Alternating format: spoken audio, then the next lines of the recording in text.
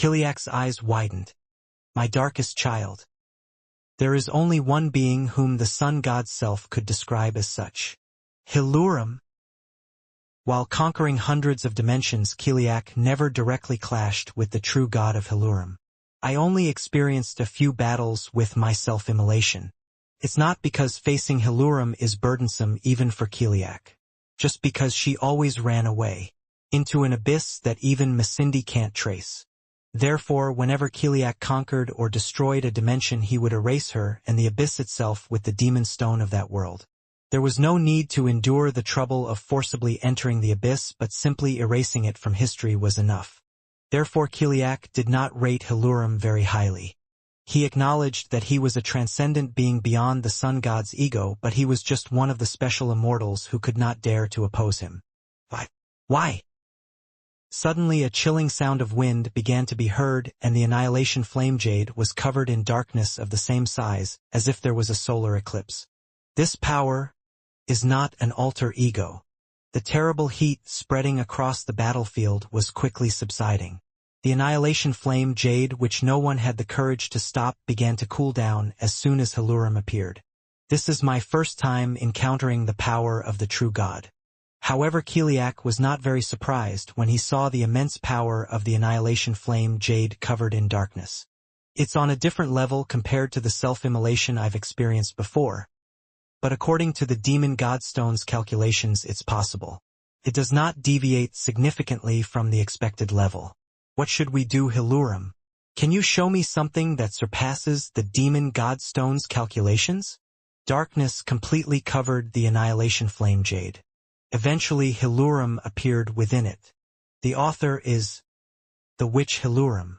Jean the Changsongs and everyone standing on the battlefield looked up at the sun that was dyed black. The form Hilurum took seemed no different from that of a human.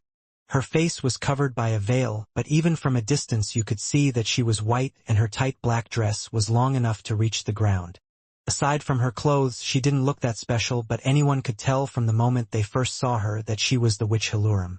Just as those who see darkness immediately know what darkness is without anyone teaching them, just as when you encounter fire you immediately know that it is hot.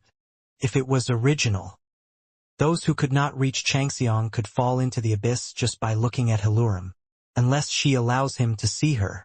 Fokal's words, "I came to greet you," and the determination he showed at that moment meant that he would protect people from him.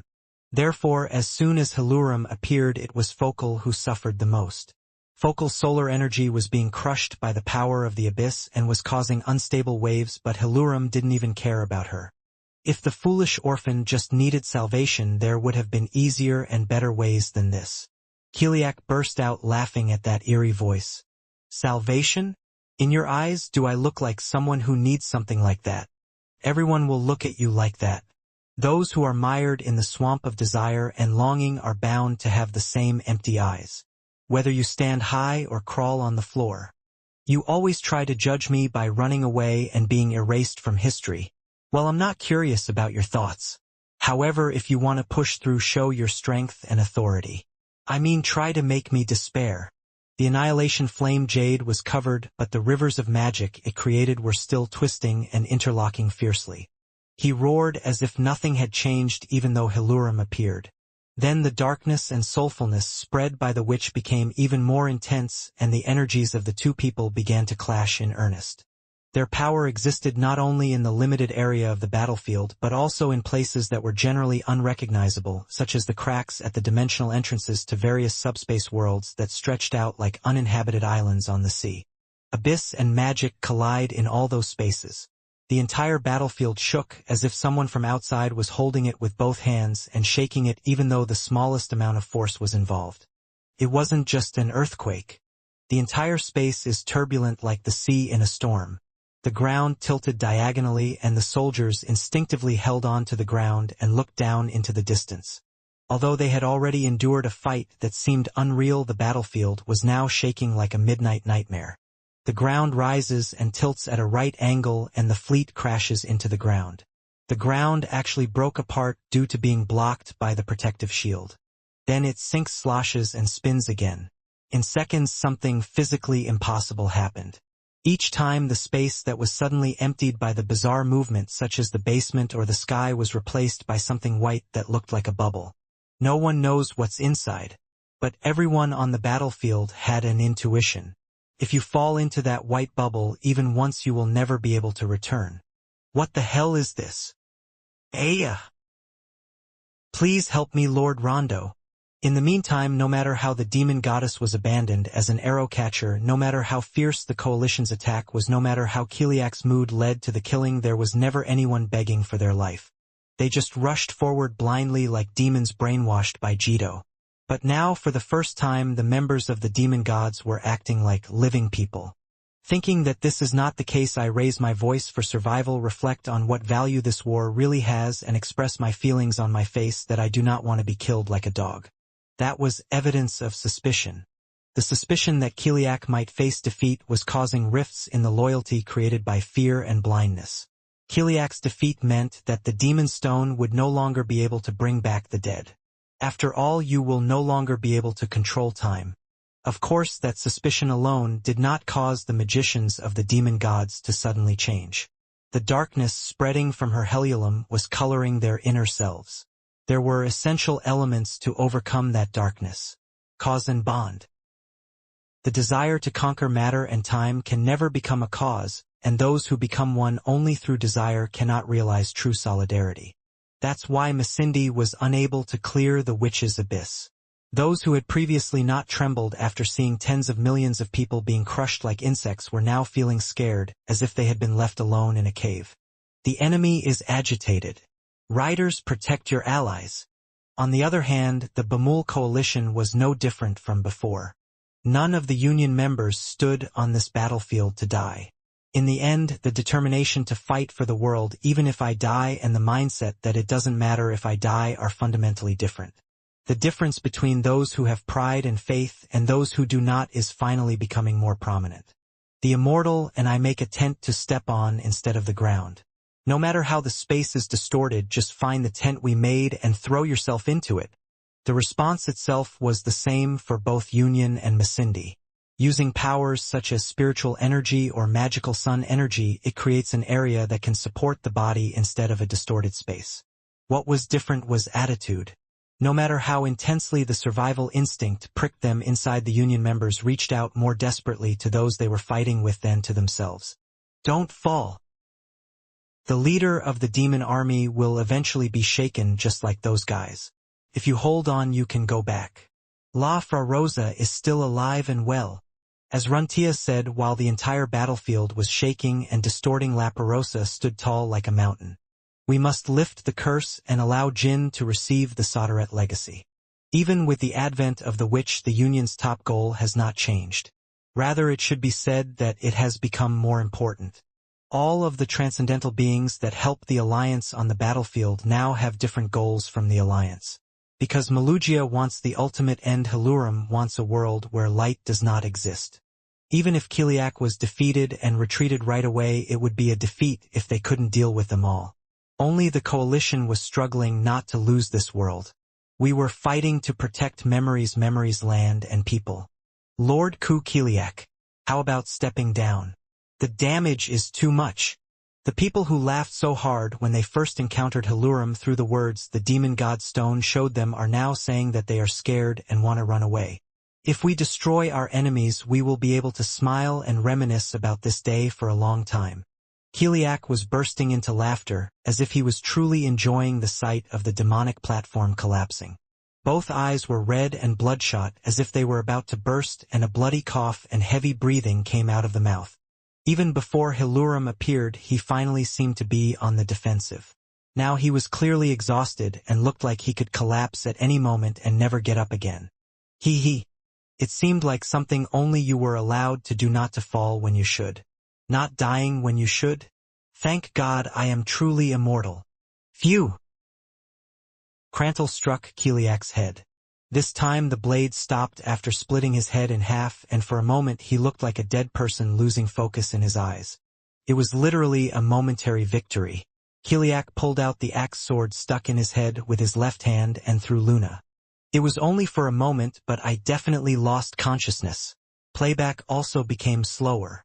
If he continued to inflict critical blows like this, he might be able to cut him down before the demon stone arrived. Luna thought so and took Crantle again. And Hilurum was looking down at Kiliak and saying this.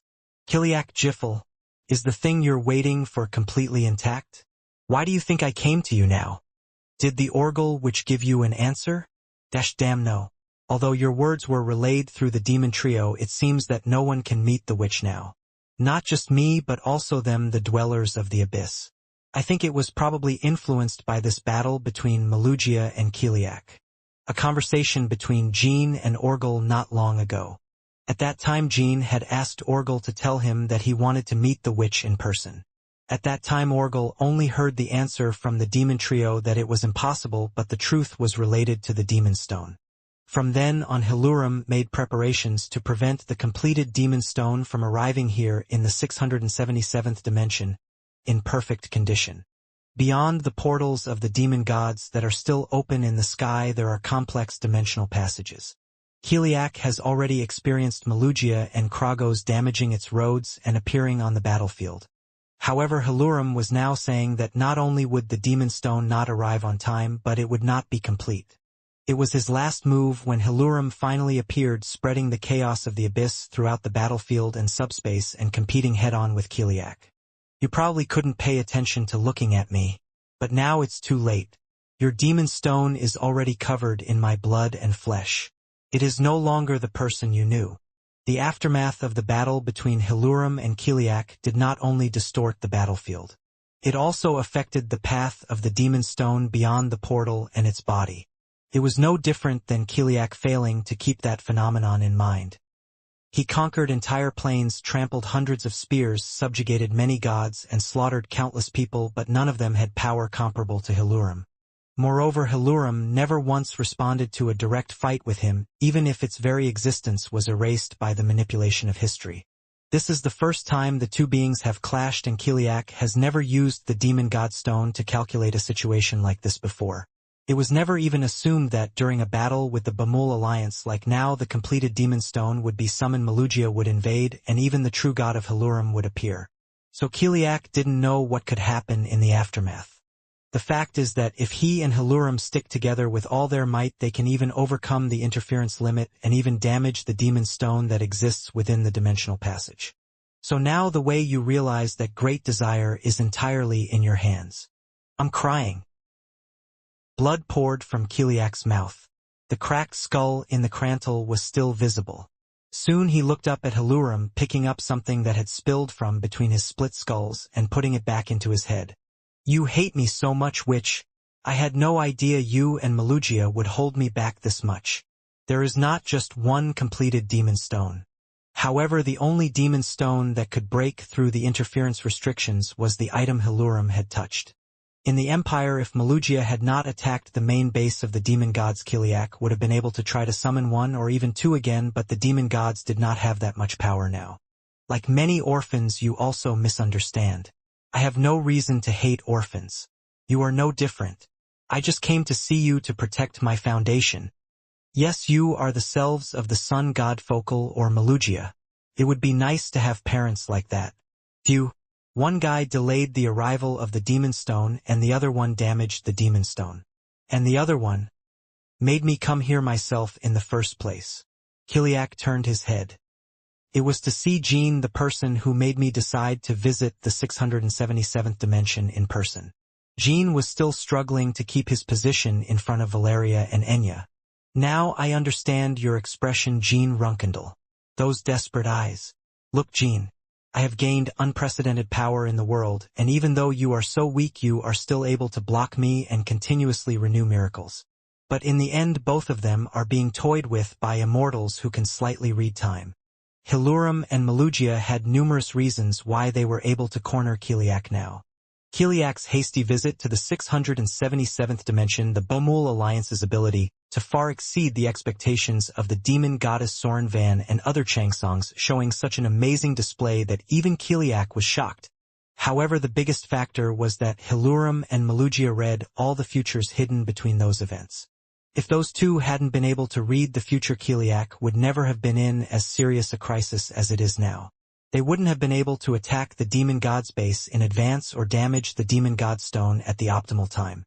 Actually, at some point I became lukewarm because I couldn't feel whether I really had to conquer time.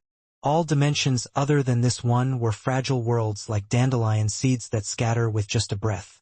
Maybe that's why, looking back, I don't think it was that painful to gain this much power. Kiliak's eyes were bursting with life.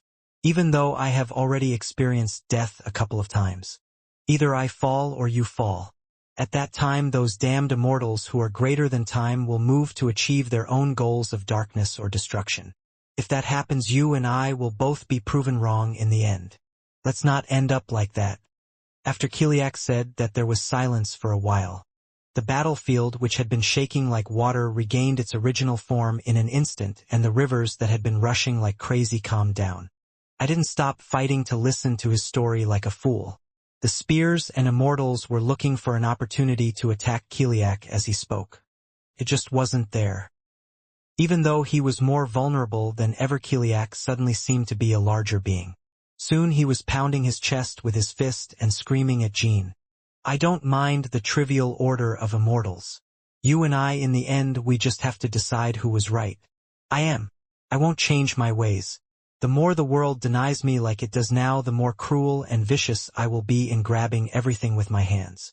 I will shake, crush, and shape them with these two hands until they are finally pleasing to my eyes. Even if it ends in vain, I will smile when I think of the joy of winning today. Something beyond madness was shining in Kiliak's eyes. Those who looked into those eyes instantly saw Jin's appearance in them. These were the eyes that only those who never fall or break can have. Jean was even aware of it. Now Kiliak has a face that looks just like him. You're going crazy. You all should get out of this world as quickly as possible. The world I remember was not like this. If you make everything right, I will leave too. Before I become a monster like you, before I become a horrible immortal like you. Now 4 hours. If you last 4 hours, the curse will be lifted. Jean adjusted his posture, conscious of his rotten stiff left arm that was not moving. The first to move was Malugia. As she stretched out her hand toward Kiliak, dozens of giant golden cubes formed around him. Soon the cube struck Kiliak like thunder, but he was no longer there. Before he knew it, he was standing behind Hilurum in the sky, trying to bite off her neck. The darkness and spirit that spread like a protective shield tried to push Kiliak away, but the teeth were already coming in. Loud. It made a sound not unlike chewing human flesh. Kiliak bit her once more, spitting out the flesh that was in his mouth. No screams or moans were heard. However, the darkness spreading everywhere was fading for a moment. She had also used up a lot of power to deceive Kiliak and pollute the demon stone. Puff puff. As the darkness began to turn into thorns and pierce his head, spine, and heart, Kiliak again distanced himself from Hilurum. Meanwhile, the spears and the sword of Araction Kragos swept over Kiliak, and he fell to the ground as if running away from them, looking like he had lost about 50% of his body. It looks like a bundle of rags rather than a person. The eyeballs that have fallen from the distorted face are shaky and regeneration is slow. Soren and Ban, who were the first to close the distance again, felt like they would not be able to stand up again if the blow tore through the rest of his body. However, even though Soren and Ban had sufficient attack power, they were unable to swing their swords. Fire Jade! The final stage of magic, hidden by the darkness of the Annihilation Flame Jade, was once again radiating heat. It was tearing through the darkness of Hilurum, creating a brilliant light. It even burned more intensely than before. Even Soren and Ban were oppressed by the heat, and their movements became sluggish, and even Hilurum was hiding again in the darkness farthest from the light. No one could hit Kiliak against the heat. In the meantime, Kiliak took a breath as he reorganized his body. Whoosh whoosh. As soon as he regained his relatively intact appearance, the heat in the Annihilation Flame Jade rapidly subsided. For the time being, Kiliak threw a gamble in order to retrieve the greatest means of attack he had left from the witch. Hilurum cannot cover the Annihilation Flame Jade again. This was something that no one on the battlefield could do, not even Malugia and Araction, who had amplified the Son of Destruction. Therefore, those who opposed Kiliak had no choice but to fight with their backs turned to the sun called the Destruction Flame Jade. Even without the Demon God Stone, I am Kiliak Jippel. It is the strongest being in all dimensions. But Hilurum, you only said that the demon stone was damaged, but you didn't say that it couldn't arrive. If things have changed, there will be a taste of using them according to the changes. Soon Kiliak's eyes landed on La Perosa. He was still most wary of Jean entering the Soderette legacy. The sky was burning. Kiliak Jippel, he showed off his magical power as if he had never been tired.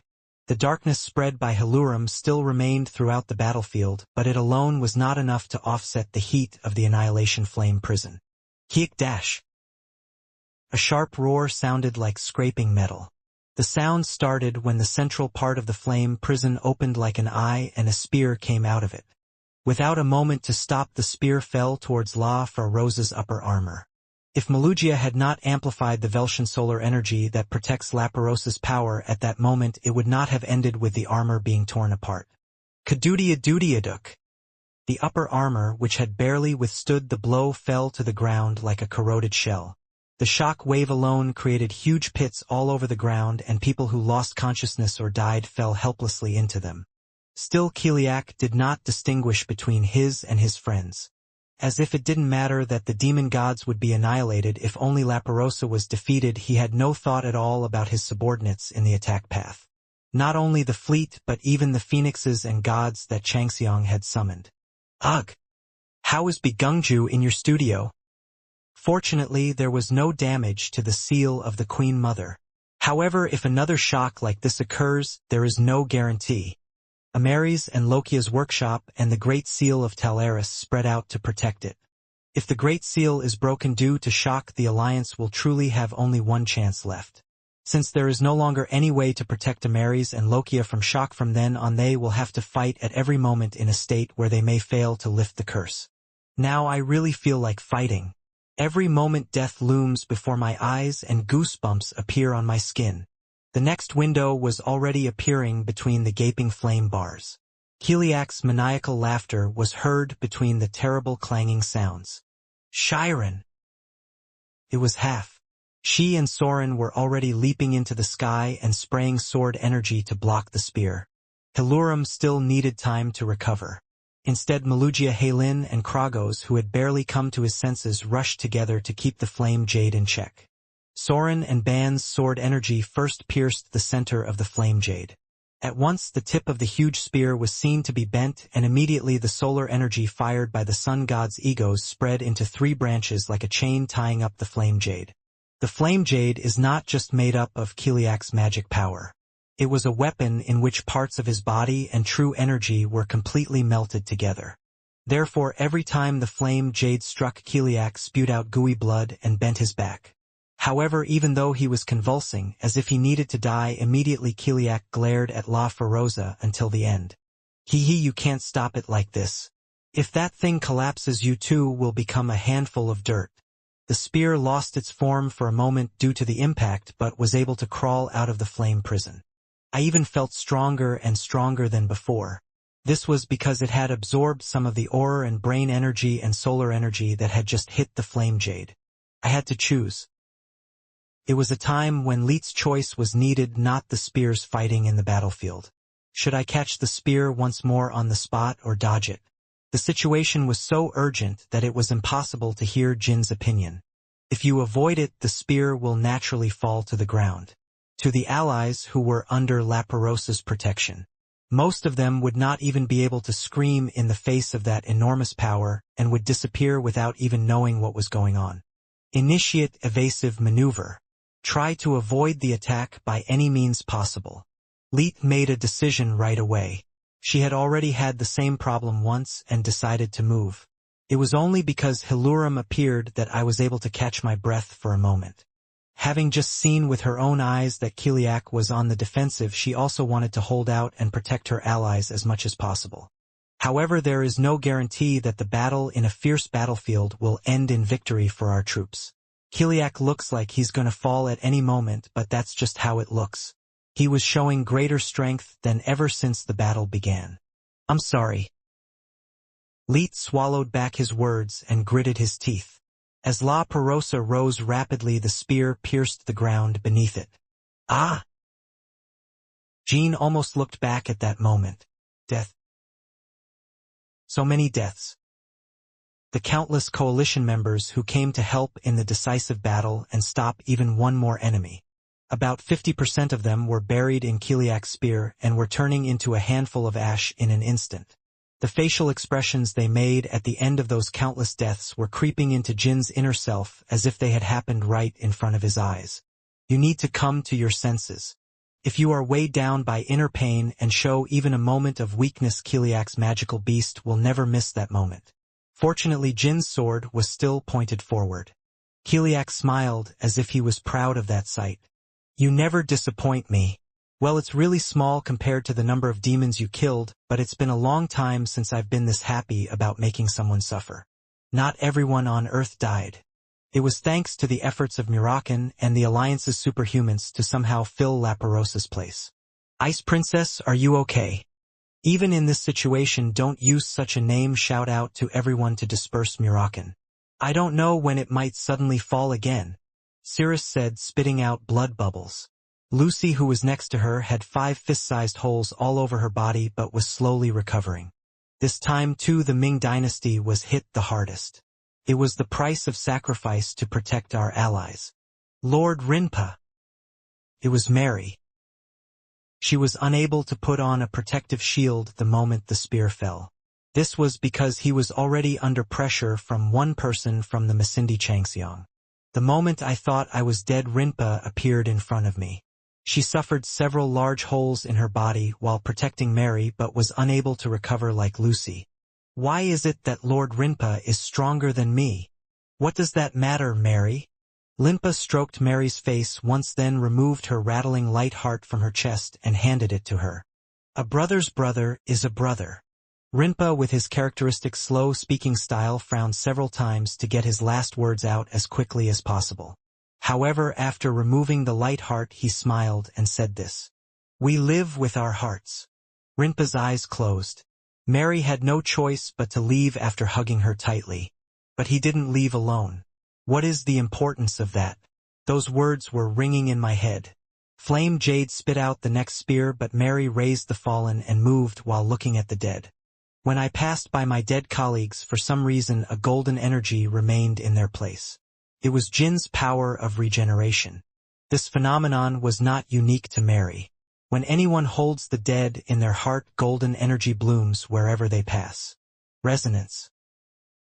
The power of rebirth was resonating with all of the coalition. His comrades are facing the death that Jin intentionally ignores in order to fight. After the spear fell, it was Elliot who saved the most Union members. He still commanded the battlefield with the power of harmony, and the wind followed him with a sad sound like a requiem. Everyone was facing sadness head-on. Except for the spearmen in the battlefield who were trying to maintain their extreme senses for the fight, everyone in the Alliance was carrying out lives that had not yet been extinguished and inevitable deaths in accordance with Elliot's wishes. Miss? Hito, who was standing in the middle, suddenly felt a familiar energy and turned around. Sandra Ziffel, there stood the young lady whom I had cherished more than my life, my whole life. She had a subtle expression that even Hito had never seen before. It's dangerous. Why did you leave La Perosa? Now that I think about it, I'm close to immortality. We have to save our own people. No, the lady's characteristics do not match Kiliak's magic. It's noisy. I'm weak and can't help Mr. Jean directly, so are you going to keep letting his people die like this? Sitting in La Perosa, the safest place here? Let's go. Hito couldn't stop her. Sandra was already running on the ground, which was boiling like water due to the heat of the fire pit. It was a heat that her magic power could not offset even for a moment. My ankle had already melted and regenerated 15 times while coming near Hito. Please save me. There were many enemies who barely survived and begged for their lives. They were suffering like ordinary soldiers on any other battlefield, saying they wanted to go home or see their families. But they didn't save each other. I couldn't get it exactly. The demon god spearmen are already taking a break from their position, and Rondo, who commands them, is trying to cling to La Perosa like a hunting dog with the remaining spearmen and gods. Those who are trying to hug each other somehow and those who are trying to bite each other to the end are wandering the battlefield to avoid the heat. Flame Jade continuously spit out spears, and before she knew it, the seventh spear was aiming at La Perosa. The speed of taking out the spear was slowly slowing down. However, the spear stars and the sun god selves were also losing their stopping power. And from the complex dimensional passageway beyond the portal, black-stained demon stones were flying toward the battlefield. There was no one on the battlefield who could stop it. A little bit of safety in this terrible battlefield. It was originally inside La Perosa's protective shield. However, the protective shield has disappeared and the heat of the flame prison is covering the entire battlefield, and now the battlefield is just a hell with no way out. One by one, people melted away one by one. Only superhumans or those equivalent to them could barely move while spreading their protective shields to handle the heat. The seventh spear flew into La Perosa. Oh my! The spear narrowly grazed the lower part of La Perosa and disappeared somewhere in the darkness of Hilurum that covered the sky behind it. La Perosa was dodging the spears, spitting out flame jade with increasing ease. That spear still has the power to sink even La Prasa in an instant if it hits, but it is not as sharp as it was at first. This meant that Kiliak's senses were becoming dull. Because of the offensive from Changxiang and Immortals, they are unable to concentrate on La Perosa. His throat had already been cut dozens of times, and his heart had been broken even more times. At least a dozen times attacks were allowed, to the point where the creature looked like a piece of meat thrown together indiscriminately rather than a human being. Nevertheless, although Kiliak constantly shows resurrection beyond rebirth, he was fundamentally human. As fatigue accumulates, human senses decline and vitality is limited. Although he seemed immortal, he had no choice but to reach death if he was hit to the point where he could not recover. Even with the senses of Changxiang and the sun gods, I just can't figure out where the line is. Everyone be more persistent. If we just keep Rondo and those guys in check, La Perosa won't get hit by a spear. It was Dante. Among the superhumans, he was the first to realize that Kiliak was getting tired and was keeping Rondo in check. 5 Changxiang, Xiang Suden, and 7 gods. Rondo was putting pressure on La Perosa by selecting only those who had never lost their balance during the melee. There is only one spear Murakan, and they can no longer use naval guns. Just tie up La Perosa once and you're done. Rondo shouted hoarsely. He had lost hair and had a thin face like a beggar due to the constant fighting that went on day after day without a moment's rest. The blue flames raised by Blue Flower's demon Ilondo and the demon god spears were blocking the Alliance's superhumans. Changxiang god and superhuman. There is bound to be a big gap between them. Even if they chose to live as Kiliak's weapons, the Masindi were the ones who eventually reached Changxiang on their own. Just like Pialito, who was brainwashed by Zito. In fact, Murakan alone was tearing down the wall erected by the enemy Changxiang and the gods. However, even if he opened the way, the problem was that the entry of the superhumans was delayed. In the end, does someone have to make a sacrifice? It seemed that only by preparing for death one by one and supporting other colleagues could we properly approach the enemies. But it wasn't a good number. Even if they succeed in getting closer by sacrificing one superhuman, the enemy will not be able to widen the distance again without much difficulty. Even assuming I sacrifice myself, the time I can fight at close range is probably around 3 minutes. If you can kill just one enemy Changxiang in the meantime, it's not bad, but it's unlikely. Compared to Soren Ban and Kiliak's military power, Changxiang only seemed small, but Changxiang was Changxiang. It was clearly impossible to kill any of them in a total of 6 or 3 minutes, including Rondo. I don't know if it's the other way around. Even so, there was a limit to sacrificing a superhuman just to seize the opportunity. Each time, one person has to give up on an unreasonable gamble with an extremely low chance of success. Nevertheless, I have no choice but to do it. The moment La Perosa gets caught in Rondo's siege even once and hesitates, Kiliak's spear will be struck. If Murakan-sama opens the way this time, I will try to catch them somehow.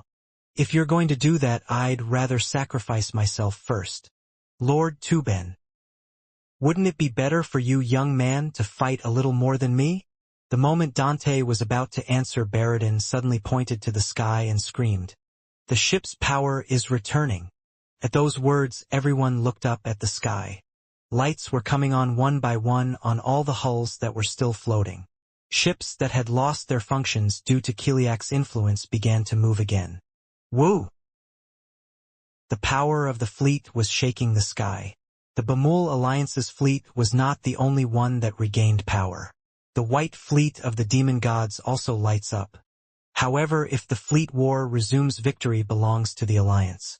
The difference in the fleet's performance had already been proven even before Kiliak arrived, and the only reason the Masindi was ahead of the Alliance was in size. But even the size advantage was meaningless anymore, because it was the white fleet that suffered more serious damage from Kiliak's wild magic and the shockwaves that spread from the battlefield.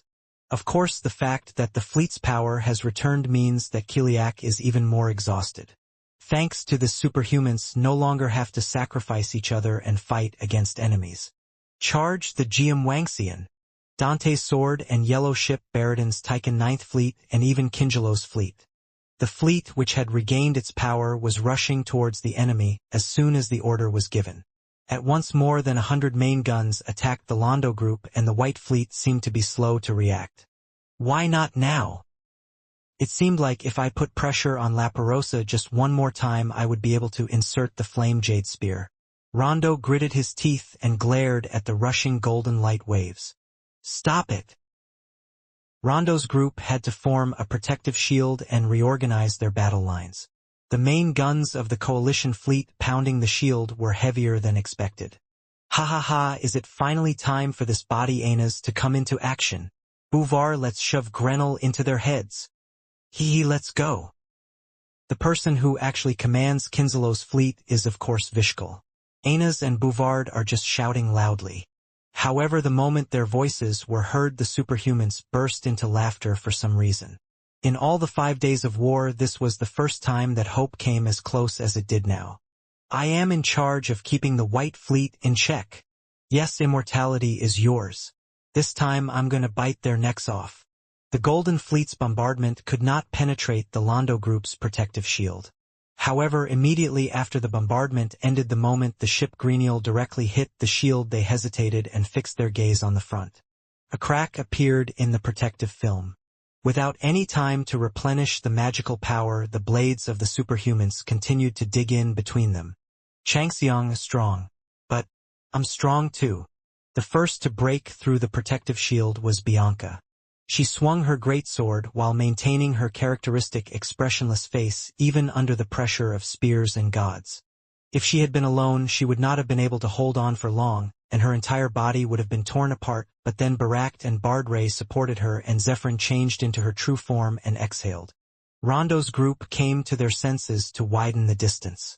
However, even when I looked around, it was a blind spot. Before they knew it, the Golden Fleet was positioned behind them, and Murakan and superhumans were rushing towards them on both sides. The second and third fleets should only focus on sealing the Holy Sudan, and we will tear them apart. Yellows have also regained their function. The Ninth Fleet will support Lord Baal. Neither side can be easily penetrated. The surrounded group of Rondo had to sigh as they saw La Perosa moving away in an instant. It was at this point that the eighth window came out of the flame prison. If the Golden Fleet's power had not suddenly returned, Rondo would have been able to tie up La Perosa with a high probability. Now, on the contrary, Rondo had to risk his life. In order to break through the siege and quickly approach La Perosa, you have no choice but to sacrifice someone. The Holy Sudan, which was a force that could be safely lost, was already being bound by the seal of the Alliance, and the gods were captured by the Ming dynasty and were unable to use their power. Lord Kiliak himself has come, but can we lose? Rondo was embarrassed as he felt his heart sinking. Suddenly it occurred to me that something was definitely wrong. Even before Kiliak came, we had no choice but to choose mutual destruction, which we had not even considered, but now we were truly at risk of defeat if we were not careful. It's unacceptable. But there isn't much you can do. The despair that had plagued the Bamal Alliance throughout the battle was now creeping deep within Rondo. Mitter, you must open the way first. Lord Kiliak's speed at opening new windows has been slow. If we don't do it, Sir Kiliak is in danger. Mitter Elner of Dimension 550. He looked back at Rondo with an expressionless face. Lord Kiliak is in danger? Rondo was momentarily speechless at those words. Kiliak is in danger. It was something that no one who knew Kiliak in Misindi, especially those who had met him in person even once, had ever dared to imagine. For what do we offer our loyalty to Lord Kiliak? Sir Rondo, our leader, killed Brother Murin, whom I cherished more than life, like a bug stepped on, and absorbed my real father, Kiliak Jippel of the 550th dimension. I was given permission by the leader to rule the dimension, so I endured the pain and became Changseong. What are you trying to say? Our leader has been slaughtering his subordinates indiscriminately the entire time he has been here, and he probably made the decision because he didn't really need us. What the 33rd dimensional Kiliak Zippel symbolizes is literally absolute power that dominates the entire dimension. It is true immortality that no god can touch. Midder. But now the leader is in danger, not as a god but as if he were just a person who was stronger than us. The reason I swore to obey the leader was ultimately because I decided that no matter what I did I could not go against that absolute being. However, if the leader is ultimately someone who cannot overcome the crisis without someone's help, I will not sacrifice myself. Soon Midder snorted at Rondo and continued talking like this. If it were someone who needed our help, I wouldn't have obeyed the leader from the beginning. Sir Rondo, don't you know? Our leader is already revealing to the world that he is not an absolute being. The only absolute entity that reigns over all dimensions. To Misindi, Kiliak was that kind of being. The perfect being that surpassed all the world order laws and powers they were familiar with, denied common sense, and could not be destroyed by any means, was now in need of support. I cannot tolerate any further disdain for Sir Kiliak Midder. What if I don't accept it? Sir, his combat power is similar to mine anyway. If Lord Kiliak stands up alone and punishes me, I will accept it. It will probably become a soul that cannot die. I'm not afraid of that. The only thing I fear is that this man named Kiliak Zippel betrays my trust. You? What are you talking about? Are you comfortable fighting? Murakin was rushing towards Rondo. He turned into a human and swept Rondo's head, keeping only his right arm in the shape of a dragon. The problem was that I was instantly shocked by Midder's attitude. Rondo did not recognize Murakin in time as he suddenly closed the distance. The tip of the fingernail cut Rondo's chest. I hurriedly put on a protective shield and pulled out, but my clavicle and sternum were caught by fingernails that had dug in by an inch. The shield instead became a handshake. If Murakin's fingernails had not been caught in the protective shield, they would have been cut cleanly. A deep, dirty wound was left on Rondo's chest, as if he had been hit with a rusty and chipped blade. Wow! The good news was that Midder had not completely betrayed him. Midder gritted his teeth as he used a space explosion to shake off Murakin. Still, let's see if we survive to protect it, Sir Rondo. I wonder if the leader will really collapse like this. Midder wasn't the only one who thought that way. The spears of the demon gods who fought alongside Rondo all had similar feelings. If Kiliak can't stand up for himself, it's not worth following him anymore. If Kiliak loses, death is inevitable for them too. The path back to their home world would be blocked, and some even had their home dimension already destroyed by Malugia. There was no way the Bamul coalition could forgive them. There is no choice but to fight until the end.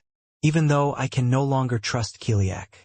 The spear fired from the flame prison once again cut through the dark sky and disappeared in vain. It was an indescribably great power, but it was going astray. End them as quickly as possible and support the battlefield.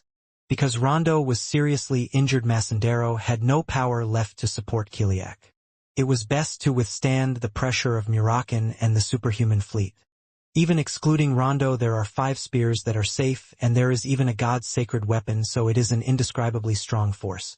However, the reason the Bamul Alliance rallied people and created a fleet was to take down these people. The enemy's spear continues to dull, so we will soon begin supporting La Parosa as well. The first fleet should go to the battlefield first. At Leet's command, the flagship Sarah increased its power. Tess disappeared, but Jin's blue fire did not go out. The flagship Sarah rushed into the center of the battlefield, unsheathing her blazing blue blade. Tisk dash! Sarah's blade fell on the red shield that Kiliak had spread. If he had first appeared, Sarah wouldn't have been able to even approach him like this. But now Kiliak was conscious of Sarah frowning. Impossible scrap metal! Heek kugyukuk. An unpleasant friction sound vibrated from the blade and the shield.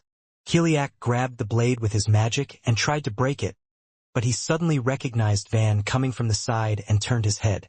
Both of them were out of breath, so it couldn't be said who was more exhausted.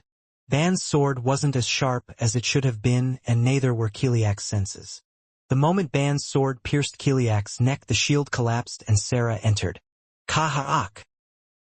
Kiliak, with his eyes bulging, grabbed Sarah, as if he was throwing a person, and screamed as he threw her.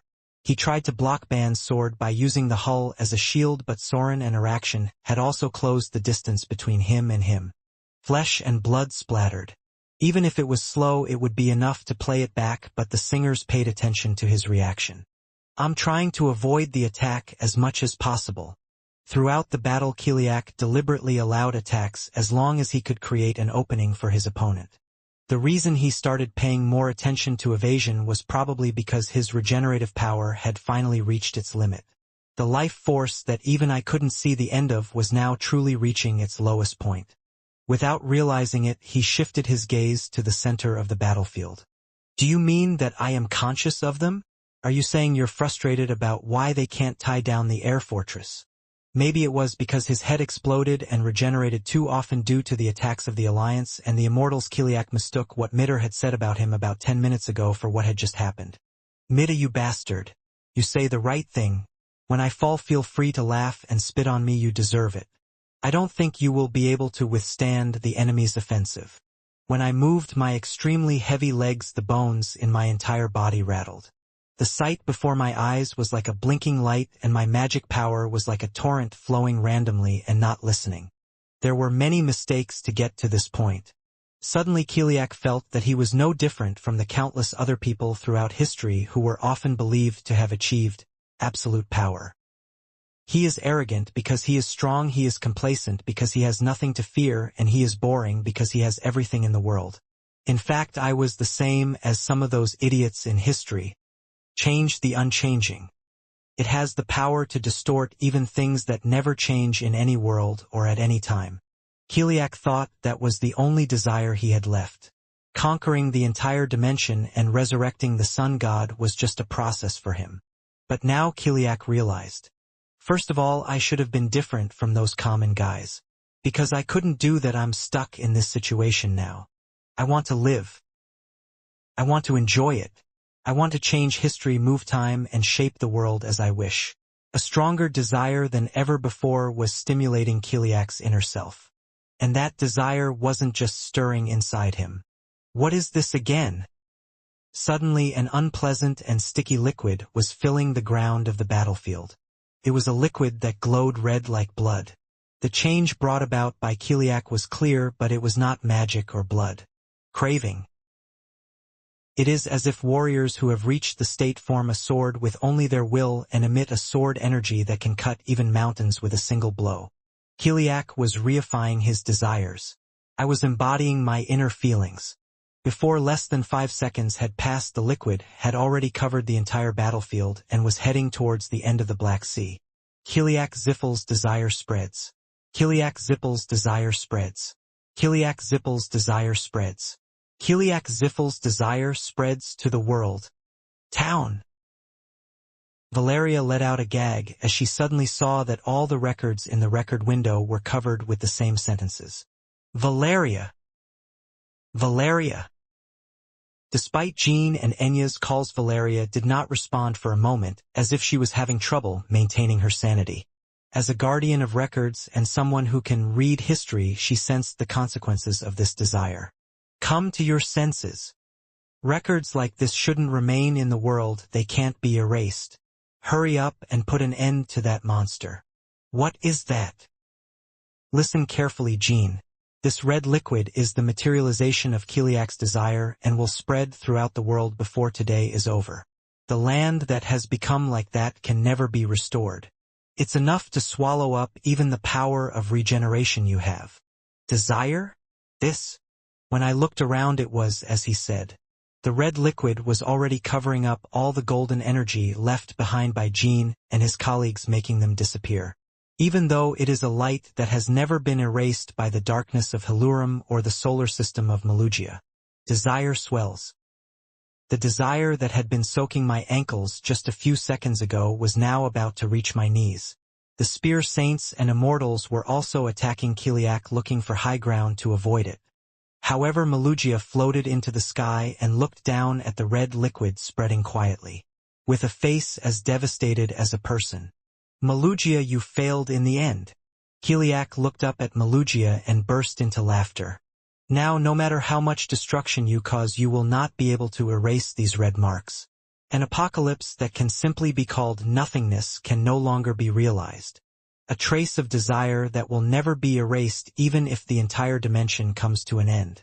Kiliak accurately understood the nature of the red liquid and lumps pouring from him. Hundreds of millions. Even if he created a sword wind and exploded his brain energy, the red desire only seemed to disappear for a moment and quickly returned to its original place. Just looking at that phenomenon felt like something in my mind was becoming distant. A strange impulse swirls through my head as if I should respect and follow his desires. So now the reason for you to fight and the reason for your existence is gone. You don't want to set yourself up for revenge like mortals do. So come to me.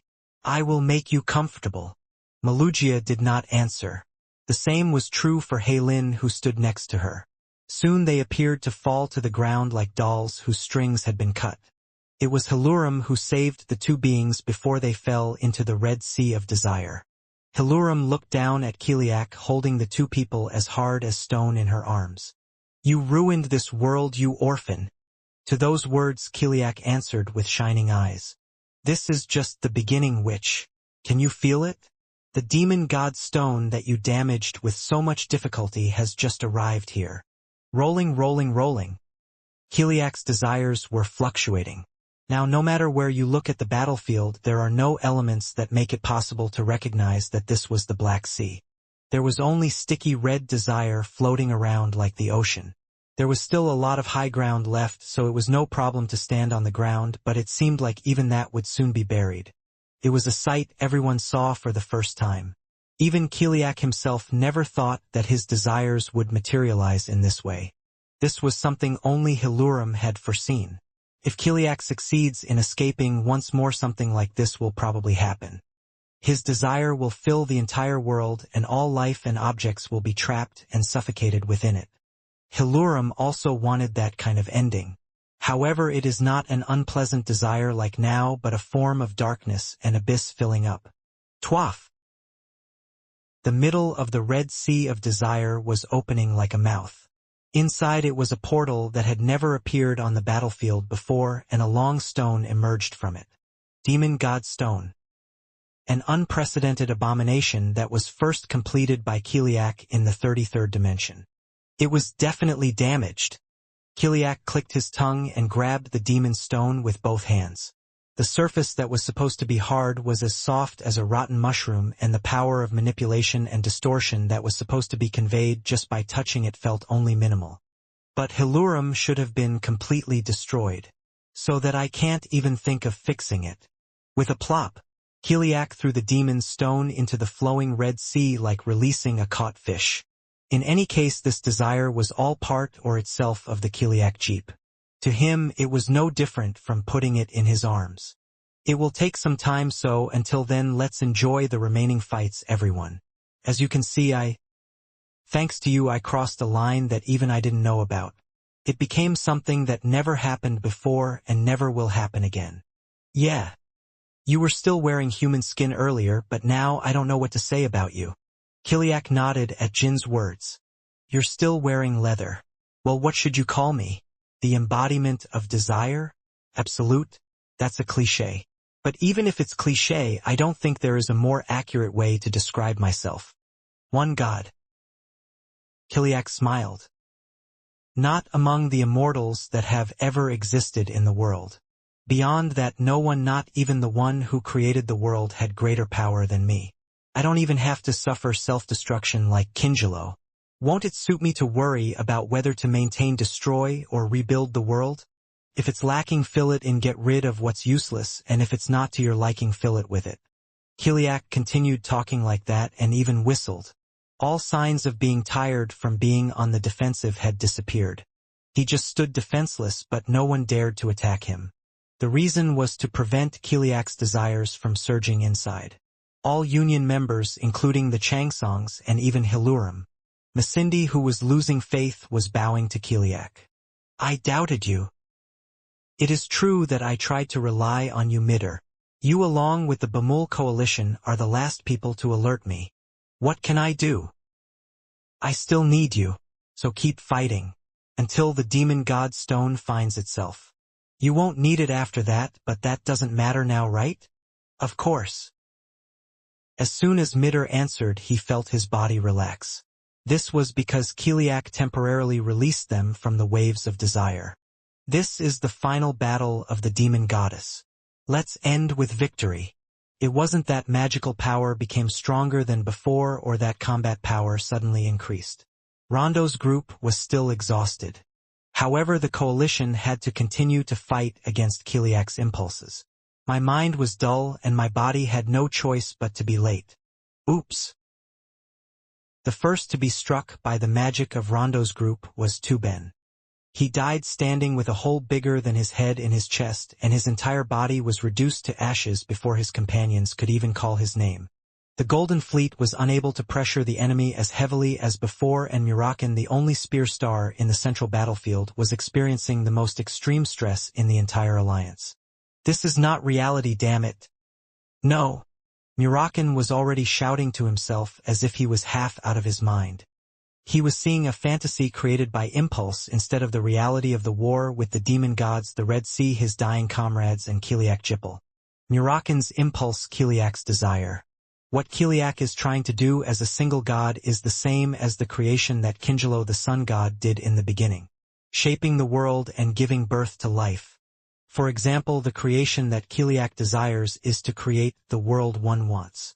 Therefore Murakin was now seeing the world of his dreams instead of reality. A world where Timar Zifel never dies, a world where Sodaret never disappears. A world where you don't have to kill Fry Iolo Drainax, who has become a ghost, with your own hands. A world where you wake up from a 1,000-year-long sleep and don't have to lose your friends like you did now. The Red Sea was drawing everyone on the battlefield to see the illusion so that they could be consumed by such impulses. Murakin was the first to fall apart, but it seemed like everyone would end up like him in the end. You desire and I modify your desires. Once the demon god stone is restored, Murakin will see something different. You will see the fantasy of trampling the things you love with your own hands for the sake of Jeep. You truly want to do that, and that fantasy becomes reality. No one can know what their true desires are. Everything is orchestrated and modified by Kiliak's desire. This is how I decided to rule the world as one god, Jean Runkendal. Murakin. The magic rays and space explosions fired by Rondo's group attacked Murakin. Murakin was intoxicated by the fantasy and could not avoid it. One of the beams would have pierced his heart if his companions and the Golden Fleet had not been able to shield him instead. Ugh. Murakin, come to your senses. I was shouting, but I was barely able to push away the urge that was overwhelming me. Of course, what he wanted to achieve through regression was not this kind of world. I didn't want to change the fate of so many people and bring my loved ones into such a terrible fight. You must remain calm. Murakin has lost his mind, but the others can still fight. Assuming that there are no problems with removing the curse. Well, then you just have to wait an hour. 1 hour to survive the mental manipulation it causes. I need Valeria. The answer was only Valeria. She had to find the records. Now we had to constantly find records showing that we were being mentally manipulated by Kiliak and show it to our colleagues. Valeria. There was no answer. Jean suddenly turned his head and looked at her, feeling embarrassed. Valerie, Valeria was looking down at the Red Sea water, which was up to her waist, mesmerized. The record window floating in front of her had not been updated any further after the last sentence, Celiac Ziffel's desire spreads. Like Murakin, she too is already trapped in an illusion. In the days when I was living with the Grey Owl mercenaries, at the moment when I was walking along the beach of Honka Island with Jean, and on the day when I last spent the night with Jean. Those memories were one of the few happinesses in Valeria's life. It was also unfortunate. She endlessly walked through fantasy looking for a world where happiness could remain only happiness until the end. She was already so exhausted that she couldn't be any more exhausted. Unfortunately, it looks like Valeria Hester has decided to take a break now. Jean Runkendall. What to do now? What else will you do to surprise me? Jean Runkendall. Hilurum interrupted Kiliak and called Jin's name. I'll hold on to the Kiliak jeep. You must find Soderet's final legacy. Which Hilurum? Even if she helped the Alliance to stop Kiliak, she always tried to prevent Jean from entering the inheritance. In the first place, the ultimate goals of Hilurum Malugia and the Alliance were different. But now Hilurum had no other options. For her, it's just choosing the lesser evil rather than the worst. It seems that the immortal from the old world, of which Hilurum still has some power left. You are excited like a child orphan. The demon god stone has not been restored yet. The status of one god is not yet yours. Whether there is 1 minute or 10 minutes left until the restoration is finished. Not until then. As if to ridicule those words, Kiliak stretched out his hand and Malugia and Araction escaped Hilurum's arms. They were as motionless as a stationary machine. You are so confident that the last piece to absorb the sun god's power was taken away so easily. Let me say it again like before, shall we? You have a plan. In the center of the battlefield, his comrades were still struggling to protect the unconscious Murakan. Murakan, wake up. Without you, everyone will die. I am. The spears of the battlefield were gathering around Jean. For now, we could only hope that Hilurum would keep his word. Jean held Valeria in his arms and looked at the ruinous Red Sea. The power of rebirth that shone so brightly was buried by desire, and not even a single trace of it was visible, and now Jean had to search the entire sea to find the entrance to arrangement again. I had to wait for the curse on Timar's left arm to be lifted as soon as possible. Relax your expression, you bastard. Whoever sees it will think it's over. It was Orgel. It's hopeless, but you're the first to come this far. That alone is hope. Let's somehow catch that damn bastard and bring him down. There is no road anywhere in the Red Sea. It was a daunting but familiar task. Tuben is dead and Murakan has lost his mind and cannot fight properly. Moreover, as the Red Sea continued to drive the Alliance members crazy, the battle in the central battlefield was completely in the hands of the demon gods. Binge drinking and screaming. Blood and ashes pouring over the Red Sea and fire. I have no choice but to ignore my colleagues dying behind me. Jean could not help but wander through Kiliak's desires, leaning on the faint words spoken by Hope Orgel. It was painful every time I took a step. Every time I stepped into the Red Sea water, it felt like thousands of hooks were sticking into my body. It seemed like it was yelling at me to stop falling and to stop being locked in this spot. Jin's eyes were shaking blankly and then becoming hard again and again. Sister Luna. Jean. We must protect La Perosa. If the central battlefield is left alone, even La Prasa will become dangerous. Jean chose Luna as the hand to support them. Orgel was having a hard time even standing, and Soren and Van needed to protect themselves from Kiliak until the end. There is no guarantee that Hilurum will last for an hour. Okay, let's go. Luna answered in a hoarse voice and nodded. Don't die. I would rather die. Aren't you like that too? It's much better than not being able to protect it. 19. I decided to become the sword that protects my family. I will survive to the end and save at least one more person somehow. Clap, clap, clap. The Red Sea was churning. From the moment Luna started running towards the back of the battlefield, darkness descended on her. Hilurum began to use his last remaining power. Where will Jean go? I don't know, Father. Where should I go? I don't know where in this Red Sea and darkness the entrance to Soderet's arrangement is hidden, or where the future we seek is. Since Valeria was unconscious, even the smallest clues could not be traced. So I guess I'll just move on. Father and Brother Tushin, please open the way. Either way. Don't do that. Compared to the red energy spreading from the sea and the abyss that covered the sky, it glowed small and faintly like the black candle of the Tu Chongqing. Follow me even if it's hard. Yes, father. Jean tore off his coat and tied Valeria tighter to his body. Fortunately, Enya was conscious enough to run while holding Jin's hand. Hey Jean, I can't help it too. Hug me, I can't walk. Take my hand, Orgel. Damn, I wanted to be a little more comfortable at the end. Valeria was tied to Jean. Enya held her hand and Orgel held her hand.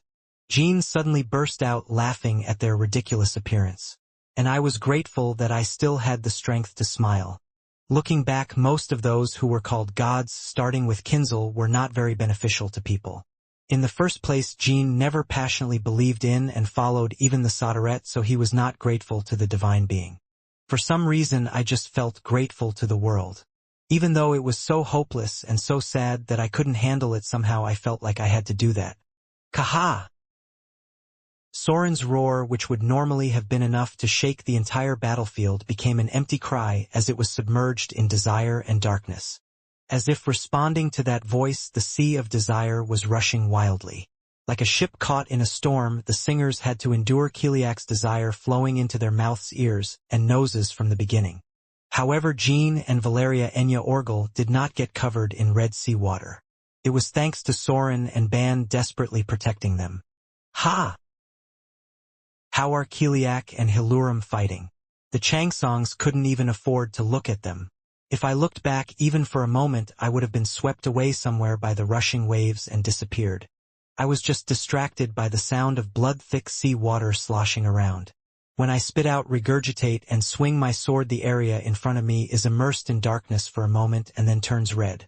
I had no idea how many steps I had taken or what direction I was going in.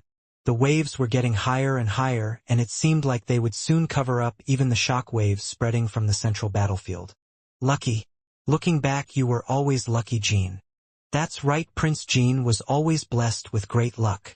Of course, Chiron and Ban didn't have time to talk, and Jean also didn't have the time to protect the people attached to him. I had to grit my teeth to push away the water that broke through Soren and Ban's sword screen. Therefore, only Enya and Orgel were able to open their mouths. Of course, they too were trembling as Kiliak's desires swirled in their heads. They would have rather put all their mental energy into overcoming their desires, but somehow they felt like they needed to talk. If not now, they can never talk to these people again, and no one but themselves can shout to them to cheer up. It was painful when we were enemies. What is it with this bastard that things always work out like this? We get used like brats every time. But now I understand why. Is there a reason for luck? There is. The way I see it, the world loves that guy. And I hate that bastard Kiliak so much. By the way, are you blocking Hilurum well? Kahak. Enya did not tell Orgel, who was suddenly vomiting blood, to stop talking. Instead, I removed the heavy lump of blood on his chest with my hand and scrubbed the area around his mouth with my sleeve. As if he were someone who could still live tomorrow, even an hour later. Ugh, the smell from your hands is no joke. It's natural since I've been fighting for 5 days without sleeping at all. So you don't like it? No. It's a stench that you won't forget even if you become part of the Abyss Corps. So it's better. Because I will become a soldier who remembers one more thing besides his resentment toward Kiliak. As the steps got longer, the interval between Orgel spitting out blood became shorter. Sometimes small pieces that looked like bones were even vomited out. Each time Enya silently wiped the corner of his mouth. Anyway, I was able to find what I wanted to say. I can find Jean. But what are we looking for now? It's Soderette's arrangement. Yes, that. It's probably waiting for you in good shape. So you can find it. Orgel's life was coming to a limit. He could no longer walk straight and was barely dragged by Enya. The more Orgel rambled, the tighter Enya held his hand. Soren swings his sword like a demon to create a path by splitting the Red Sea even for a moment, and Jean drops his head every 2.5 seconds and stops moving for an instant. Talking alone for them was something more terrifying than death or being buried in Kiliak's desires. Prince Jean, I think Hilurum is still fighting well. The sea is turbulent, but Kiliak hasn't attacked this area directly yet. Orgel thinks so too, right? What? Just say yes. Just as Orgel was about to respond, Jean spoke for the first time. Valeria. Confucius, Jean? Valeria isn't breathing. Enya stayed close to Jean and checked Valeria's pulse. Then he covered his mouth and suppressed his tears. My pulse wasn't racing at all and my body was as cold as a shadow. Jean didn't stop walking. He couldn't feel sadness. I just couldn't stop walking to shake off the vague feeling of loss. Shit. Orgel opened his mouth a beat late. He wasn't talking about Valeria's breathing stopping. The reason he spoke out now was because he felt the energy of the sun. Wah-wah! Suddenly the darkness was clearing. The battlefield was suddenly becoming brighter as if dawn had arrived. A vast light spread from somewhere and broke over the Red Sea. Resurrection is happening. The sun god through Kiliak. Soren and Ban looked back for the first time. There stood Kiliak with his back to the sun. While dealing with Hilurum, he took away the power of Malugia and Araction, and now the results are starting to appear on the battlefield. Hilurum was sitting down in front of him panting. Instead of being immortal, he was struggling to get up like an ordinary human being who was tired and injured. Ah, the being who created this world is truly a being with a simple composition. Was it something that could be put together so easily if you just put the pieces together? Kiliak said, looking down at Hilurum. Although Hilurum was not completely destroyed yet, it seemed like she would no longer have the power to stop Kiliak. Just by being exposed to the light shining from Kiliak, the body is slowly decomposing. Still, Hilurum didn't inflict any damage on him. Kiliak was shrugging his shoulders, smoothing the corners of his eyes with his hands. I can't knock you down, so I cover your eyes for a moment. It would have been best for you. Kinzelo's power has not yet been completely transferred to Kiliak. Just as the demon stone needed time to be purified, so did he. Because of this, Kiliak was unable to immediately shake off the darkness of Hilurum that covered his eyes. However, it was easy to attack enemies even if you were blind. All you have to do is spread the solar flag all over the country and force the Sea of Red to hit even harder, causing disaster. It is truly a shame that I cannot see your end in person, Jean Runkendal. But I don't want to slack off. Kiliak raised his hand. Then rays of light began pouring down from the sky. The spears, swords, and Laparosa's protective shield were all rays of light penetrating like illusions. There is only one place to hide. I could block the light only by throwing myself into the Red Sea. Jean raised his head and looked at a ray of light falling on his face. Can't stop it. The light fell faster than you could blink your eyes. Death, if light penetrated my head like this, death would definitely come. But at that moment, the falling light stopped. Jean fixed his eyes on the sharp light that stopped in front of him and thought about what had happened. Time has stopped. Time has stopped. And Jean could see a blue window blocking the light and filling his eyes. It was Valeria's record window. You can go move. Such a sentence was written in the record window. Jean blinked and reflexively stretched out his hand toward the blue window. And then I was able to realize it. The fact that the only things moving on the battlefield right now are the blue flickering of the recording window and myself. Where is Valeria? Please explain. What happened now? Did you stop time? Where are you telling me to move? There was no answer. However, Jean felt a little more comfortable physically and mentally after 5 days. Although all the serious injuries, including his rotten left arm, had not fully recovered, at least the feeling of Kiliak's desire gnawing at his head was disappearing. Jean looked at the face of Valeria, whom he was holding in his arms. It occurred to me that she had just died. The one showing the record window now is Valeria from another world. She must be the one who stopped time. This is not the time to be sad. Brothers, colleagues, countless people who gave their lives to protect the world, and even people they loved from their past lives met death. Couldn't be done in vain. Even now, a helper with the power to trap even Kiliak in time has appeared. I suppressed all the rising emotions, so that you can focus on the rest of your work. Where are you telling me to move? Even though I looked around, I couldn't see any other recording windows. All I could see were those who were in danger of being stabbed to death by the ugly light that Kiliak cast. You can go move. Jean looked at the window again and came to a conclusion. The path we blindly took was not wrong. Or, in the eyes of Valeria from another world, the road is not important. Suddenly I remembered the time remaining until the curse on Timar's arm was lifted. I couldn't calculate it accurately because I was working so hard to penetrate the Sea of Kiliak, but I would have about 30 minutes left. First, do what you can. It is unknown how long Valeria from another world can stop time. If, as I suspect, Timar's left arm is more important than the path to the inheritance, then we need to confirm. Time in La Farosa has also completely stopped. Valeria from another world has the ability to stop time and exclude certain people. If multiple people could be specified, the two people currently lifting the Cursomaries and Lokia would also be moving. It was a problem that could only be found out by going and checking it in person. Before heading to the central battlefield, Jean first turned around and glared at Kiliak. And then he swung the sword towards his neck and heart. The sword energy hit his neck and chest precisely. But there was no change. As soon as the sword energy touched Kiliak's body, it suddenly stopped and seemed to soon disperse and disappear somewhere.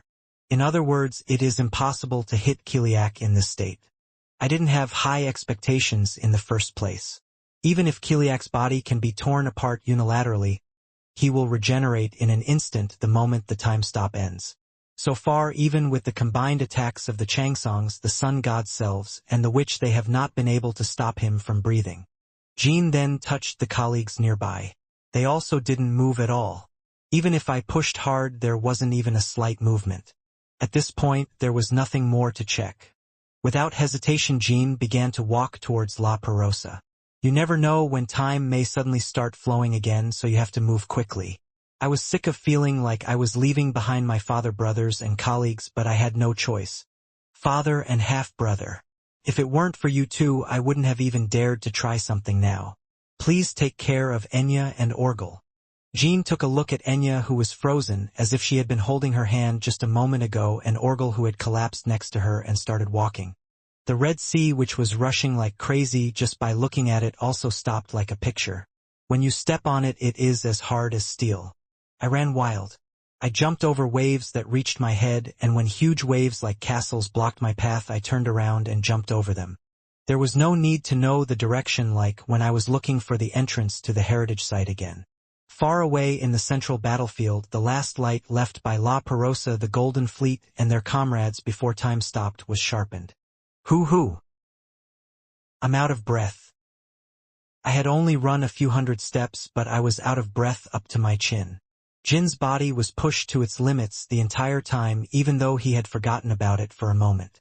If I had known this was going to happen, I wouldn't have checked to see if I could hit that son of a bitch. Yes? Valeria. I didn't even know which Valeria I was talking about. I felt like my mind would break down if I didn't move while saying something like this. I fought while suppressing my sadness throughout the war, and I vowed to continue to do so even now, but Jin was human. Just because he was Changxiang, there was no way he could completely ignore all the emotions that were welling up in his eyes. Tears flowed before I even realized I was holding it back, and even though I clenched my teeth to the point where my chin was shaking, a sobbing sound escaped my mouth once in a while. So no matter how out of breath I was, I couldn't throw away Valeria, who was tied to my chest. Even if it was just a burden, I couldn't let go. I can't accept it ending like this. I can't accept that the reason I went against time was to end up like this. Anything, damn it. All the while running through the Red Sea. Jean felt like he was stepping on the cold bodies of his colleagues somewhere down here. Their facial expressions and body language were vividly displayed right before my eyes. Sometimes I cough up blood and stop for a moment to catch my breath and run again. In this way, Jean was getting closer to the central battlefield. Comrades and enemies who had stopped fighting were coming into view one by one. Big sister Runtia, big brother Daytona. Older brother. Next to Runtia, who had stopped with her rapier Charles outstretched, was Daytona, who had just had a magic beam pierced into her chest. Just behind them was Mesa, who had fallen, and Mary, who was leaning down to hug him. Garmond was also seen throwing his body like Limpa to protect Mary.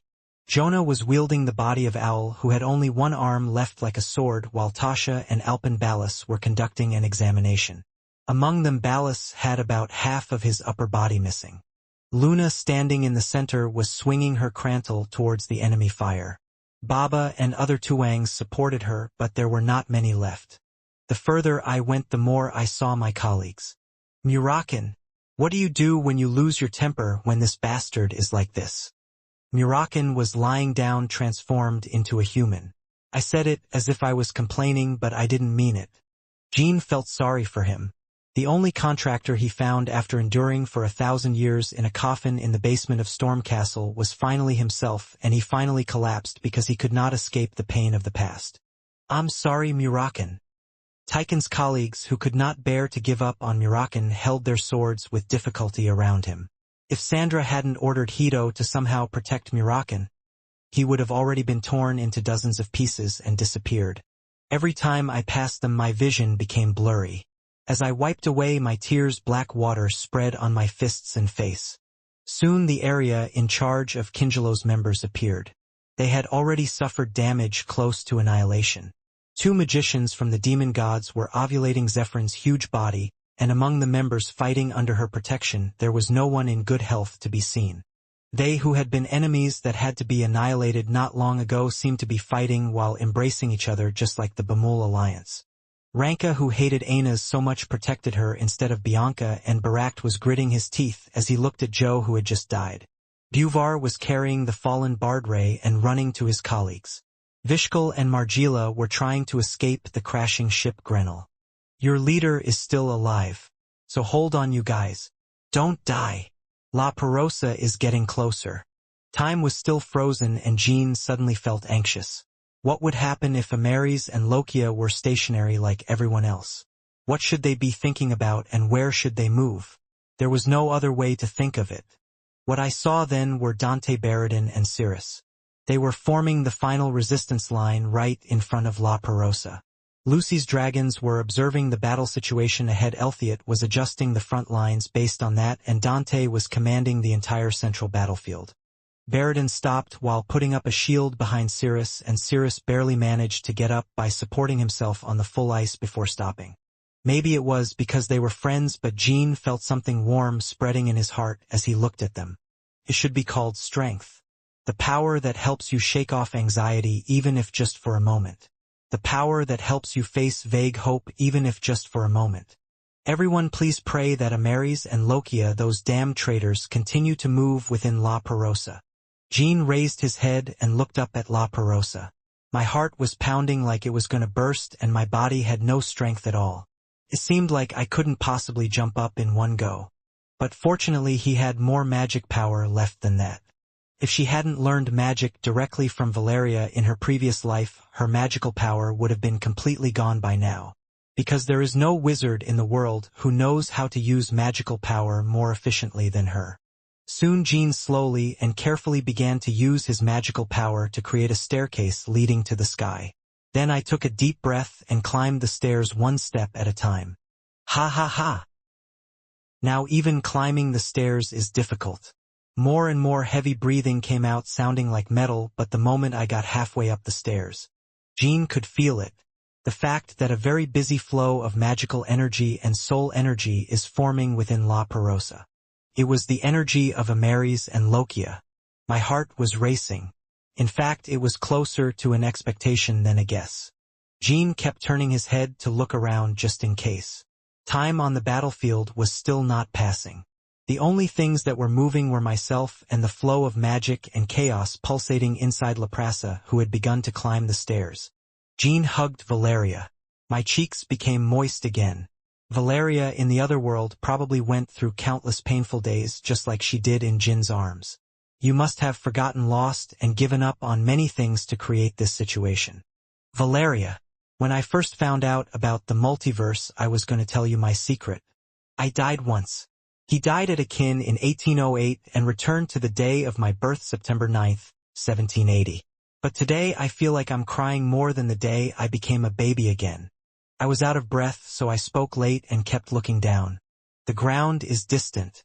Normally you wouldn't stumble or die if you fell. But now I could die at any time. Suddenly fear came over me. Of course, death is not something to be afraid of. I was afraid that if I was not careful, everything could go to waste in an instant. For the first time, hope was glimmering nearby. Ha ha! I almost finished climbing the stairs. Jean looked up at the lower part of La Perosa, which was shining, as if it was flowing down instead of the sky. About a dozen secondary entrances were open.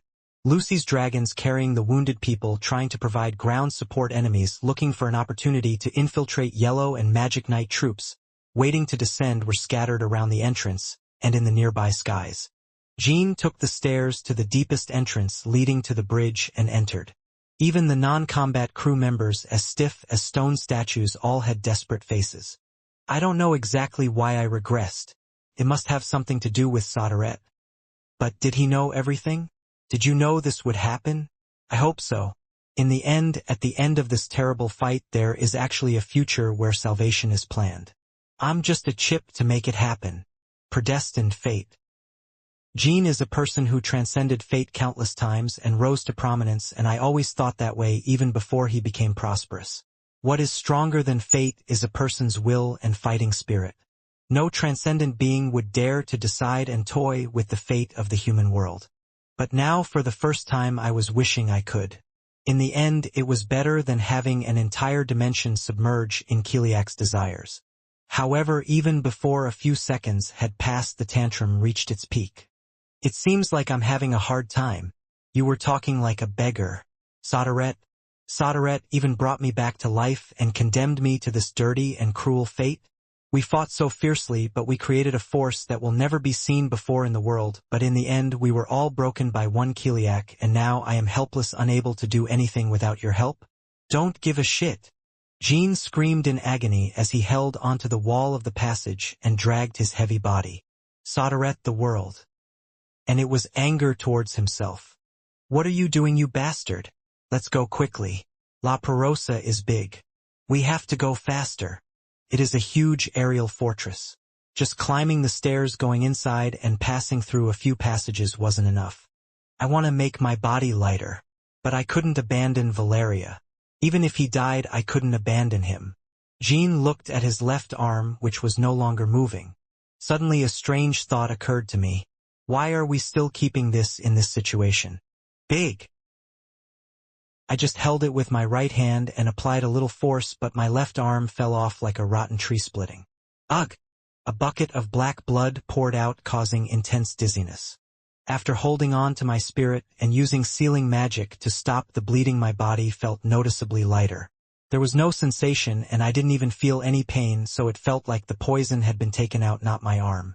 In fact, Kiliak's magical power remaining in that arm was no different from extreme poison. The battle was so hectic that even he couldn't be conscious of it. I'm so obsessed with sentimentality about fate and all that I finally thought about this. I feel like my head is spinning a little. Jean straightened his back and fixed his eyes straight ahead. I felt like I could run. He ran down the hallway without even looking at his black left arm that had fallen to the floor. Along with my left arm, one worry disappeared a bit. Deep inside, Jean was concerned about what would happen after Amaris and Lokia finished their work. Since he was too weak to even walk, the best moment for Lokia to stab him in the back would be right then. But now, even if something like that happens, I feel like I can fight to some extent. No matter what happens, I have the legacy. I'm gonna finish this guy and go back. Even the people who are left will remember it when they go back. Who was here today? What happened? Who were with us? The power of regeneration. As Jean started running again, he remembered the power he had gained by reaching Changxiang. In this battlefield, it was no longer a special power that only he possessed. From the time Rinpa died, all members of the Alliance resonated with the power of regeneration, and a brilliant wave of light began to appear throughout the battlefield. The deaths that come your way will not be your responsibility. You could say it is the responsibility of the being who made you that way. But it occurs to me that when you reach the end of the road, maybe you won't be crushed by so much death. There must be a reason why you gained the power of regeneration as soon as you became a Changxiang. Is it because of what Ayula said? Jean had been harboring vague expectations about the power of regeneration for some time. Since then, whenever there was a major war, the power of regeneration would always leave light on the battlefield, just like it did in the Holy Kingdom. Could it be that the light that rises above death with the power of rebirth could one day resurrect them? Even while waging war against the demon gods, Jean harbored such a vague wish. I had no choice but to embrace it, because the people who fell so cruelly behind him would go crazy to think that the comrades he couldn't save would never come back. However, the light of rebirth, which had never been erased in any fight so far, was hidden by the Red Sea and disappeared. No one will be able to revive that light. Therefore, all Jean could do was defeat his enemies, survive, and remember them. It was about remembering, missing, trying not to forget, and loving. The bridge entrance was visible in the distance. As I entered, I saw Leet and the Patel crew looking over the bridge.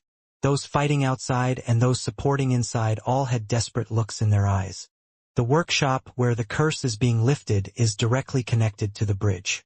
I was able to find it right away because the crew members were constantly coming and going to check on the situation. As we got closer to the studio, the scenery changed drastically. Ice rose all over the hallway like frost. I didn't feel any cold. Jean ran, staring at the back of Talaris at the end of the hallway. Now magical power and soul energy were fluctuating right in front of the door. Talaris, you are indebted to me until the very end. Looking back, I feel like I have so many debts that I can't repay when I return to the world. Whoa, whoa. As Jean said that, he leaned against the studio door and listened closely. Magical energy and spirit were vibrating fiercely, as if a storm was trapped inside the studio. Master Amaris. Bang bang. Even after knocking on the door, there was no sign of anything inside. Jean tried to knock on the door again, but turned around and sat down. I think Amaris and Lokia don't know that time has stopped except for us, Talaris. Actually, he must have been concentrating that much. Because I have to break the curse as quickly as possible. I should have waited and not disturbed you, but I made a fool of myself for a moment. Jean corrected the posture of Valeria, who was tied up. It looked like he was holding a child. At that moment my vision became dark. Ha!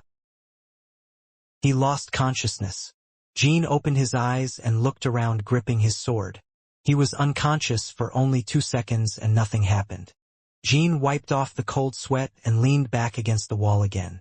The vibrations caused by Amaris and Lokia were heard behind the wall. I feel relieved knowing that Talaris is by my side.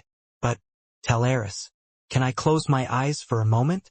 If Lokia changes her mind, she will have to be cut down, so it seems like it will take some more time for the curse to be lifted, and a fight could break out in the inheritance as well. I need to regain my stamina, even if only for a moment. My eyes closed. I lowered my head and Valeria's cheek touched my face. Although his cheeks were cold and hard with no warmth left, Jean fell asleep thinking that they were warm. There was no illusion that it was comforting. It just seemed that way. Jean? Jean, when did you come to your senses? Look at me, why are my arms like that on my body? Why are they here? Fuse. Call a priest. It was a minute later that I opened my eyes again. The world that had stopped was moving again. Talaris was shouting with a face and voice that had aged rapidly. Is this child Valeria? Come to your senses. No, I can't breathe. Ha, hurry. Master Talaris. Jean calmly grabbed Talaris' arm, which was placed on his shoulder. Talaris paused and made eye contact with him. Talaris, has the curse been lifted? Talaris had just opened his eyes after concentrating on sealing the whole time.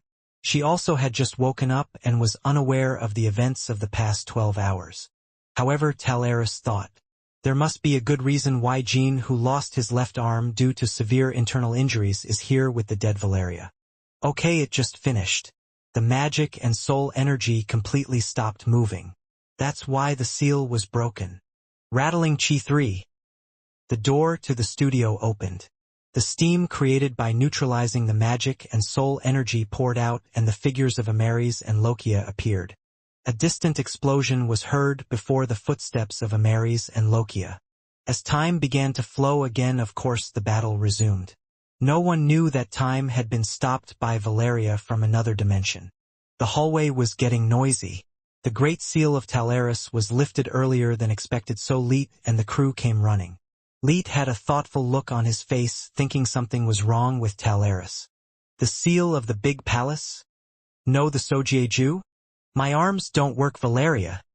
Everyone looked at Jean and Valeria, who was tied to her, in an incomprehensible manner. Clearly, in their perception, the two had been fighting in the battleground of the Changsongs until just now. The priests who came with Leet hurriedly tried to treat Jean, but Jean waved them off with a wave of his hand. It was a wound that no one including Ronnie could heal. I don't have time, director, so I'll explain briefly. Until now, time on the battlefield had stopped except for me and Ameris-sama Lokia. Yes? Leet did not ask that question. Like Talaris, she also quickly grasped the situation. Whatever it is, if Sagaju is here now, there must be a reason. I will listen. Valeria from another world helped me. Thanks to this, the curse on Timar's left arm has now been lifted. So from now on I will start arranging. Praying there is something to end this war. What you pray to is not God. It was people. It was a prayer addressed to those fighting together. All right, please tell me anything and I will prepare it.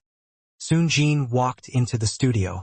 Ameris and Lokia were panting next to the coffin where Timar's arms lay. Both of them were exhausted to the limit as they tried to quickly break the curse. In particular, Lokia's face and body were rotted and bruised. It was as if the past 1,000 years had suddenly rushed in. Of course I thought your betrayal would lead to another useless fight, but I guess that won't happen. It was clear. Lokia was now no different from an old and helpless which easily found in common stories. The black fingernails steeped in long-term madness and evil looked as if they would fall off as soon as they touched something, and the same was true for the teeth which were stained yellow. Lokia had initially told Leet to redeem himself if he could not be trusted. Even if you only have minimal magical power, there is no problem in helping to lift the curse. If Leet had restrained Lokia back then, she wouldn't have even had a rotten body like she does now. Lokia entered the studio risking extinction from the beginning. Soon she looked at Jin's left arm and Timar's left arm next to her with weak wrinkled eyes. Puha, you really came here without your left arm. You are loved by the world to the point where it is annoying, descendant. I'm really getting jealous. Sacrificing yourself now does not justify your betrayal. I just struggled. What you have done for the past 1,000 years is not struggle but plotting and manipulation. In your eyes, did Jeepers appear to be struggling? It's the same. Just as Jean was about to pick up Timar's left arm, Lokia chuckled again and opened his mouth. Okay, maybe that's not wrong. But how are you going to use it? To enter the legacy you must wield Barasada with the body of Timar. Only then will the barrier be lifted. Are you really going to forcibly tie Barasada to that arm and swing that arm with your right arm? That would be really worth seeing. Hot. Lokia grabbed Jin's waist. More than half of my body had melted like a swamp, so no matter how hard I stretched out my hands, I could barely grab my waist. As I was about to take it off, Lokia laughed again. Now try putting it on your arm. The curse was lifted and one more function was added. For some reason I thought it would end up like this.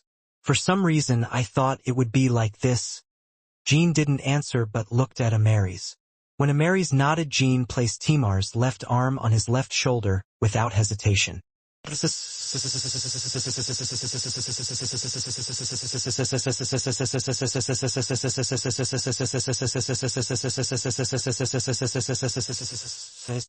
A soft friction sound like winding wind followed as thin strings of magical energy formed between the affected area and Timar's left arm. Magical power like thousands of threads connected Jin's shoulder and Timar's arm as one body in less than 10 seconds. Jean felt a strong energy welling up from his left arm and spreading throughout his body. The true energy that remained in Timar's left arm had spread.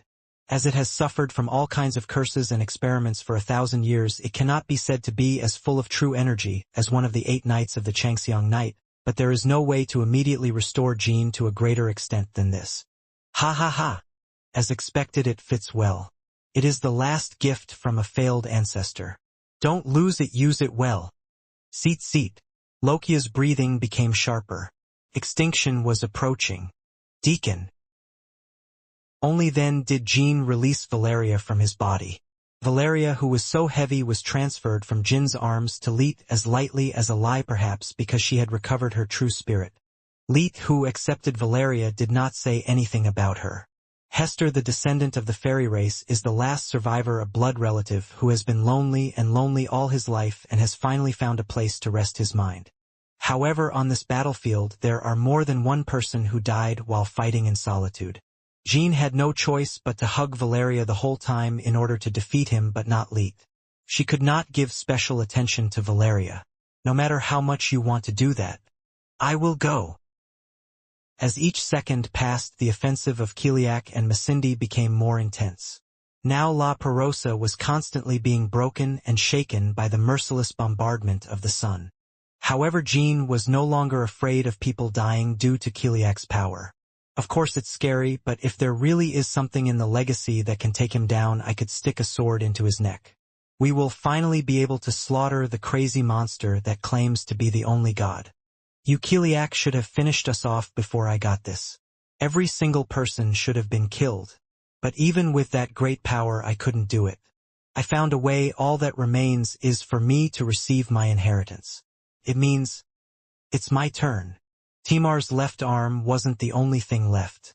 A kind of authentication, set by Sodaret 1,000 years ago, was revealed, and the exact location of the heritage was also conveyed to my mind. The location of the authenticator Jean Runkendal legacy is the Black Seas territory of Morganil. Even though he was hidden by the Red Sea, Jean could now be seen at a glance. Yes, Mune, go and get it. Grab it. Show us that it is we who will ultimately stand at the end of the struggle. When Luiti got down on one knee to show respect, everyone nearby raised their swords. Even those who were not members of Runkendal's family showed the best example they could. Jean, you owe me a lot to repay. No matter what you do, you won't be able to repay it. But if I come back alive this time, if I defeat them, I'll assume you've received it all. You will think that you have paid back all the interest. You are the one who will definitely return the favor. He is a person who does not forget. So I will definitely come back. Talaris briefly hugged Jean. Shiny water droplets like snowflakes flowed through the wrinkles of the eyes. Jean left. I ran down the hallway with all my might and immediately threw myself off the bridge. Then it was time for the others to leave as well. Talaris planned to recover for a while before heading out to the surface, and Amaris did the same. Leet had to return to the bridge and lead La Perosa as it collapsed in the sun. The first sight to see upon Sagaju's return should not be the destroyed and fallen Lapras Rosa. Kulkil? Big, Ruit. Is there still more to say? Betrayer. You will not be able to see with your own eyes the sight of Sagaju cutting down Zippel, the brightest moment in Runkendal's 1,000-year history. Are you satisfied with the ending where no one is saved?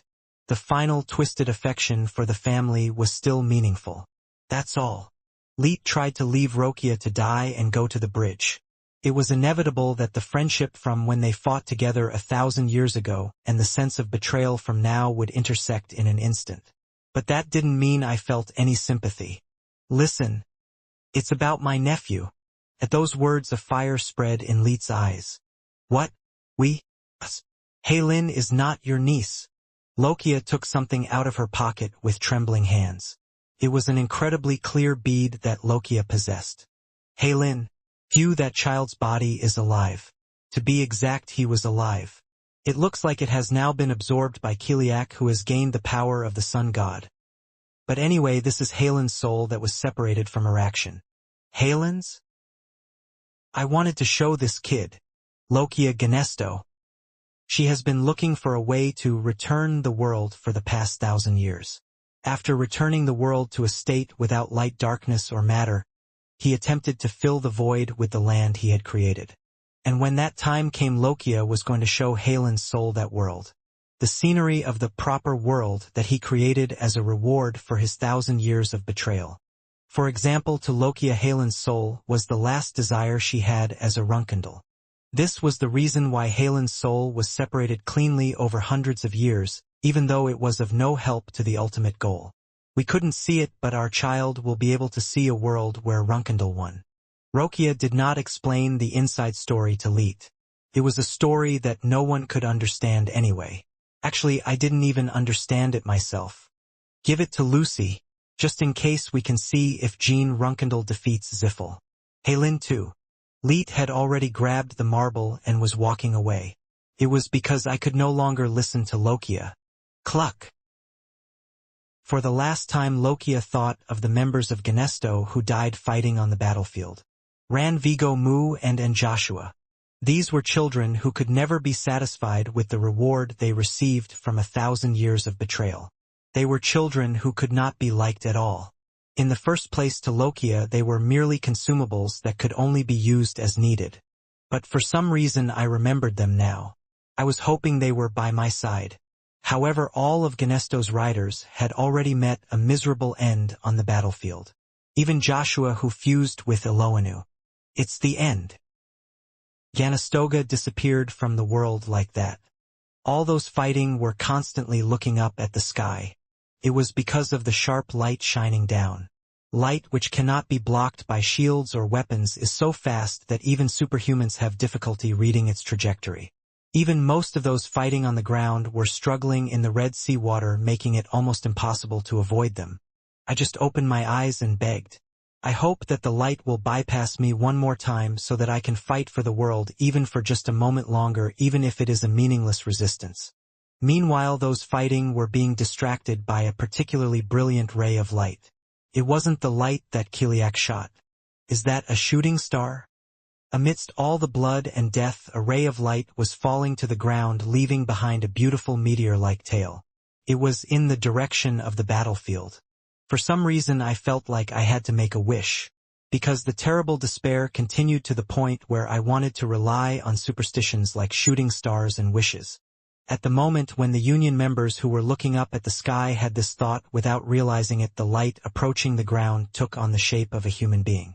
The youngest? Brother Jean? Those who guarded the central battlefield and the Changsongs who guarded the camp and searched for the legacy were surprised. They all don't know that time has stopped. Chuhak dash. The huge light wave that escaped from Bradamanti's blade cut down the red waves that were about to hit the spear stars. Jean landed on the spot where the waves broke and raised his head. Soren and Ban didn't ask what happened. I simply nodded after reading that Jin's left arm and energy had recovered. Orgel and Enya were riding on Van's back. Orgel was still fading in and out of consciousness, and Enya gritted her teeth as she tried to ask about Valeria. This is right, father. The entrance to Anbi is hidden by the Red Sea about 3,000 steps ahead. Jean held out Bradamanti to Soren. It meant changing the sword. You are not the head of the family yet, youngest child. So make sure to bring it back. Of course. The swords of the two people changed. Barasada, wrapped in Jin's grasp, vibrated heavily a couple of times. As if he misses Timar or as if he acknowledges Jean. Soon Jean avoided the light that fell on the top of his head and held out Sigmund to Ban. Somehow I don't think it's needed in the inheritance, brother. Please provide cover. I will speed up on my own. Now there was no reason to band together and move. In any case, the person Kiliak wanted to kill the most was himself, so moving alone and directing his attack was a better move to save his allies. Okay, I'll keep it, so you have to come back to get it. Good. Trampling on Kiliak's desire, Jean leapt with all his might and began to move forward. Several rays of light passed menacingly across my cheeks and thighs. Hour? Could it be that the world just stopped for you? The malice in Kiliak's voice stabbed Jean in the back. Even though his eyes were covered, he immediately recognized that time had stopped. Otherwise Jean couldn't be alive. It's amazing. Does this mean that the leader of the Grey Owls had this much power? You've hidden it well so far, but you never showed it even when the rebels collapsed. Scylan deserved to miss it. Kiliak swallowed his words and shook his head. Past moments of complacency were holding him back when he was on the verge of becoming the one god. I felt like I was being played. Hilurum covered his eyes as if he knew the future would turn out this way again, and the leader of the rebels stopped time for a moment without the power of the demon stone in Kinzalo. Thanks to this, Jean, who should have died 100 times, already rose again like an immortal and headed towards Soderet's legacy.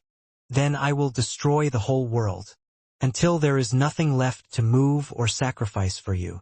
Tinnitus arose in my head as if angular pieces of metal were rubbing against each other. My neck and shoulders became hot from the blood flowing from my ears. Jean paid no heed and moved forward, avoiding the light and creating cracks in the tsunami. Protect Sagaju. Everyone alive in the Bemul coalition, protect Brother Jean. Wow! Sigh. The battlefield was shaking and the Red Sea was becoming more violent. The sun shining behind Kiliak grew closer to the ground, causing explosions in all directions. And it wasn't just a phenomenon that happened on the battlefield. World. Earthquakes and storms were spreading throughout the 33rd dimension. Red water has now replaced all the world's rivers and seas, and the sun hangs like a tumor in every sky. Those who felt the tremors anywhere in the world fell like sick trees, and winds sharper than a knife tore through their bodies. The body burned in the sun, turning into a black stain and then disappearing. Can you feel that this land, this world, your hometown is dying? You will feel it. Everyone will feel it. This is the price of loving Gene Runkendall. What do you keep telling me to protect? Do you think you would dare to protect even a grain of sand on this earth from me? The sword city of Kalen, the magic city of Draka, the empire whose capital has disappeared, the big palace Tychon, and all those small harmless lands that have never been touched by power. Disaster was spreading everywhere. Kiliak's hatred wiped out 70% of all life in this world in less than a minute. 10 minutes, no. It seemed that even if 5 more minutes passed, there would not be a single breathing life left in the world. Life cannot live in a world where there is no water to wet the ground to step on and no sky to look at. Even if all life were as strong as Chiron, that would never change. As Kiliak said, everyone was feeling that fact. Even though my entire body was burning, torn, and in pain, it was as clear as a stigma. There was no light of rebirth left anywhere. The golden light that shone in the underworld and the golden souls that remained in the Holy Kingdom were absorbed into the Red Sea and disappeared. But we just do what we can, Jean said without stopping running. The darkness left behind by Helurum was still blocking Kiliak's eyes and senses. Jean nearly lost his life several times by being stabbed by light and falling into the sea, but each time someone helped him. We are not only helping those who have stepped on the edge of nothingness like Soren and Ban. You didn't have to be a superhuman to help Jean. Just anyone who was next to Jean when he ran and could reach out could do it. For Jin's sake, he gets hit by the light and falls into the water instead. For example, die instead. Make sacrifices. As the world is falling apart, paradoxically, sacrifice does not require such great determination. If no one can defy death anyway, reaching out for someone would be closer to protecting their dignity rather than sacrificing them. Especially if that someone is hope. There is only one possibility: to punish the person who brought the world to this point. You're blind too, so you're just doing what you can to stop us, Kiliak Ziffel. We look funny in your eyes, right? The same goes for him. You're destroying the whole world, and yet you can't even kill me. For a moment Kiliak was speechless. Even though they destroy the entire world, they are unable to kill just one person. What is the reason? It's not because Jean is that strong. Because not even Soren and Ban can resist the disaster. So is it because he has not yet become the one god? So do we still lack the power to change the unchanging? When the demon god stone is completely restored and the resurrection of the sun god is completely completed, will Gene Runkendall be able to be killed then? Can you really kill it? Even if you become the only god, is it really possible to destroy Gene Runkendall? For the first time I had a question. Once you obtain the complete demon stone and all of Kinzelo's power, nothing should be impossible. Based on the knowledge and experience Kiliak had accumulated over the years, it clearly had to be so. But why can't I answer? Why would it be a lie to say that? That is truly ridiculous, Kiliak Ziffel. No matter how much we talk about the one god and all that bullshit, no matter how many people we kill, no matter how much we ultimately destroy the land we live on, you can't stop me from going in there. That's your limit. Jean continued talking and looked back. I ran almost 3,000 steps. Now all that's left is 50 steps and the Red Sea that covers the heritage. In fact, all it had to do was part the sea. However, so far Jean has avoided the waves that were about to hit him, and the tsunami has passed through by swinging his sword and creating a gap in it. Jean did not have the power to split the sea. I did not have the strength to cut through this red deep sea to the end and reach the heritage buried within. It was something he couldn't do with the energy he had left. By then Kiliak knew that Helurum's darkness would soon come to an end. Your senses will soon return. The Soderet's legacy is buried under the sea anyway, so as soon as it opens its eyes, kill Gene Runkendall at once. It must be done. My heart was pounding as if I was a human. I was so nervous that I couldn't breathe. It would be painful if Jean had a miscarriage. Even if this world ends, that feeling of helplessness will never be forgotten. But Jean didn't just look back. In the end, I didn't even look back in frustration. Jean was sure. Of course someone is coming. Whoever comes to open the sea. Definitely. He turned around to see who it was. And after a while Jean was able to see something black like a waterspout rising from beneath the Red Sea in the distance. It's you. I thought it was you. I hoped it was you. Murakan. The guardian dragon of Jean Runkendal, who sank in the Red Sea and was consumed by illusion. He was flying towards Jean. Runt. Murakan split here. Like everyone else, I didn't ask why. Murakan immediately waved both wings and exhaled. Knowing that people had protected him somehow, he poured out his spiritual energy more desperately than at any time in the past 3,000 years. The breath created a huge hole in the middle of the Red Sea. Inside there was a barrier as dark as midnight. It was the entrance to Sodaret's final arrangement. Go, kid! Murakan shouted, pouring out black blood. While he was blowing a hole in the sea with his breath, the olive light pierced him dozens of times. I didn't even have time to look back at Murakan, let alone ask him if he was okay. Now that Kiliak has almost regained his senses, a more elaborate and brutal attack will begin. Jean had already gritted his teeth and threw himself in, wondering how many deaths had occurred to find that unknown black barrier. Please. Where? Just before Jean reached the ship, Kiliak opened his eyes and figured out his exact location. I took aim, dropped the light, and filled the crack in the sea. It also converted the sea water around Jean into sharp solids. The light and red blades stabbed and cut all over Jin's body as he descended. Some blades went deep enough to get caught in bones and organs. But in the end Jean disappeared into the black barrier while still holding his breath. Under. Kiliak let out a low sigh while Murakan smiled, even as his wings were torn into tatters. What should I do about this? Kiliak Zippel. You shouldn't have focused more on us and not the kid. Then I wouldn't have been able to escape your disgusting desire and help the kid like this. Kiliak did not answer but focused his gaze on the Red Sea where Jean had disappeared. As Murakan said, Kiliak was not aware that the power of the Red Sea had weakened because he was worried about Jean. My obsession with Jean ruined things.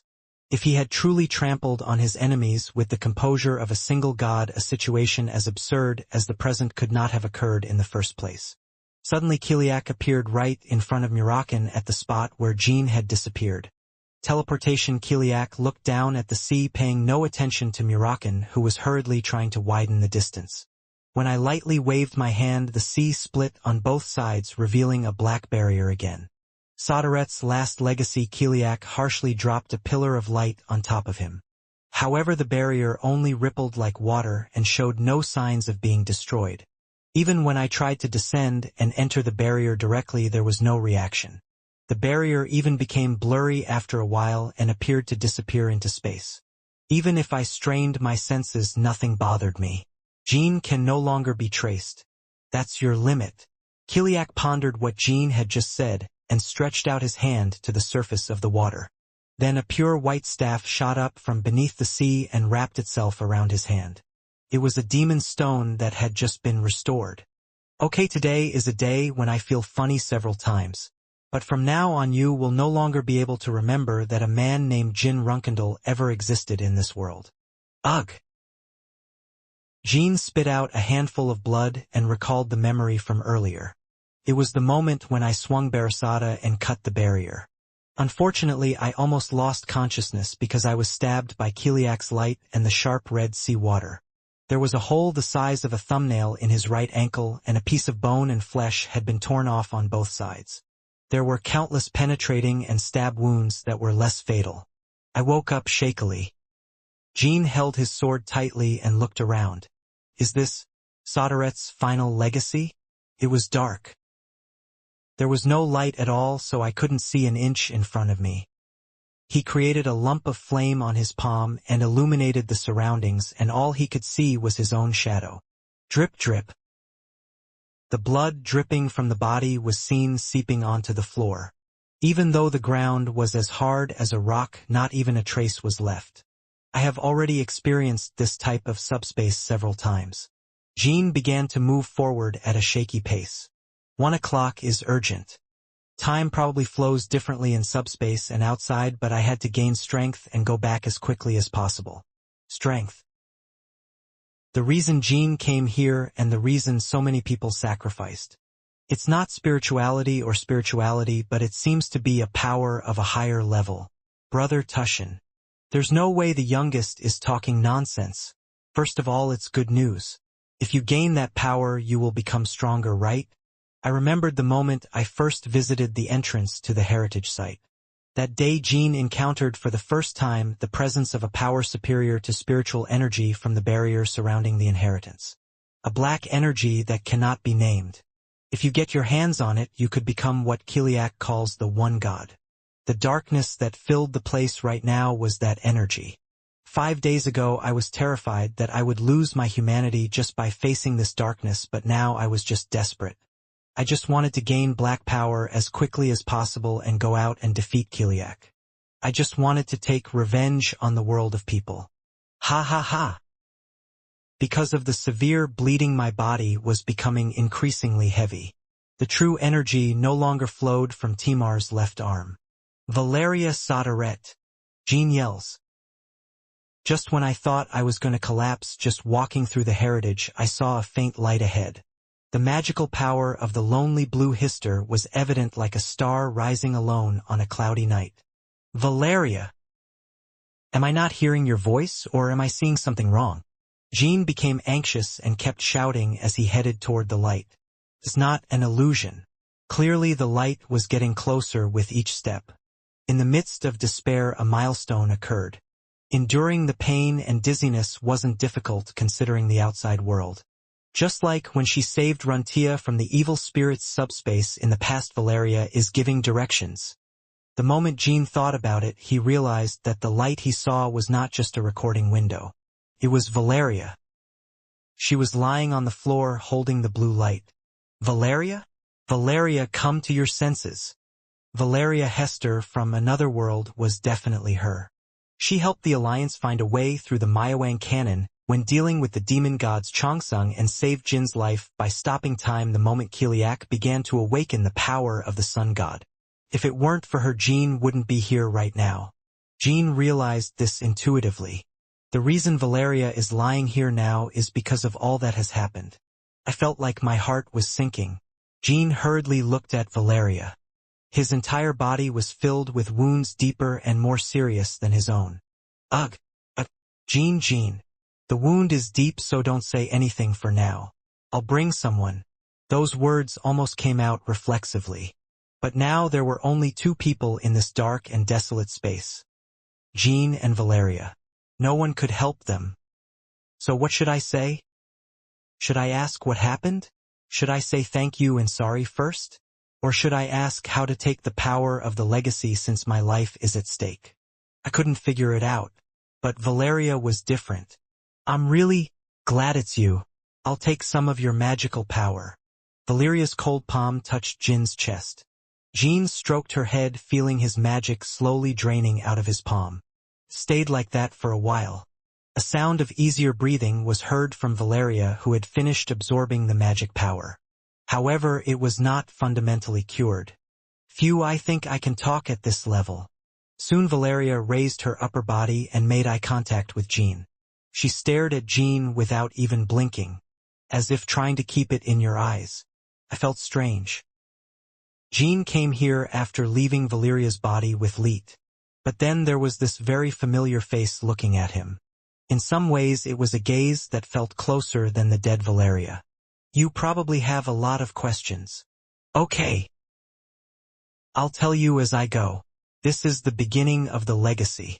You have to go to the end to get the power of Soderette. Jean nodded and put her on his back. She only recovered a little of her strength by absorbing magical energy, but she was not in a state where she could walk. The wounds on Jean and Valeria's bodies were touching. Some wounds opened wider while others overlapped in a strange way, and the bleeding stopped. We could feel the blood flowing from the wounds flowing into each other's bodies.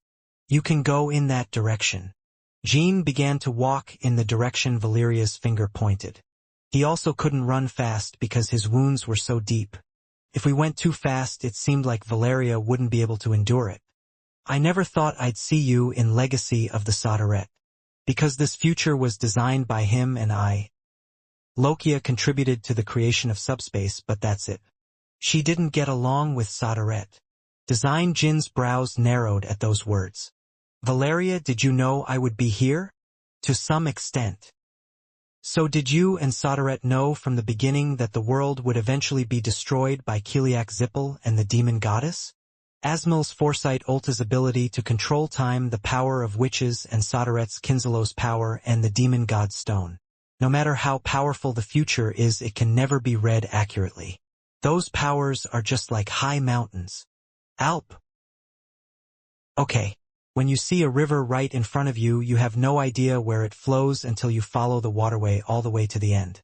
But if you look down from a high mountain or the sky, you can understand the flow at a glance, right? That's it. To some extent.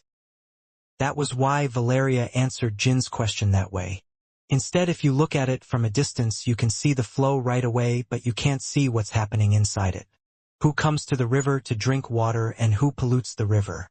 It becomes noticeable only after the phenomenon becomes large enough to be visible from afar. That's why I was always anxious. Is the future I designed right? Is the person I have chosen really able to change the course of the river that is only going to lead to destruction no matter what they do? Jean, the person I chose, repeated those words to himself. And the next moment Valeria continued talking like this. Jean, you were not originally chosen by Soderette. Select. Generally, when God chooses a human being, it means making a contract with him. But now Valeria was using the word in a different sense. The person Soderette chose to fight against the demons was Timar Runkendal, not you. Jean found those words strange. It's not that he wasn't chosen from the beginning, but the part about fighting against the devil was strange. If Timar was chosen to fight against the demon gods, did Soderette know of the existence of multiple worlds 1,000 years ago? No, he didn't know at the time. If you don't even know about the existence of the demon gods, how can you think of fighting them? It's a story that cannot be established. Valeria didn't respond to those words for a while. That doesn't make sense. I also thought for a really long time about where and how to tell you everything we did when I met you. But I concluded that it was impossible to fully explain the numerous paradoxes. So I just want to pass on my memories to you. Remember, you have to go back as quickly as possible anyway, so it would be better. It's not like I can tell that long story in its entirety. Yes, I need to gain strength and go back even if it's just for a second. To save the remaining people. Time passes differently here and outside, right? Maybe. Could be sooner or later. But it might flow the same way. You don't know? Didn't you say that this legacy was prepared by you and Soderette together? Jean answered in a sharp voice without realizing it. Outside, the world was heading towards destruction and people were being trampled to death by Kiliak. I came here after seeing so many deaths with my own eyes. But what we don't know is that beings who can design the future don't even know that. Something was brewing inside. It is true that he arrived here without dying thanks to Valeria showing him the way and stopping time. But Jean was feeling fundamentally disappointed. I was also disappointed. According to Valeria's words, Tamarna herself was no different from a puppet of beings who could infer the future. Not only their own fate, but the entire world's fate was determined by their choices. People live according to Soderette and Valeria's plans without knowing anything. Some people fall while fighting the devil, and some people die by drowning in the Red Sea that suddenly floods the world. That was the outside world Jean had experienced just now. That's why I wanted to ask. There is still despair outside, wondering if there was a better design than this and if this was really the best. It seems like you and Soderette decided to bring me back. Before I returned. The world wasn't like this back then. It was better than this. People didn't experience the end of the world until at least 1808. Even if the demon army invaded here in 1808, everyone could survive until then. Gain the power left behind by Soderette and take revenge on Kiliak. That is something that must be done no matter what. But what after that?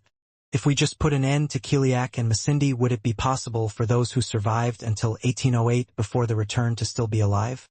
Can a world that has already been destroyed return to its original state? A question that he couldn't shake off was piercing inside Jean. Yeah, I did. Valeria's face on her back is not visible.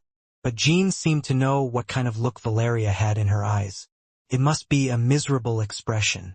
Soderette, he and this legacy you prepared. Can you resurrect dead people? Can they compensate for the pain they suffered due to my return and restore the world to how it was before it was destroyed? Valeria bit her lip. That's impossible. At Valeria's answer, Jean felt anger boiling inside him once again. But those were not my feelings towards Soderette and Valeria. That anger was directed at himself. He was pointing towards his own incompetence. Sorry, you acted shamelessly. You must have tried harder than me to somehow avoid the worst ending. There's no way they would have brought a guy like me back because they wanted to play around with the world like Jeep. I wasn't being sarcastic. It was not easy to bear the boiling sense of self-destruction. Instead of blaming Soderette and Valeria, she should have blamed herself for not doing better.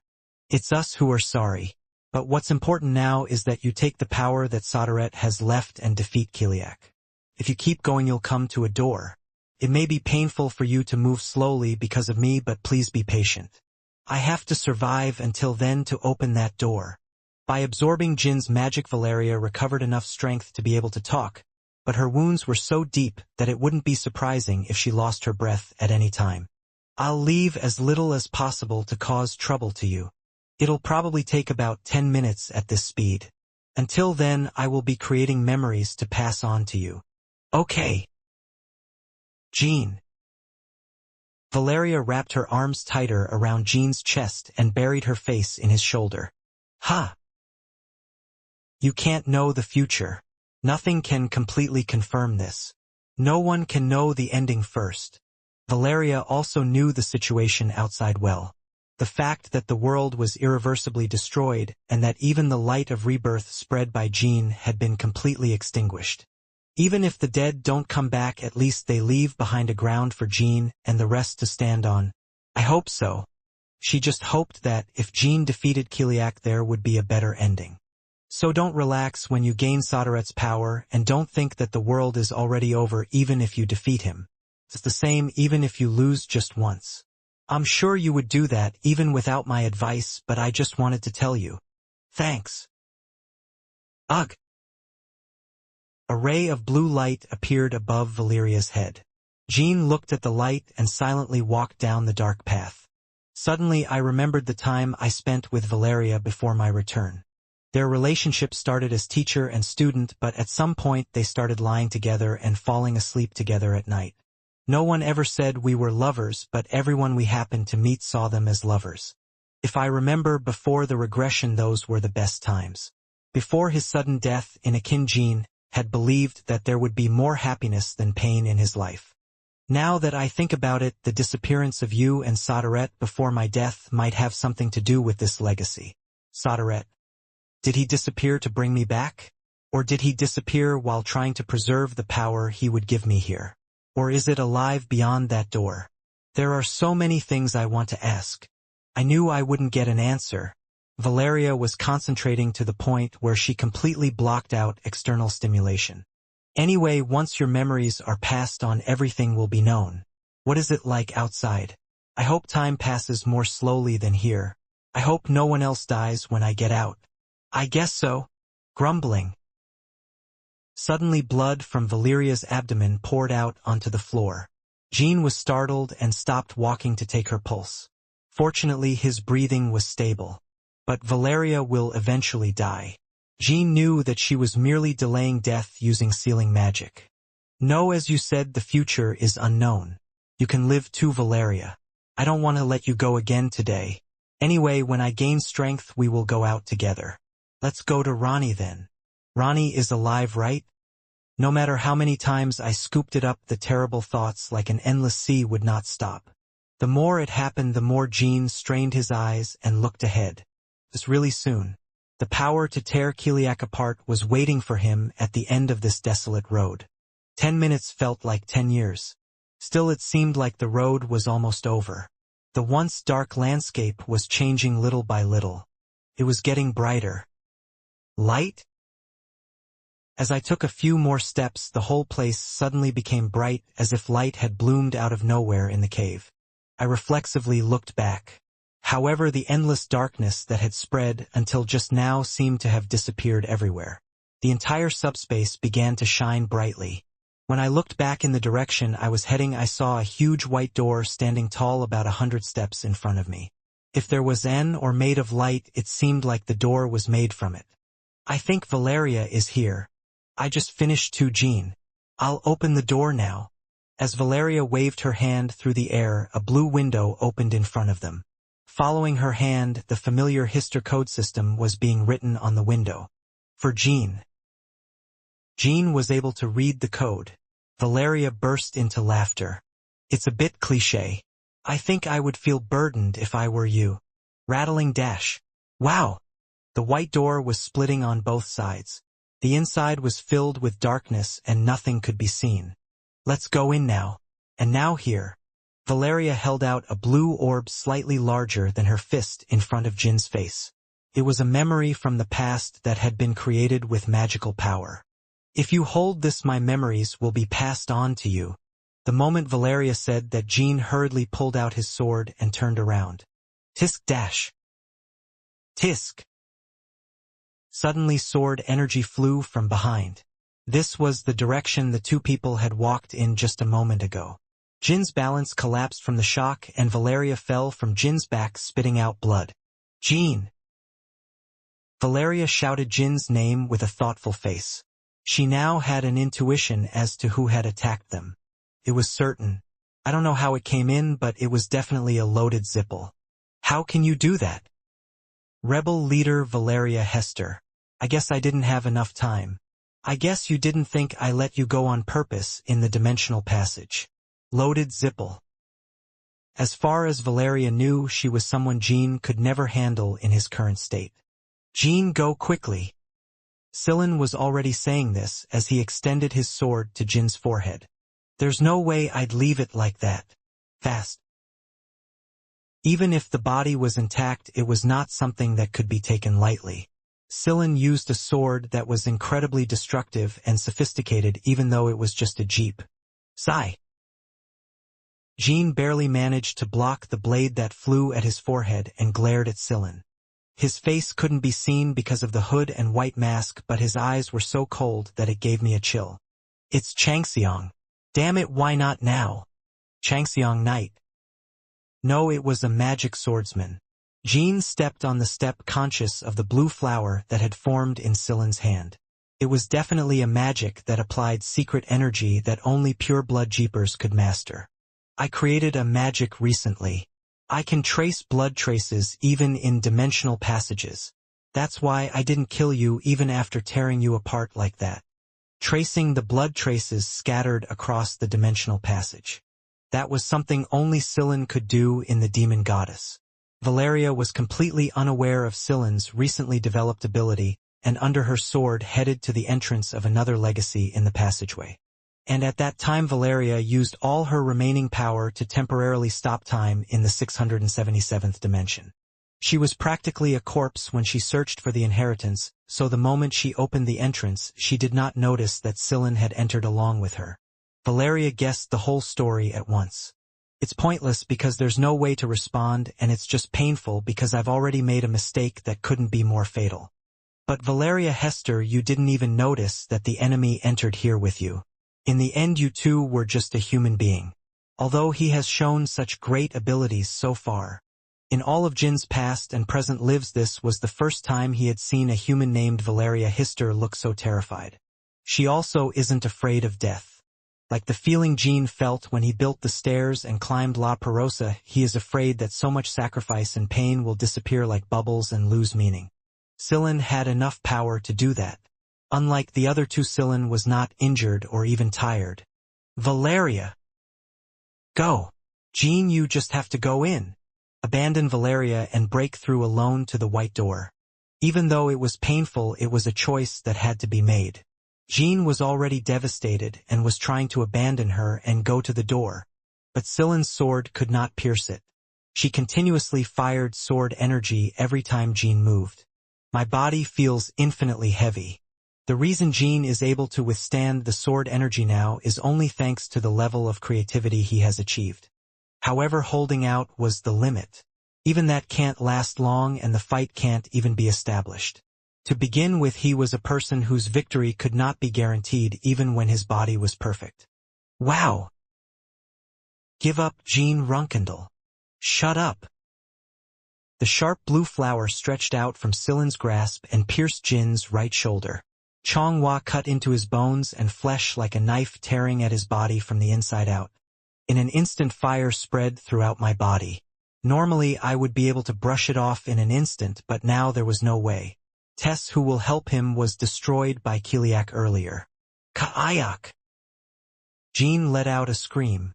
It's not because it's painful. It's not because the pain of being burned is painful.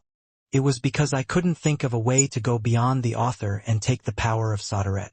I felt like I was going to go crazy and lose my mind if I didn't scream. He was swearing like crazy, as if possessed by a ghost. Heinous words that I had never uttered before poured out between my clenched teeth. My knees buckled. The energy that was already lacking was consumed by the flames and rapidly diminished, and the sight of Valeria collapsed came into view. The despair, the eyes trembling in fear, the blood-soaked lips, the small fists clenched forcibly.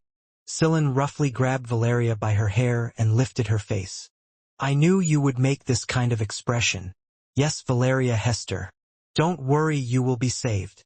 Just let us go. No. Send Jean, not us. Scyllane, please. Begging was all Valeria could do. There was nothing I could do but beg them to please let Jean go. I wanted to cover my ears.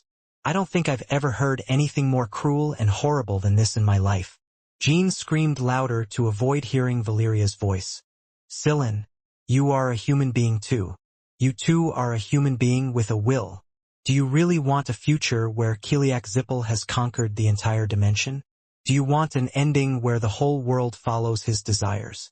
In it, even you have no choice but to lose yourself. Even you are bound to end up mistaking Kiliak's desires for your own. In a world like that, what on earth are you doing this for? It's noisy. What is that in your hand? Scyllane's gaze landed on Valeria's fist. A memory made for Jean. Valeria instinctively tried to hide the blue orb, but there was nowhere to hide it. This. I asked something pointless. Scyllane easily released Valeria's clenched fist. I grabbed the memory so hard that my fingers broke, but it was nothing compared to Scyllane's strength. Valeria's memories, which Jean had not even touched yet, ended up being placed on Scyllane's hand first. Oh, this is a memory? A strange look appeared in Scyllane's eyes behind the mask. As soon as she got the blue orb, she was faced with waves of memories flooding into her mind. I felt like I was dreaming, but I wasn't completely absorbed. It had to be analyzed calmly and thoroughly. Sodaret and Valeria Hester, what they have in store for Jean Runkendal. What is this harsh moment for? Stop it, stop it. Jean Runkendal, do what you can. What are you planning to do with such evil? Is that your limit? Stop talking like a bitch. I will do it even if you don't tell me. Will kill, I will tear you to pieces, if not now then in death. If not in death, even in the next life. I will kill you and meet people. As he said, Jean was crawling. My body has literally reached its limit and is on fire. At this point, even Scyllane's light sword energy wouldn't be able to be blocked. That's so touching. But Jean couldn't beg. I couldn't hurt Valeria that much. There were people waiting outside, people only looking at themselves, but I couldn't stay still. I had to crawl to get there. Even if you can never win, as long as you don't let go of your sword. As long as you don't lose your grip on the sword. You can't know the future. The future is unknown. It's not over yet. It's not over. My grip on the sword kept trying to loosen. Consciousness was lost by the second. But it was all something I was familiar with from my days as a cadet. Death?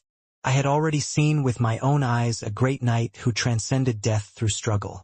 He had been like that before when he was fighting Paiolato. That's it.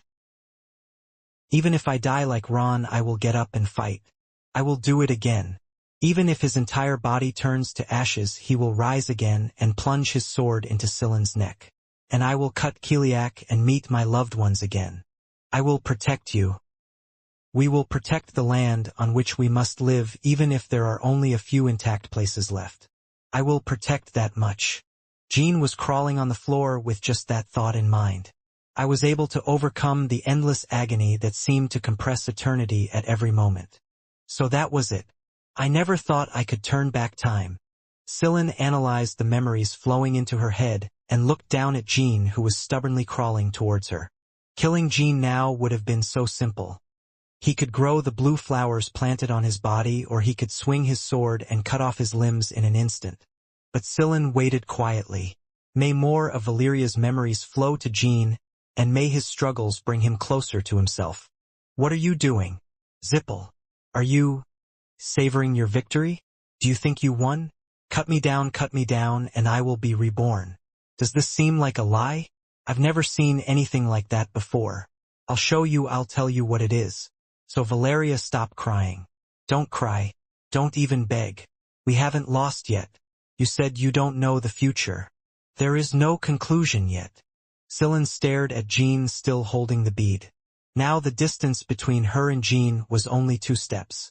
If you can stick out your sword, you can stab it. Ha ha ha ha ha ha ha ha ha. A lump of blood clogged my throat and I couldn't breathe. Finally my eyelids closed. No matter how hard I tried, it wouldn't open. But Jean moved forward even with his eyes closed. To reach people to stab Silen. I stood up. Jean didn't know if he was standing or crawling right now. But Valeria and Silen were watching him stand tall on his own 2 legs. Gagging, Karawak. Deep. The blade dug into Silen's chest. It was the heart. Jean plunged his sword into Silen's heart and fell into her as if being hugged.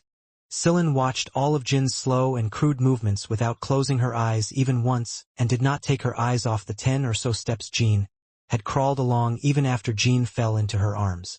Ha ha ha ha. And then he burst out laughing like he was going crazy with joy. With his heart pierced by Barasada, he continued to burst into laughter, then looked at Jean and said this. Yes. This is Runkendal. Jean squeezed out all his remaining strength and turned the blade. Perhaps it was because I stabbed Silen that my eyes opened. The blood clotting his throat also came out of his mouth. What's so funny? Loaded Zippel. Didn't I tell you that I would kill you? That's right. I can't help but laugh because the moment has finally come for the Jeep to end. Finally. What? Soon Silen slowly took off his mask. She had the face of someone Jean knew better than anyone else. It was Rosa Runkendal.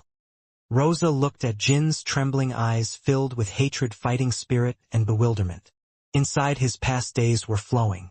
It was 20 years ago that the subjugation army of the demon gods reached the world where Rosa in the 13th dimension was located.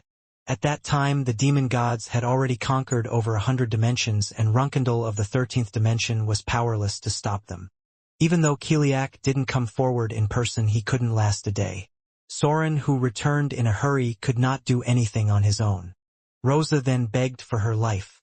Zippel humiliated Rosa and told her to personally execute the remaining members of Runkendal, and she accepted the task.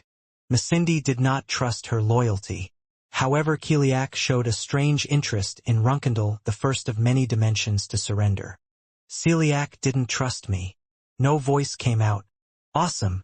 Jean had already pulled the sword from her heart, grabbed the orb from Rosa's grasp, and was heading towards Valeria. To the fallen Rosa's eyes, the sight behind her looked like a slow-motion picture.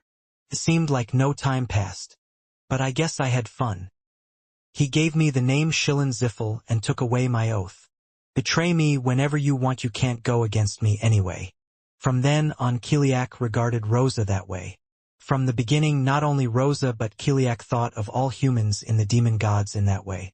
Rosa traveled all over the world under his orders and contributed to the war of conquest.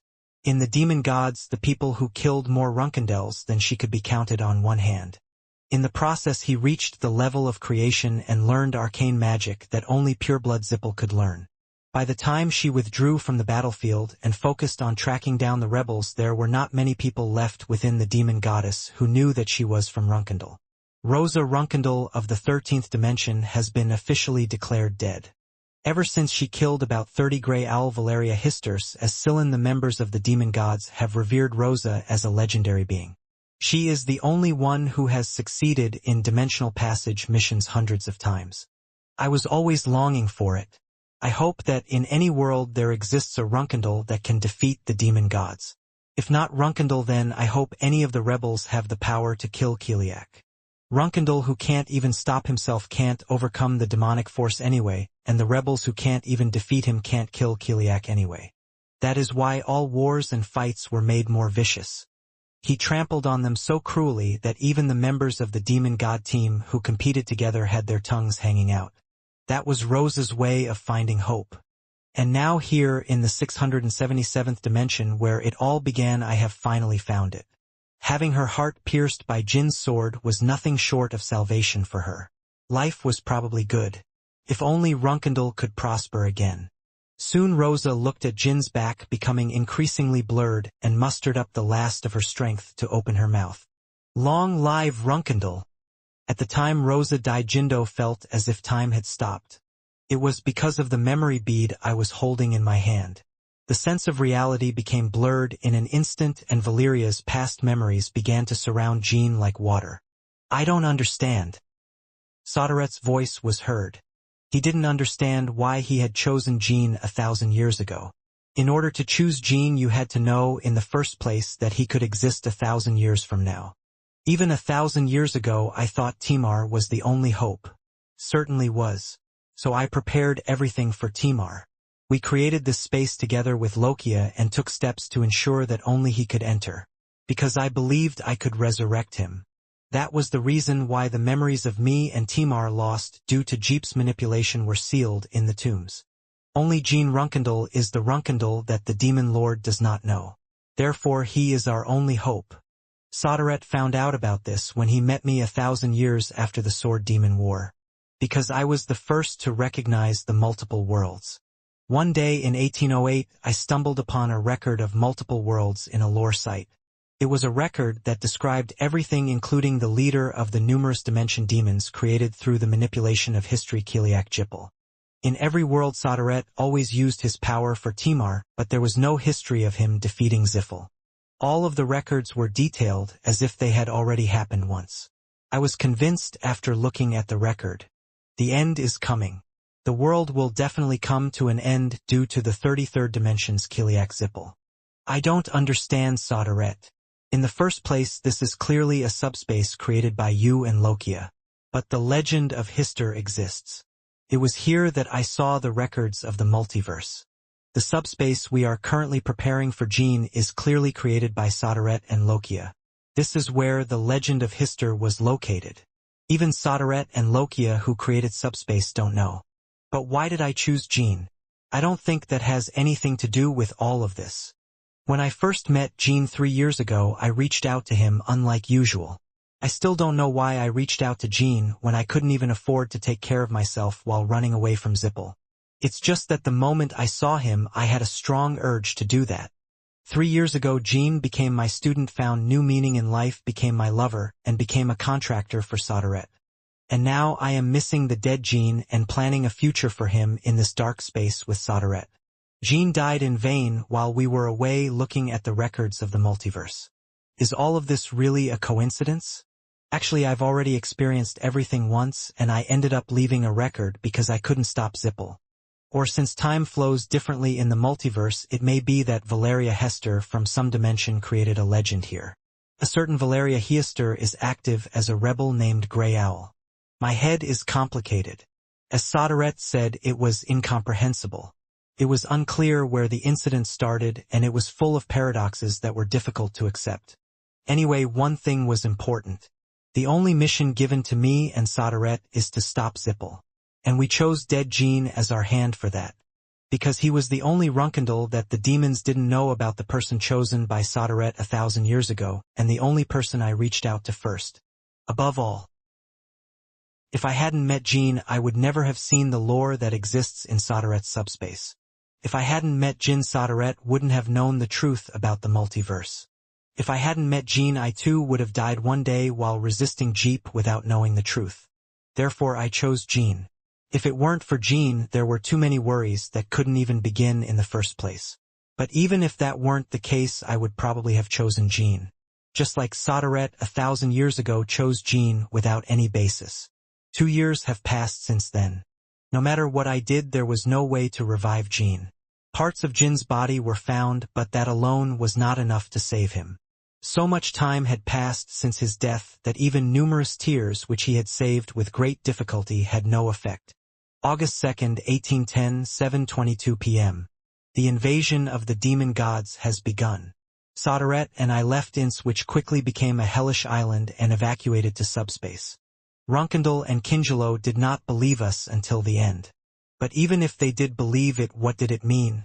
They can't even handle the manipulation of history by the jeepers of this world. Soren Ronkandel fell into demonic fire, and Orgel Ramilias could not even control his body because he could not obtain solar energy. According to the records, we confirmed the Masindi began attacking this land at exactly that time. Anyway, we can't stop Jeep like this. We will soon be discovered here too. If that happens, it's all over. This is the last world not conquered by the demon gods. What happened after this is not written down anywhere. Even if he could save Jean right now, would he have the power to stop the demons? If it's fortunate, is it fortunate? It wasn't that we had no numbers left. We need to turn back time, Sodaret. Okay, that's it. Turn back time. That was the method we chose to save Jean.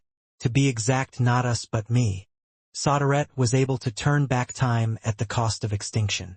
However, from the moment he realized that fact, he regarded it as a means to resurrect Timar, not Jean. The reason was that turning back time to 1,000 years ago when Timar died and preventing Ziffel from manipulating history in the first place was the fundamental solution to eliminating the multiverse. However, his power is not enough to turn back 1,000 years. According to Sodaret, the limit for now is about 30 years. Therefore, Sodaret was thinking of ways to extend the period, but Masindi did not violate the scheduled time. After all, even the number 30 was pointing to Jean. If he were alive, Jean would now be 30 years old. I wish time could go back 30 years, not just here but in all dimensions. That way the devil will not be able to invade this world again. Valeria, someone must remember this. While he was using the power to turn back time, I found Jin's upper body sealed with magic. And he began engraving records on his body, not knowing whether they would be erased by time or passed down as is. You will be reborn. Don't forget us then. Don't forget all this. Valeria, if I go back 30 years, I have disappeared and no longer exist. Everything will change. It will be impossible for you and I to meet, as well as for me and Jean to make a contract. If Sodaret turns back time, a completely new history that cannot be found in any records will begin. We're betting everything on Jean. It would be too much of a burden to place on him. You can't be sure of anything. Is it only in our world that time goes back? Is it possible to defeat Demon God and put the world back to its original place? Is Jean able to check the records I left behind? Can we meet again? Although we didn't know anything, we chose Jean. Maybe this is just our greed. Even if it is the end, it may be right to just let things flow. Please come back, Valeria. And Jean. Soon Sodaret's body glowed brightly and I closed my eyes. And when I opened my eyes again, I was faced with an endless white space with nothing in it. It was a dimensional passage. At first I didn't know that this was a dimensional passage. I wondered if Sodaret had failed to turn back time or if I had died in the process and ended up in the afterlife. Where is this? Sodaret, Sodaret. For several hours I moved forward aimlessly, calling out to Sodaret. But no matter how much I walked, the scenery did not change. All that appears is a landscape so white that even the pure white floor and sky cannot be distinguished. Even when I opened the record window, no sentences appeared.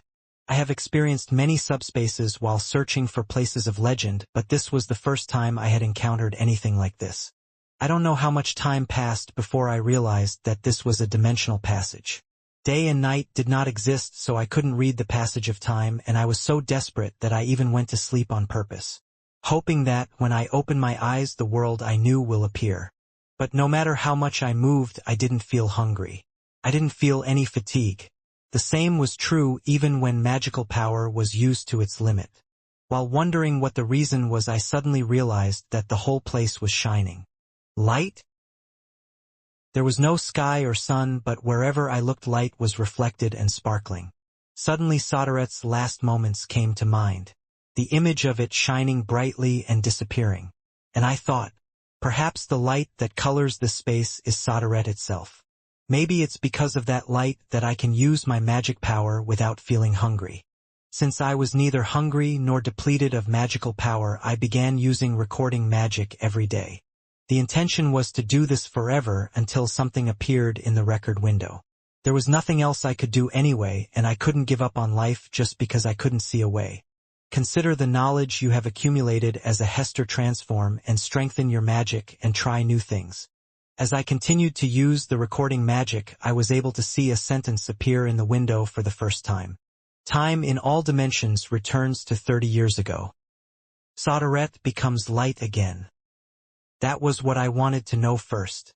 It was the result of my own enlightenment through recording magic. No one will know how happy I was at that time. Returning time was a success. And Soderet became light again? Again. That means only one thing. His essence was light itself. I explored recording magic more and more. I had to find more records to find out how the world was changing and how to escape this place. The world had obviously gone back 30 years and I knew everything. You will also understand why I am the only one who is trapped in this space and cannot turn back time. Wait, Jean. I'll go. I won't leave you to fight alone. I don't know how much time has passed like that. From what I feel, it must have been over 100 years old. Maybe hundreds of years. Eventually my recording magic reached the point of mastery and new records began to appear in the window. Jean Runkendal is born in the 677th dimension. Ah! Starting with that one sentence which was like salvation, I was able to get a glimpse of records at all levels little by little. But there was a problem. I can look at records from other dimensions, but I still haven't found a way to get out of this place. I can't tell Jean what I know. Moreover, after tracing Jin's records, it seemed that the records I left for him were invalid. However, I was certain of one thing by looking at Jin's records that were revealed intermittently. Even though my records are not valid, Jin somehow preserves his memories before time was turned back. And Soderet has not completely disappeared but only remains in the form of power to help him. We have to find a way out. In the end, if we can't go directly to the 677th dimension, we have to at least find a way to send a message. I didn't just care about the 677th dimension.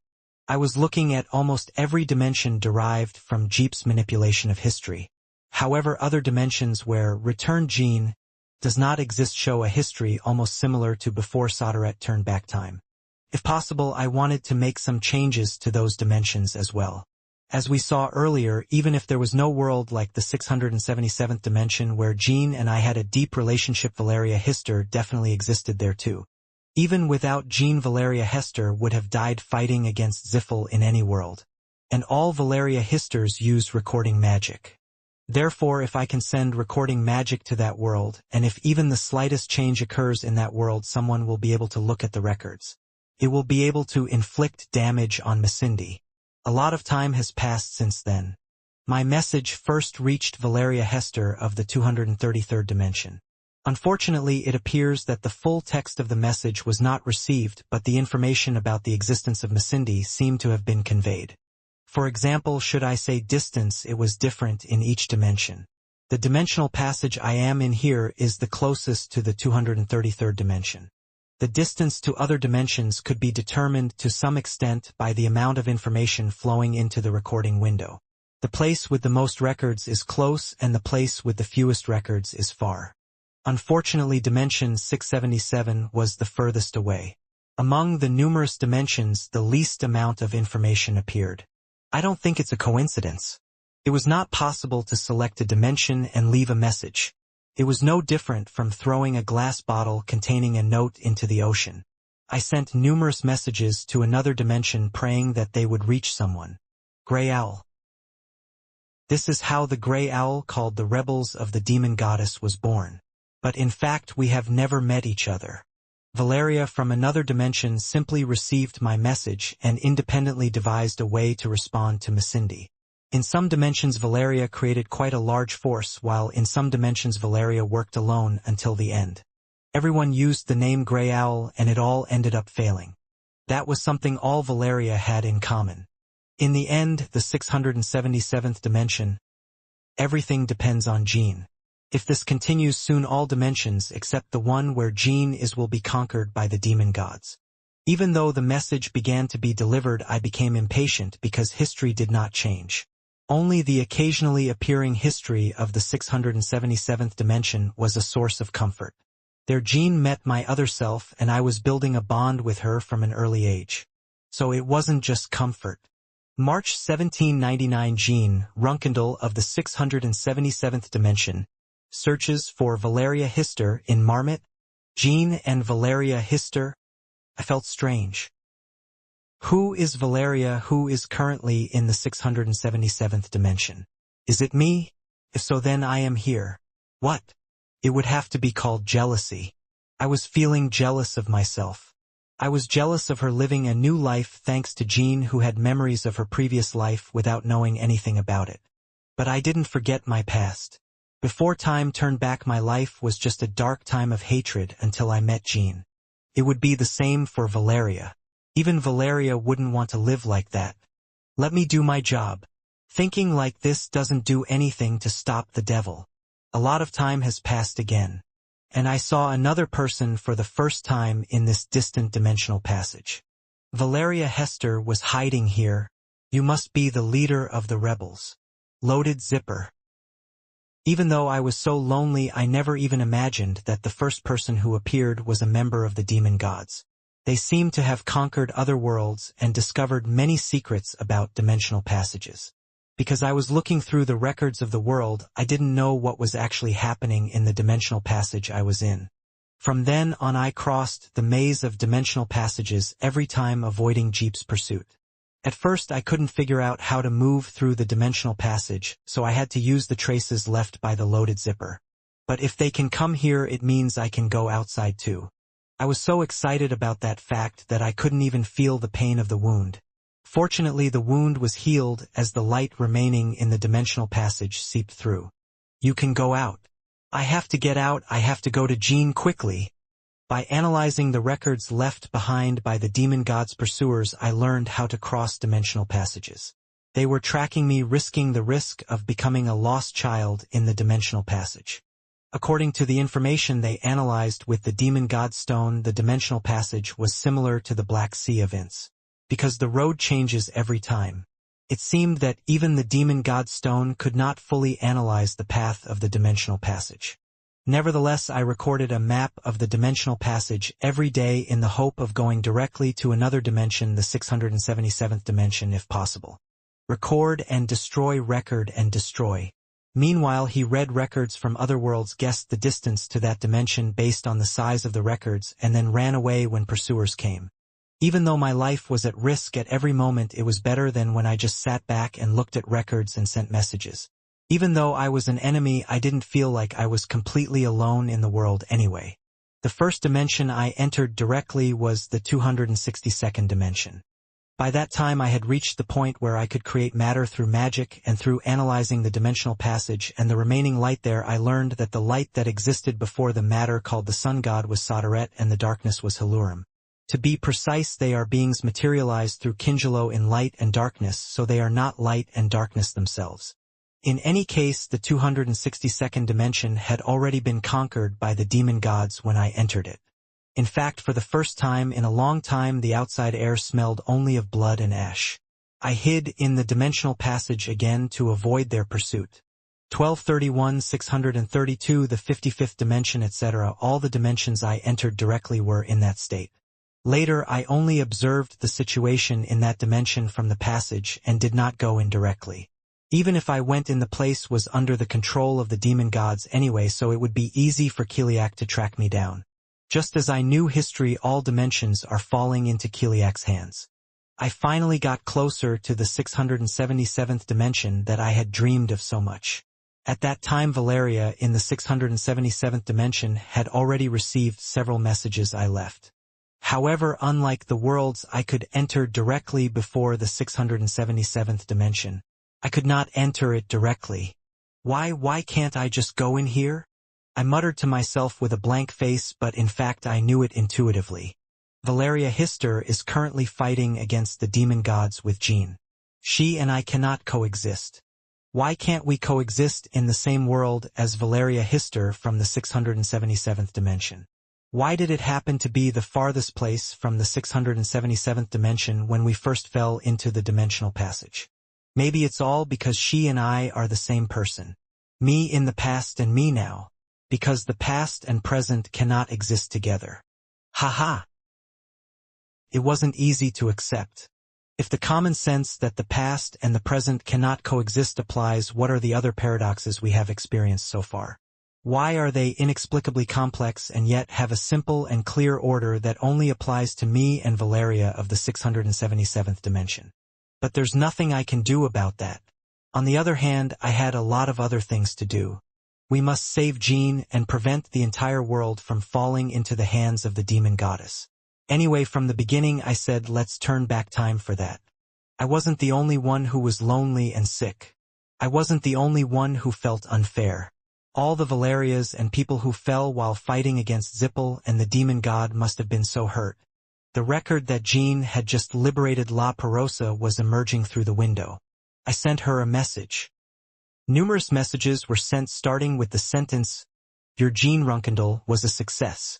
But as always, the chances of reaching her completely are small.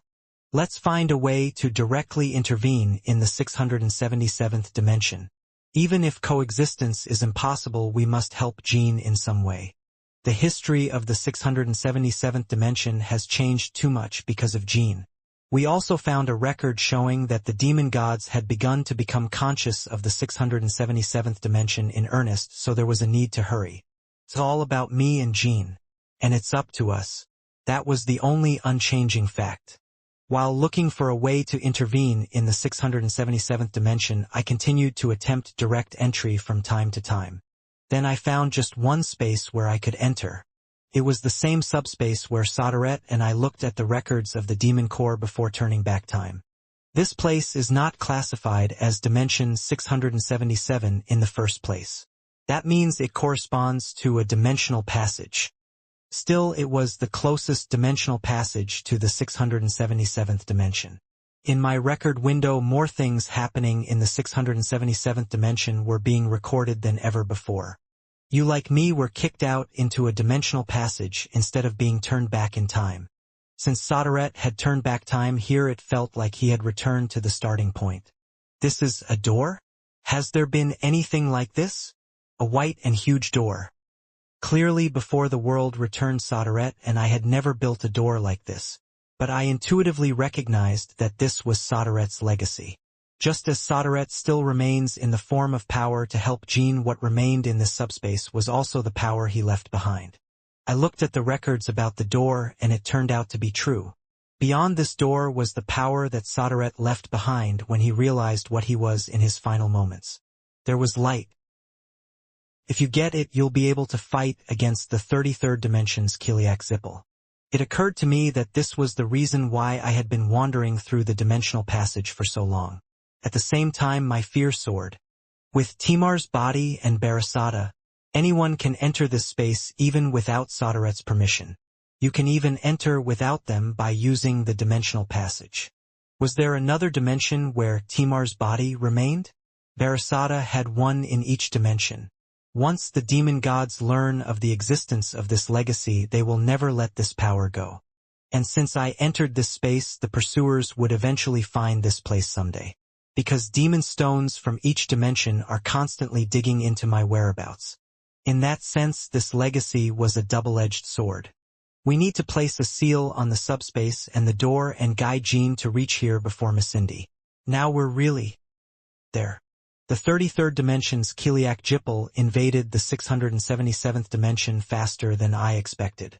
Fortunately, the events that occurred in the 677th dimension were becoming more and more clear in my record window. If it weren't for the variable called Malugia, it would have been the end. Of course, it is true that variables played a significant role thanks to the Bamul coalition showing such potential. But I didn't think I would be able to endure it when Kiliak recovered and came back. It seems the wound was deep. He did not appear until the Bamul alliance went to the Black Sea and the White Fleet led by Londo Ziffel invaded the 677th dimension. From then on I was receiving reports of the battlefield in almost real time. And for the first time my messages began to reach the desired moment. I don't know how earnestly I cheered for the Bamul coalition.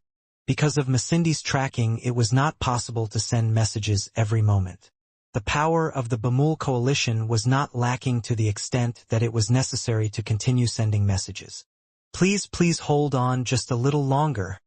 Those who try to protect the world, those who risk their lives and rush at the enemy, those who sacrifice themselves to save people, those who do not fall.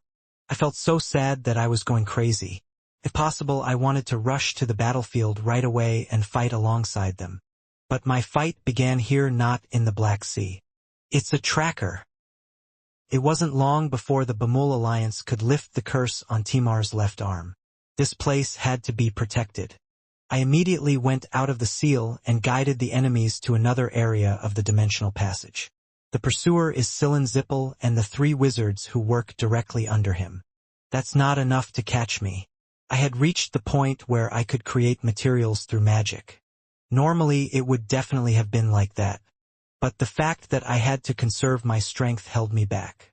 I had prepared a spell that could stop time in the world for Jean at a critical moment, so I couldn't fully concentrate on the battle. Ha ha ha. Still, we succeeded in making the enemies retreat. The 3 wizards were thrown into the maze of dimensional passages and Silan was shaken off. However, there was no time to heal the wounds in the light of the dimensional passage. This time the injury was so deep that it could not be resolved with the healing power of light alone. When I returned to Yuzin, I checked the record window and it described an infinitely bleak picture of the war situation. The story of Kiliak, who had awakened and become an even more terrible monster, was massacring Jean, and his people was constantly updated. Can't let Jean die. I used all my remaining strength to stop time on the battlefield except for Jean and Ameri's Lokia. Only once did I use the opportunity to directly influence the 677th dimension. I don't know if it's the most appropriate moment or not. I lost consciousness just hoping for success. It was a success. When I opened my eyes, I met Jean. I was able to come to my senses by receiving some of his magic power. How can I express that moment? The person I've wanted to see so much since before I turned back time. The only person I chose is looking at me.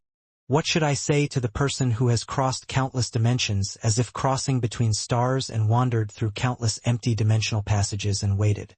He was disappointed in me. I wasn't disappointed.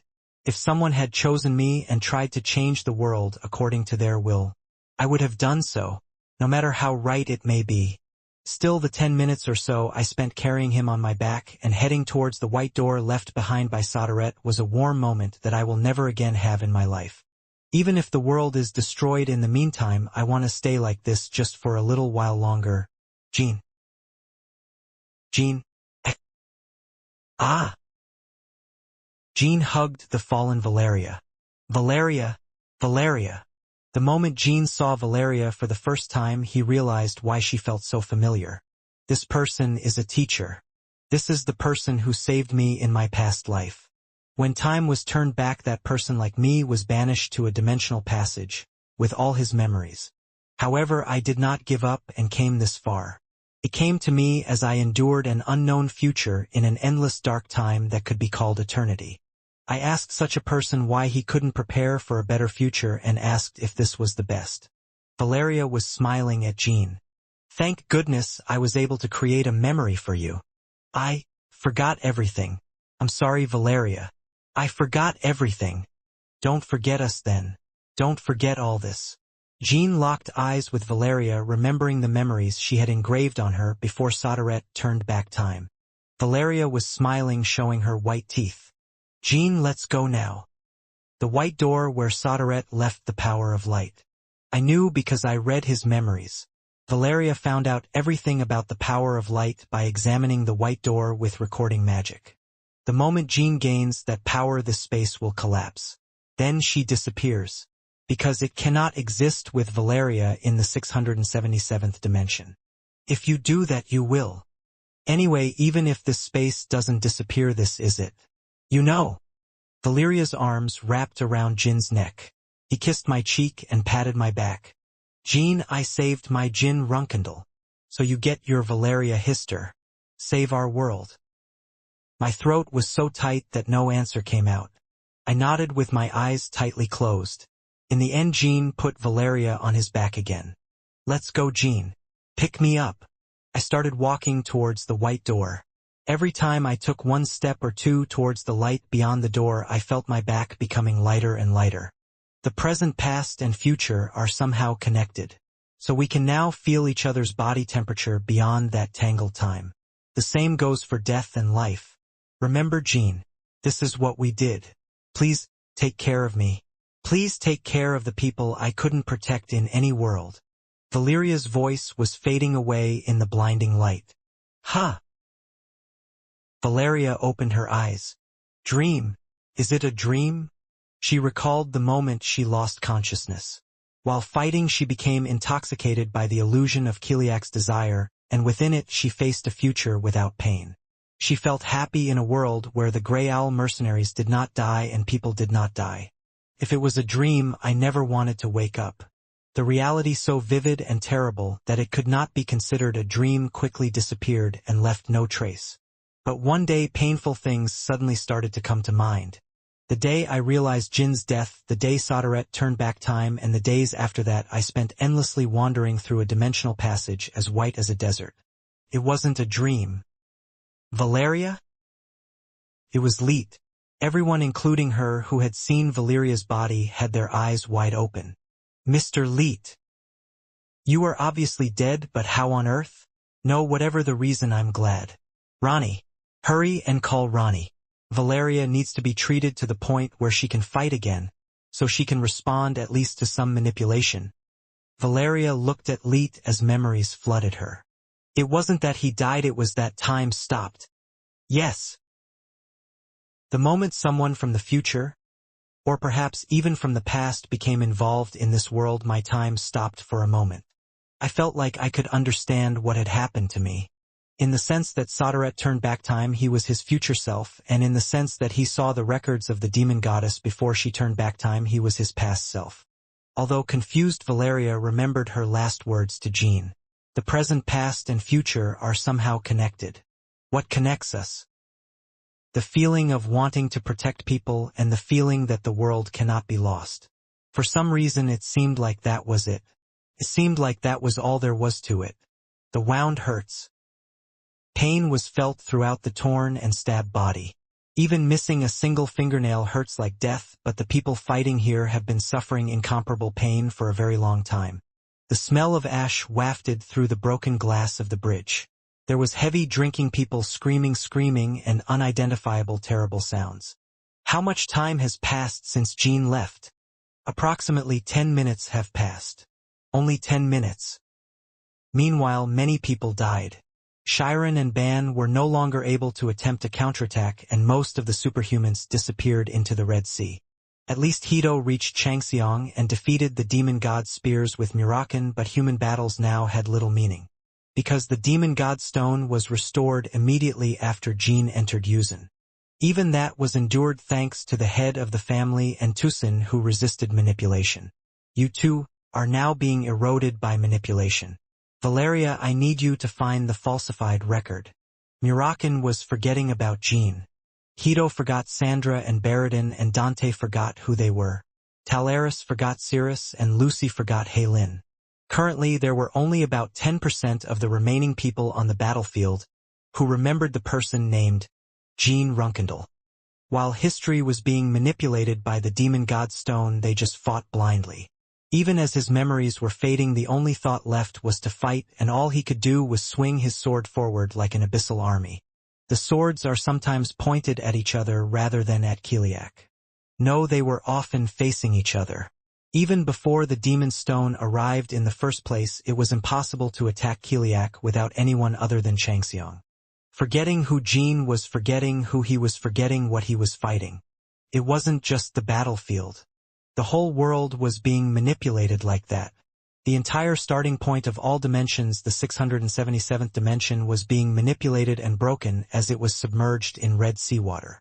A battlefield would have been better. Thanks to the people who had not yet collapsed, there were still people here like Leet who were still conscious. There was no one like that left outside the battlefield. Now Jean, will come Leet. Lord Soga? And he didn't forget anything. At that moment a white flash of light rose into the sky from the middle of the Red Sea where Jean had disappeared. It was light. A pillar of light as transparent and clean as water was cutting through the sky, completely different from the golden sunbeam that illuminated Kiliak's entire body. Kiliak's eyes were focused on the pillar. He knew of the existence of the transcendent power that Sodaret left behind in his legacy. But I didn't know exactly what it was.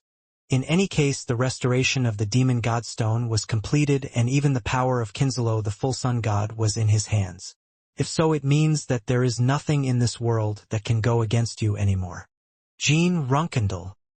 All that remained was for Malugia Halurum, who had been hiding their power, and the Bamul Alliance, which was holding on so desperately to sink into the Red Sea. Kiliak had decided to eventually destroy Dimension 677 without a trace. And if he unifies all dimensions into one, he will finally achieve what he wanted. It is proof that you have gained the power to change the unchanging. But why do I care about light? Although it is clear that the absolute power he has gained now is in an area where he cannot even feel this way. Erase. Kiliak drew a line in the air toward the pillar of light with the demon stone that turned into a staff. The space spanning tens of thousands of steps was torn apart like paper, but the light did not break off. It's unpleasant. And I feel anxious. I tried to erase the light once more with stronger will, but the result was the same. Rather, the manipulation that had been putting pressure on Soren and Ban was relieved for a moment as they focused on the light. Ah! It looks like your son has returned. He's your brother too. The moment the two people regained their dazed consciousness and opened their mouths, Kiliak dropped the spear of the sun on their heads. There was no need to feel sorry for them anymore. Keek. The sun's window was being blocked by something. Naturally, Kiliak thought that the two men had miraculously lifted their swords and struck down the spear. But no. The two giants have already created enough miracles so far. There was no longer any strength left to block Kiliak's attacks. They were not even aware that a spear made of solar energy had fallen on their heads.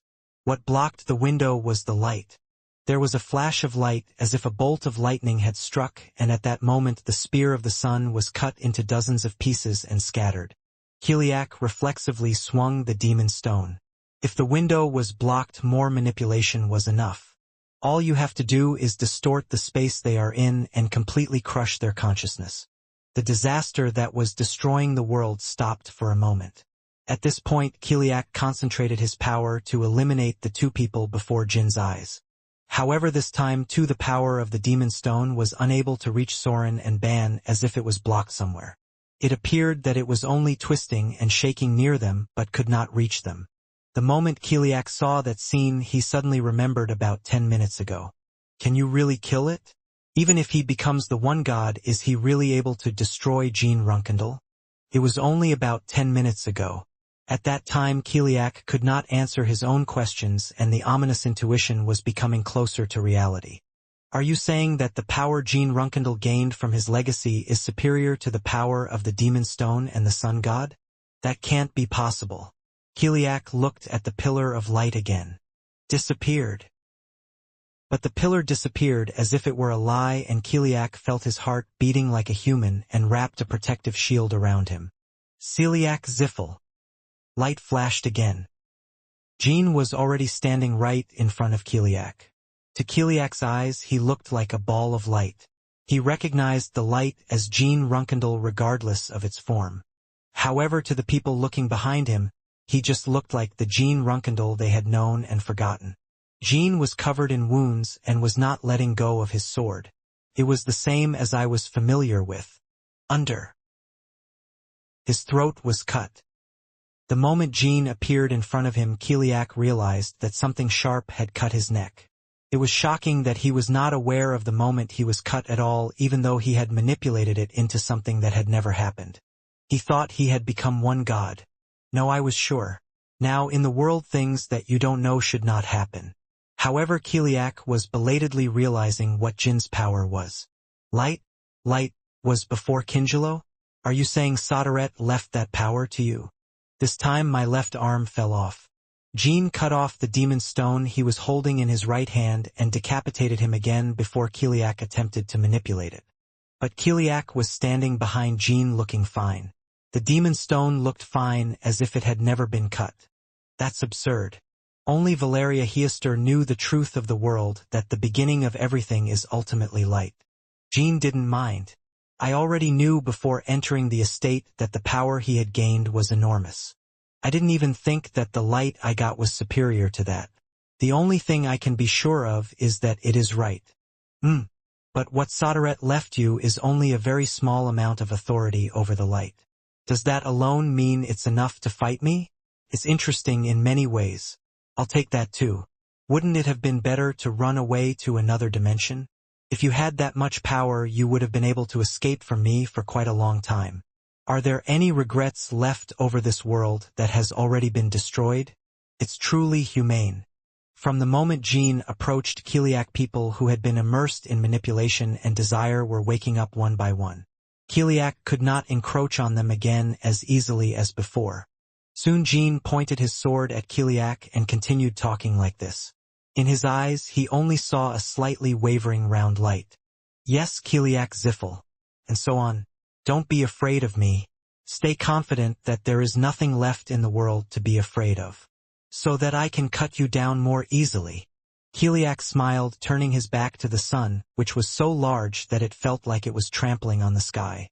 This fight is fun. Those who should be easily defeated hold out for an amazingly long time, and when it seems like the end will end, something new begins and they become stronger and endure. Well, you misunderstand. I'm just having fun, Jean Runkendal. What's left after my victory will be something boring and empty anyway. Could someone like you appear again? Will the entire dimension be manipulated to suit my tastes, and will I end up making the same mistakes as you and me, just like our creators did? Since that day is so far away, wouldn't this be a moment to celebrate? Farasada was burning white. Kiliak's demon stone, which had turned into a staff, also shimmered brilliantly in gold. I can remain human. The power of light. Before learning its identity, Jean had an intuition that if he took the inheritance, he could become something other than a person. This would certainly have been the case if the power of light left behind by Sodaret had not been, as Kiliak said, a very small amount of power. However, the power Jean gains is limited. It only allowed him to manipulate light for a limited time. Therefore, even if he could oppose the full power of the sun god and the demon god stone, Jean did not have the power to restore the already broken world. There are people left. I wasn't the type of person to fight while thinking about the future. Benda Jean did not forget his essence as a warrior. Jean moved forward with the sole intention of cutting down the enemy. The flashing blade left an afterimage in Kiliak's vision. Every time the light flashed at a speed that could not be read even by the eyes of a god, let alone a human, somewhere on Kiliak's body was cut. Without insight, foresight, manipulation, and distortion, response would have been impossible. But it's funny. Sodaret realized too late that he was the light. If I had known from the beginning, it would have been better to fight me directly. There are many things in this world that cannot be done without sacrifice. It's not something you who have fulfilled your desires by trampling on anything can understand. Key Prophet. Barasada and the demon stone were tangled and rubbing together. Behind them, the Red Sea was creating a tidal wave threatening to engulf the people again. However, more light left a flash across the entire battlefield and tore through the tsunami. When Kiliak tried to manipulate history, Jean stabbed him with his sword, and when he tried to distort space, he fixed a branch of light there. Neither the power of the demon stone nor Kinzalo's power could penetrate that light. Just as it is impossible to hold light in both hands and change it at will. The only one who can do that now is Jean. Its strength is being worn away little by little. Fine.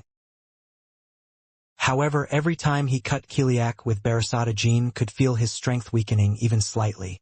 Of course, Kiliak manipulated himself every time to make the damage go away, but it was by no means an eternal bondage. You're obsessed with fighting like a human, in the form of a ball of light. Although it clearly appeared as light, Kiliak kept feeling like a sword was entering his body. Rather, he had gained so much power that he was unable to see the essence of Jin. I never saw that I was just a person who got tired when I moved my body and became dull when I lost blood. That was the reason why Jean was able to push Kiliak now. Reading the situation on the battlefield and sending light accordingly was all based on Changxiang's sense, and not an act of relying on the power of God like Kiliak. Jean was hiding the heavy breathing that was rising to his chin. It must be hidden. I had to show no signs of exhaustion until I cut him down. It wasn't that difficult. Because people are waking up. The people who had been manipulated by Kiliak's desire came to their senses and went crazy, pointing their swords at each other and examining each other's wounds. They feel sad when they see their dead colleagues and suffer from the inevitable destruction of the world. Compared to that, fighting with the power of light was obviously easy. Strike away the spears that fall from the sun, dodge when the space explosion occurs, and throw away the staff that Kiliak himself wields. I struck my sword down with all my might. A ray of light stretched along Barasada from the sky to the earth, leaving a long and huge trace. A small bursting sound was heard from the broken demon stone. The tip of the wand split open and a red liquid like blood poured out from it. Kiliak's body was also cut in half and regeneration slowed down. It was still fast enough to blink an eye, but it was clearly slower. Instead, Kiliak regenerated and simultaneously thrust his hand into the center of the light ball called Jean. The light heart shattered and the center of my chest was pierced. However, in an instant, the light spread throughout the battlefield, gathered inside, and filled the hole in his chest, and Jean was using the remaining light to open a new sword. Runkendal Magic Sword. Sun Rays. A sword made by Timar in the past to cut down Sodaret.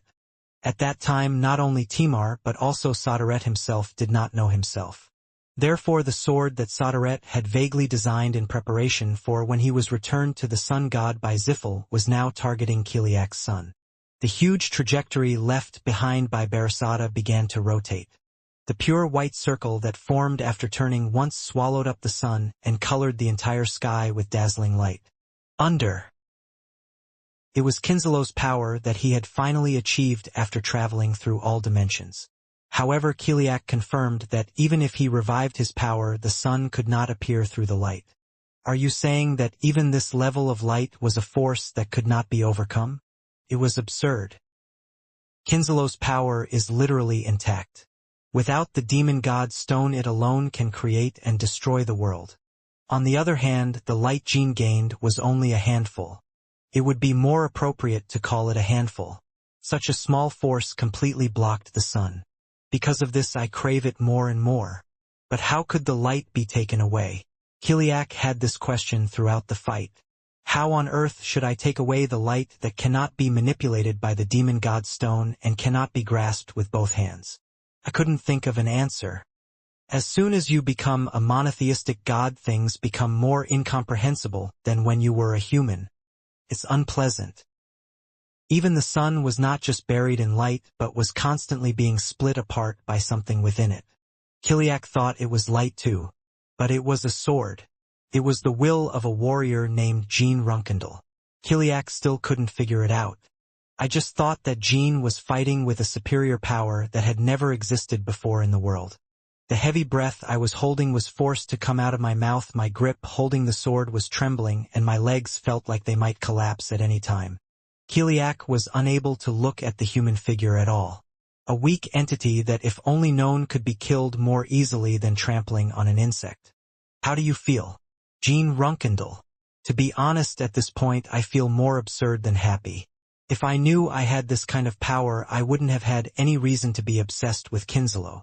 You go on and on about how you think you'll lose to me. Aha, it sounded like that. Well, let's just say that's half true. I don't think I can win. Kiliak was doubting himself. At first it was just a wonder that they could fight on equal footing, but now it felt like the power of light was clearly superior. The changes that occurred within him as each second passed were almost laughable. Even during a short conversation my body was cut dozens of times. The sun, obscured by light, was no longer able to shake off even a small amount of heat, let alone a spear, and the enemies were escaping death. No one dies anymore. No one was drowning in the sea, and no one suffered from manipulation and distortion. In La Perosa, priests came down to check on the wounded, and the Golden Fleet was circling the battlefield to collect the fallen. For example, he was acting as if he was fighting against humans rather than the one God. It was uncomfortable to see that, so when he swung the demon stone, the light was bound to block him. I'm annoyed. However, Kiliak took comfort in the fact that he was superior to Jean in one area: destroying the world. I'm dealing with it quite easily, but I don't care about anything outside the battlefield. Jin's eyes narrowed. As he said, Jean was unable to stop the entire Red Sea from flooding the world. This is because light exists everywhere, but Jean cannot control all of that light. So if you just destroy this world, you will win in the end? That story has already been established. It seems that you do not have the power to rebuild this land. It ties up my son, but it doesn't essentially extinguish Kingelo's power. And you don't have much time left. Time to manipulate light. Kiliak identified Jin's greatest weakness of light. Jean didn't answer and just stared at him. In fact, Jean was aware that the more he cut down Kiliak, the more light was draining from him. It is not eternal, but it is short and above all intense. It suits you perfectly. It's like watching the life of a special human being. It has already been proven which is more valuable between the finite and the infinite. I can't beat you in this state. Then don't be just as finite as me. The solar energy was disappearing from Kiliak's body. It was thrown away. He was finally letting the power of the sun god Kingelo escape from him. After a while, he looked like an ordinary human again and looked at Jean. Instead of being a ball of light, he could see a wounded human being barely standing against him. Ah! So now I can see again how weak you are. Wah-wah! The solar energy that escaped from Kiliak was radiating in all directions. Kingelo's power was no longer his. The solar flag soared and fell randomly, hitting the ground. Although Jin's light was blocking most of the solar energy, he could not help the solar energy spreading outside the battlefield. Those solar machines will begin to operate again and will follow Malugia's will and destroy this world without a trace. I wouldn't waste the power of the sun god if it were to defeat you. Crazy guy. Dimension 677 will soon disappear completely. Let's decide before that who will be the last one standing. A ball of red flame shot out from Kiliak's staff. Jean charged at him, cutting through the flames with his sword, but he calmly received Jin's sword. If Jean is recognized as light, it is the speed of light. Otherwise, it is just a sword struck down. Nevertheless, although it was fast and heavy, it could not be compared to when it was perceived as light. Kiliak swung his staff and pushed Jean away, shooting a beam of light into his chest. I have had a very difficult time dealing with you, Jean Runkendal, but it was worth it. I was able to shake off the vanity of wanting to be the only god. Kondash. The beam was blocked by Barasada and bounced. Jean gritted his teeth and regained his balance while hovering low, and before he knew it, he swung his sword again at the forehead of Kiliak, who was approaching. The tip of the knife grazed his forehead. However, Kiliak no longer used the power of the demon stone. If he used it, Jean would appear as a ball of light in his eyes again. Jean! It was Baradin. He and Dante were running towards Jean, clutching each other's stab wounds. And Murakan, Hito, Luna, Runtia, Cirrus, and Jonah formed a siege. None of the rest were in a state to fight. Even Shiren and Ban were unable to get up from their collapsed bodies. In fact, it was not strange for those coming to help Jean to collapse at any time. There was no one left in the Masindi to support Kiliak. The White Fleet was completely destroyed, and all of its forces, including Changxiang, were already killed. Okay, everyone who can move, come. Anyway, there is no place to return to anymore. I will remember you. A formation was established centered around Jean. Jin's secret weapon, the speed of light stab, was the first to target Kiliak's heart. He swatted away the sword energy and narrowed the distance between him and Jin, but in the meantime Jonah's sword made a shallow cut on his side. He too was tired. In fact, he single-handedly dealt with the entire Bamul alliance, defeated transcendental beings including Hilurum and Malugia, and slaughtered more than 90% of all life around the world. Moreover, now he had to fight while blocking the rays coming from the solar energy he had just thrown away. There was no way Jin could stop the sun from falling on him. Kiliak hit Jonah with his fist. Jonah fell to the floor and vomited blood, trying to grab his ankle. If Krantil hadn't hit Kiliak on the shoulder at that time, Jonah would have been trampled by Kiliak and his head would have exploded. "Asleep!" Krantil shouted in a hoarse voice and swung, but his staff blocked him. However, at that moment the fallen sun struck Kiliak's back. Jin did not miss the opportunity and dove in and stabbed Barasada with his neck. Barasada was blocked by the blade of his hand and fell to the floor, cutting his ankle instead of his neck. Meanwhile, Murakan converted one arm to its original form and struck Kiliak, while Dante's Rashid and Baradin's Flame Jade aimed at him, who was completely paralyzed. It was blocked by the protective shield and could not cause any damage. However, Runtia used all her remaining strength to stab the shield with the rapier Charles, and she lost consciousness after seeing one side of the shield shatter. It was Cirrus who inserted the sword into the crack. Monbing's pure white blade pierced Kiliak's back. The eyes of everyone watching widened. It was near the heart. Even without using the demon stone, Kiliak continued to regenerate, but he was not doing so now because he was conscious of the power of light. Pew flutter. Kiliak showed great strength by grabbing Monbing's blade that had pierced through his chest and crushing it with his hand. Cirrus retrieved the broken ice and Kiliak attempted to grab her head. Hito's sword cut off the arm. The blade dug into his skin and stopped on bone. Kiliak roughly pushed him away and threw away the sword stuck to his arm. All of his colleagues, except for Runtia, who fainted, rushed to him again. "You can win. At this rate, I could really beat him." Jin and his colleagues all had that feeling. Unlike before, Kiliak was allowing continued attacks. "You are right, Jin Runkendal. I was crazy to think that I was trying to become the only god over such an interesting fight." He was laughing like an excited child. "I was laughing alone among the desperate people." Kiliak, wishing that this fight could continue forever but knowing better than anyone else that it could not be done, quickly narrowed the distance between him and Jin. While he was catching the rain-like solar energy with his whole body and blocking the sword energy fired by Jin and his colleagues, he was already covered in blood. Her hair is scattered like a beggar, and her eyes are strangely shaped on her blood-soaked face. "I didn't have time to answer." Jin and his colleagues have reached the point where their eyes automatically close every time they swing their swords. "I lost consciousness and came back again and again." Runtia suddenly stood up and tried to extend her sword but fell down again. "I couldn't tell how the fight was going." He simply swung his sword at Kiliak, who looked like a ball of light in his vaguely blurred vision. Once in a while something caught on the blade. I don't know if it was Kiliak's arm, leg, head, or just the ground, but there was something that caught it.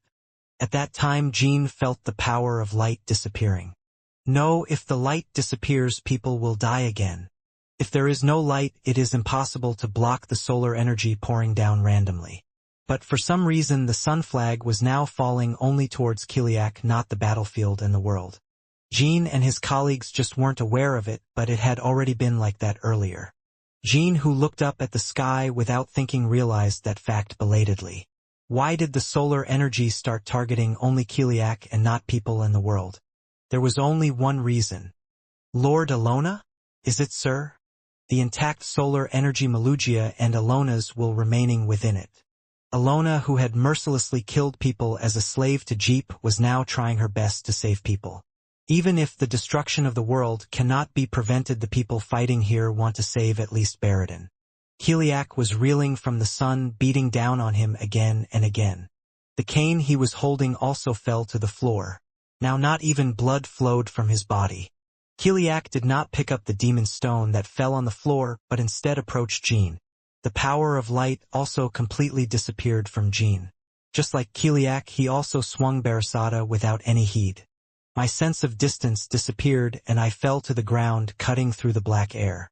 However, Jean stood up again and thrust his sword at Kiliak.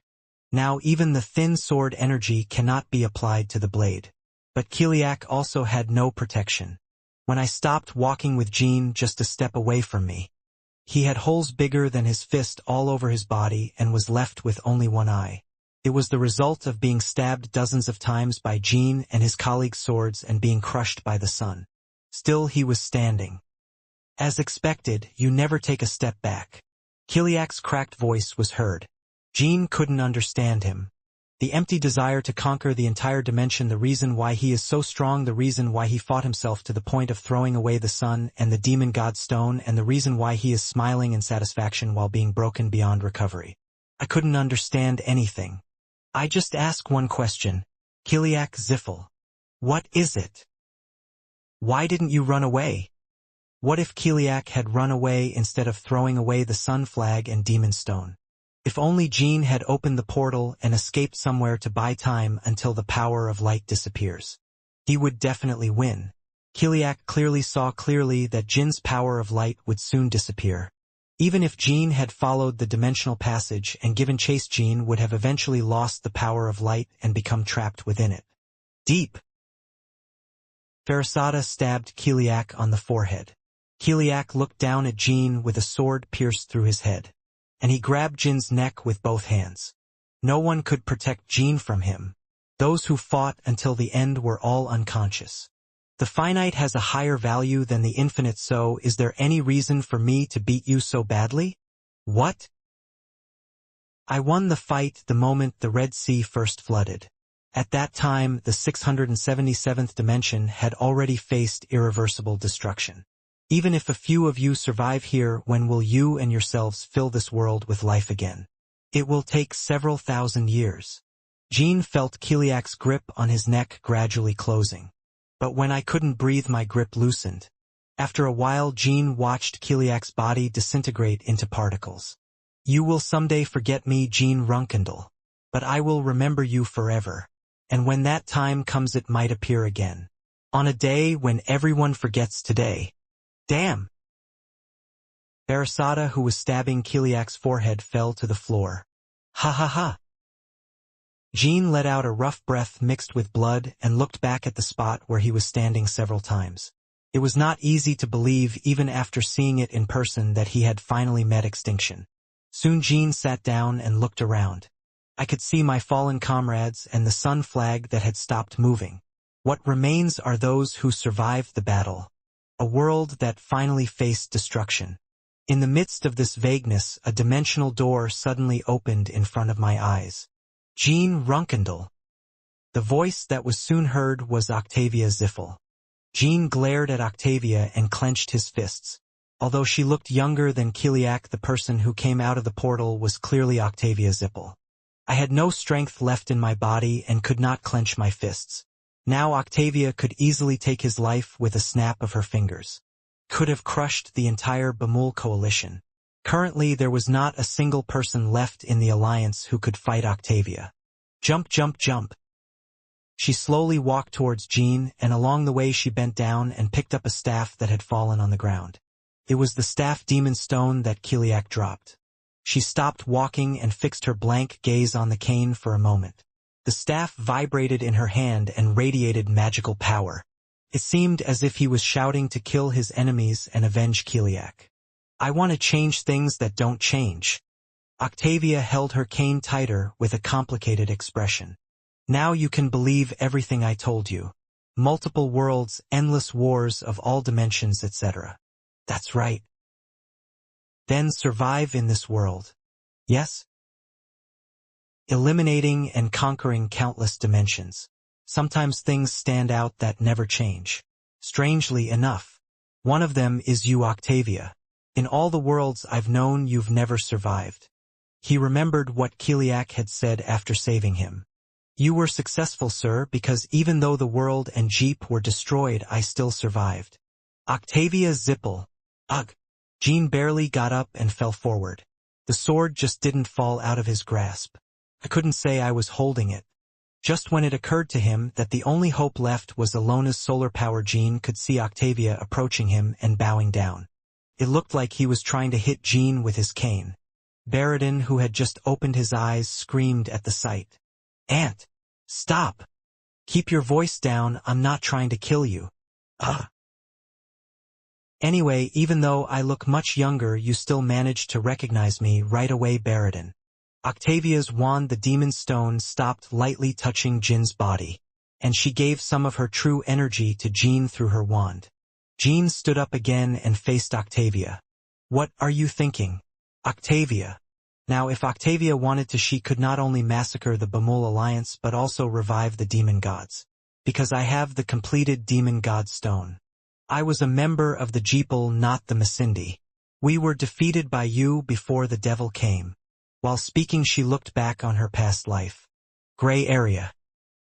These were just days when I was always standing in the gray area and ignoring my uncomfortable and painful feelings in the name of working for Jeep. Even though he was like that, he couldn't dare to defeat them by force now. It was impossible to ruin what these brilliant people had fought so hard to protect. "I have come to surrender, Jean Runkendal." "What?" "I'm tired now, fighting my family and myself. I'm stronger than ever and have better opportunities than ever before. But I'm exhausted. This is not the world I knew. It's definitely not the world I wanted.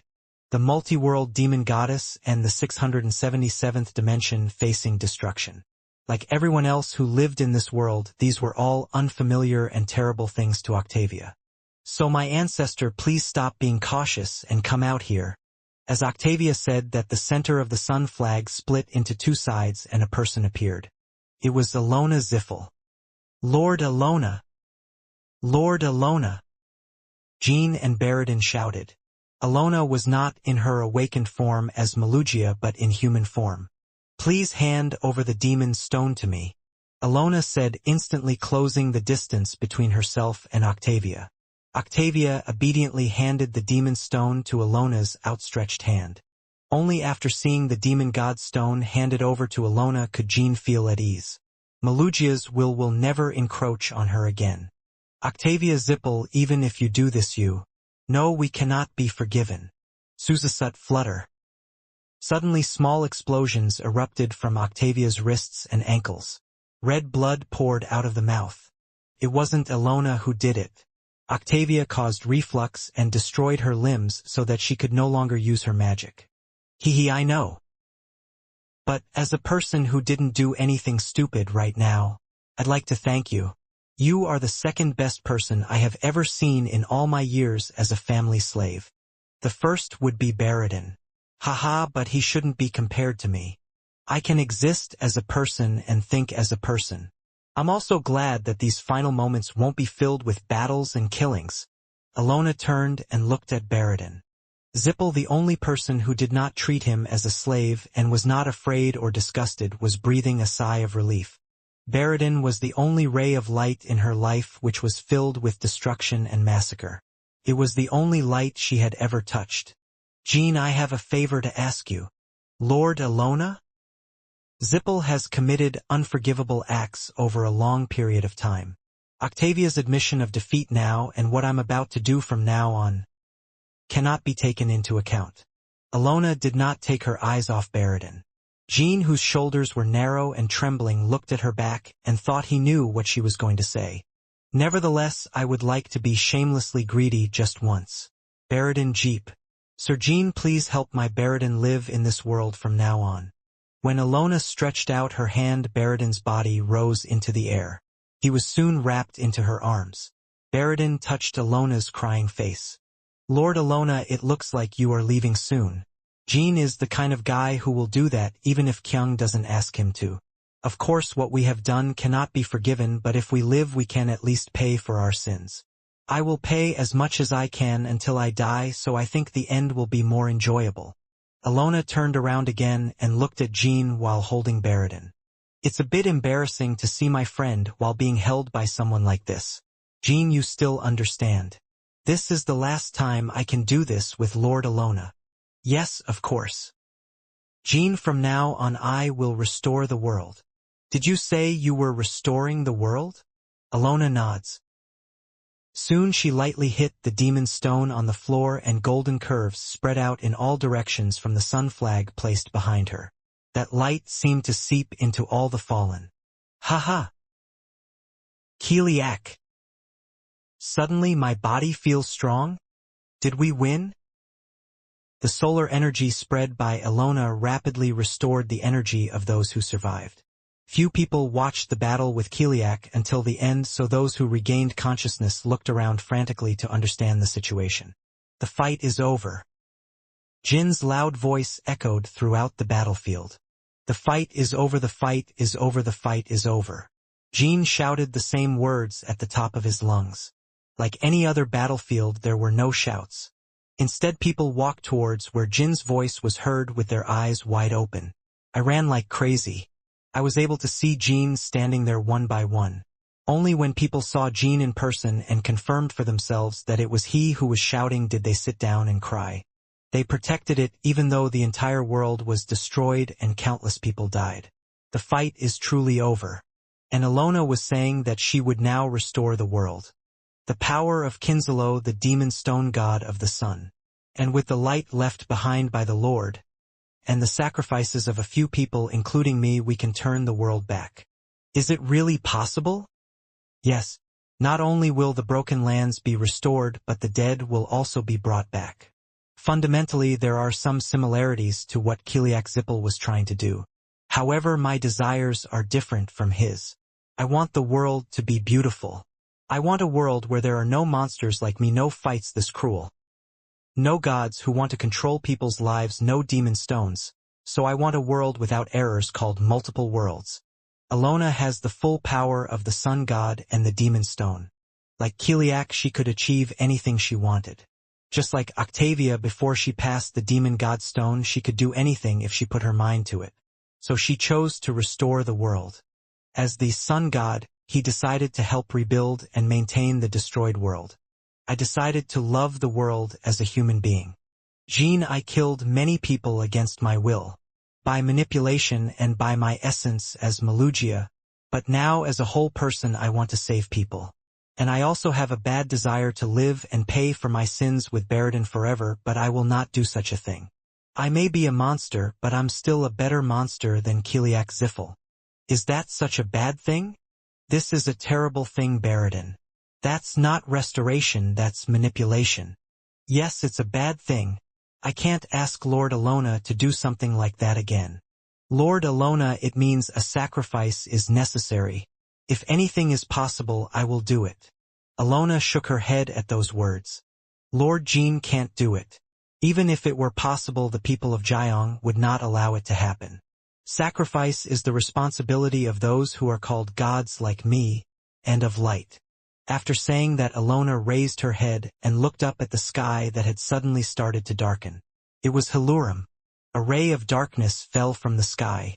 The darkness that touched the ground soon took on the shape of a human and became the witch Helurum. She looked fine, as if everything that happened to Kiliak was a lie. It wasn't just the appearance, but everyone felt that a dark and infinite abyss was stirring in the entire sky. Hey, Helurum, isn't it? As soon as he saw her, the first to speak was Orgel.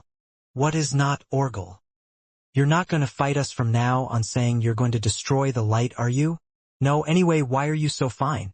Didn't they all die earlier? No, it looks like he died at all. It seems very annoying that I am fine. Orgel was about to argue, but then looked at Helurum again in shock. Wait, I don't think you're the Helurum I knew? Similar but definitely different. Who are you? Nature has many appearances. It could be a disaster or a blessing. What? That's all. The me you knew was broken, just like Sodaret did. It's time for me to go back like him. Light and darkness are one. And Sodaret and Helurum were beings derived from it. She, the embodiment of nature's desires, realized that she now had no place in the world. Now that his desire to be a Sodaret has disappeared, he realizes that he deserves to become one too. Infinite beings had to return to nature. The world was a stage prepared for the finite. Order was just order and could not be a member of the stage. I honestly don't remember why a part of nature called Sodaret came into the world through Kinjalo. The only thing that comes to mind is that Sodaret chose someone over me and we were divided. But now I think I can understand him. Hilurum, who wanted revenge on Sodaret by erasing light from the world, was destroyed by Kiliak's hand. Hilurum, who was now making eye contact with Jean, was the other side of darkness. You have finally moved the darkness. You have done what the light called Sodaret could not do. Or you could say that he has atoned for the sins he committed against me. Now I feel like I want to be a blessing, not a disaster. So I am willing to give up this body for you. Hey Hilurum, are you serious? Is this really that surprising? Orgal. Even I, who wanted to become a disaster that eliminates light, has turned countless of you into soldiers of the abyss. I may have already been impressed by you since then. Really? Yes. Is this really true? You're not suddenly stabbing me in the back for something like this, are you? I suddenly feel like quitting. At those words, Jean reflexively grabbed Orgal's head and made him lower his head. Hurry up and apologize, Orgal. Huh? Oh yeah. Sorry, Hilurum. Felt so dreamy that I thought I might have gone crazy for a moment. Wow, it really feels like a dream. It's like a dream. Everyone was like that. If the world were truly restored and those who died after being brutally trampled by Kiliak could return, Hilurum's unexpected transformation would not have been so surprising. As the saying goes, nature has many forms. The world comes back. It was unbelievable until I saw it with my own eyes. This was despite everyone already knowing the power of the demon god stone and the sun god Kinzalo. However, Jean remembered what Alona had just said. She clearly said that it would require sacrifices from a few people, including herself. Sun god, no Alona Zippel. Bring in Vligiat Nebdal Velshan Focal. From now on there will be no dangerous gods in the world you will live in. Everyone, including them, was coming down to the ground from La Perosa, which flew near Jean. The sun gods' egos were already predicting extinction during their flight. Alona's will was communicated to them from the moment she first woke up. Jean. Sagaju. It was Valeria and Leet. The sun god selves stood behind the people and looked at Alona. Velshan also appeared to have escaped from the power source's restraint device. You will have time to say hello to your friends for a moment, right? When Alona nodded, Bligiat and Nebdal Focal hugged the people standing nearby. I'm sorry, I forgot how much I loved you when I was perfect. I think Alona is showing those feelings on our behalf. We didn't have much time to get closer because we were fighting, but I'm sure everyone will miss you. Now the world will regain its beauty. No, it would be fair to say that I can become beautiful for the first time. Velshan, please say goodbye too. Now we will never see our creatures again. Velshan shook his head with a very gloomy face at Bligiet's words. Do you really need to show off as a self of destruction until the end? Malugia is now Kinjalo. No, I decided to follow Alona's will. Okay, Velshan, let's hug each other instead. I was sorry. Live well, everyone. Now I can't put you on that flying fortress and fly you anywhere. Now the ego of rebuilding and maintaining destruction is gone. The will of Alona Ziffel, the perfect sun god, encompassed them all as one. Therefore those who sought destruction felt greater pain, just as Alona is regretting the past. But even without me, everyone is free to fly anywhere. Live as if you can really fly anywhere. We created you, but you are better and brighter than us, so you can do that. The sun god's selves began to blur little by little and seep into Alona. The huge solar system that remained behind was flowing toward Alona.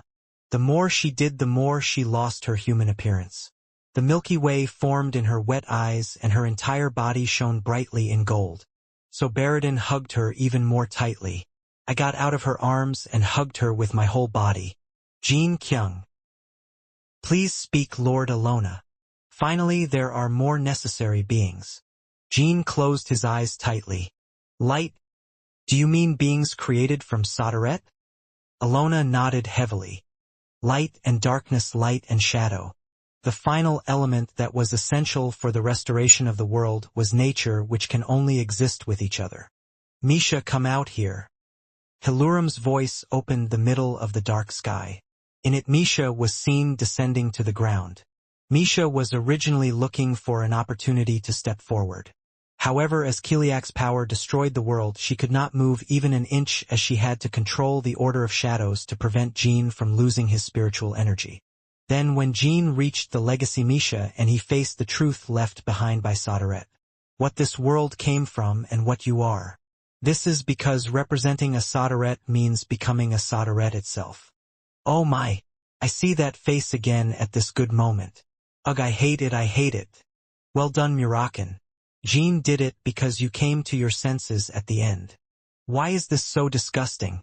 It gives me goosebumps, so I just do what I do. Anyway, you have to be beaten to speak like a human.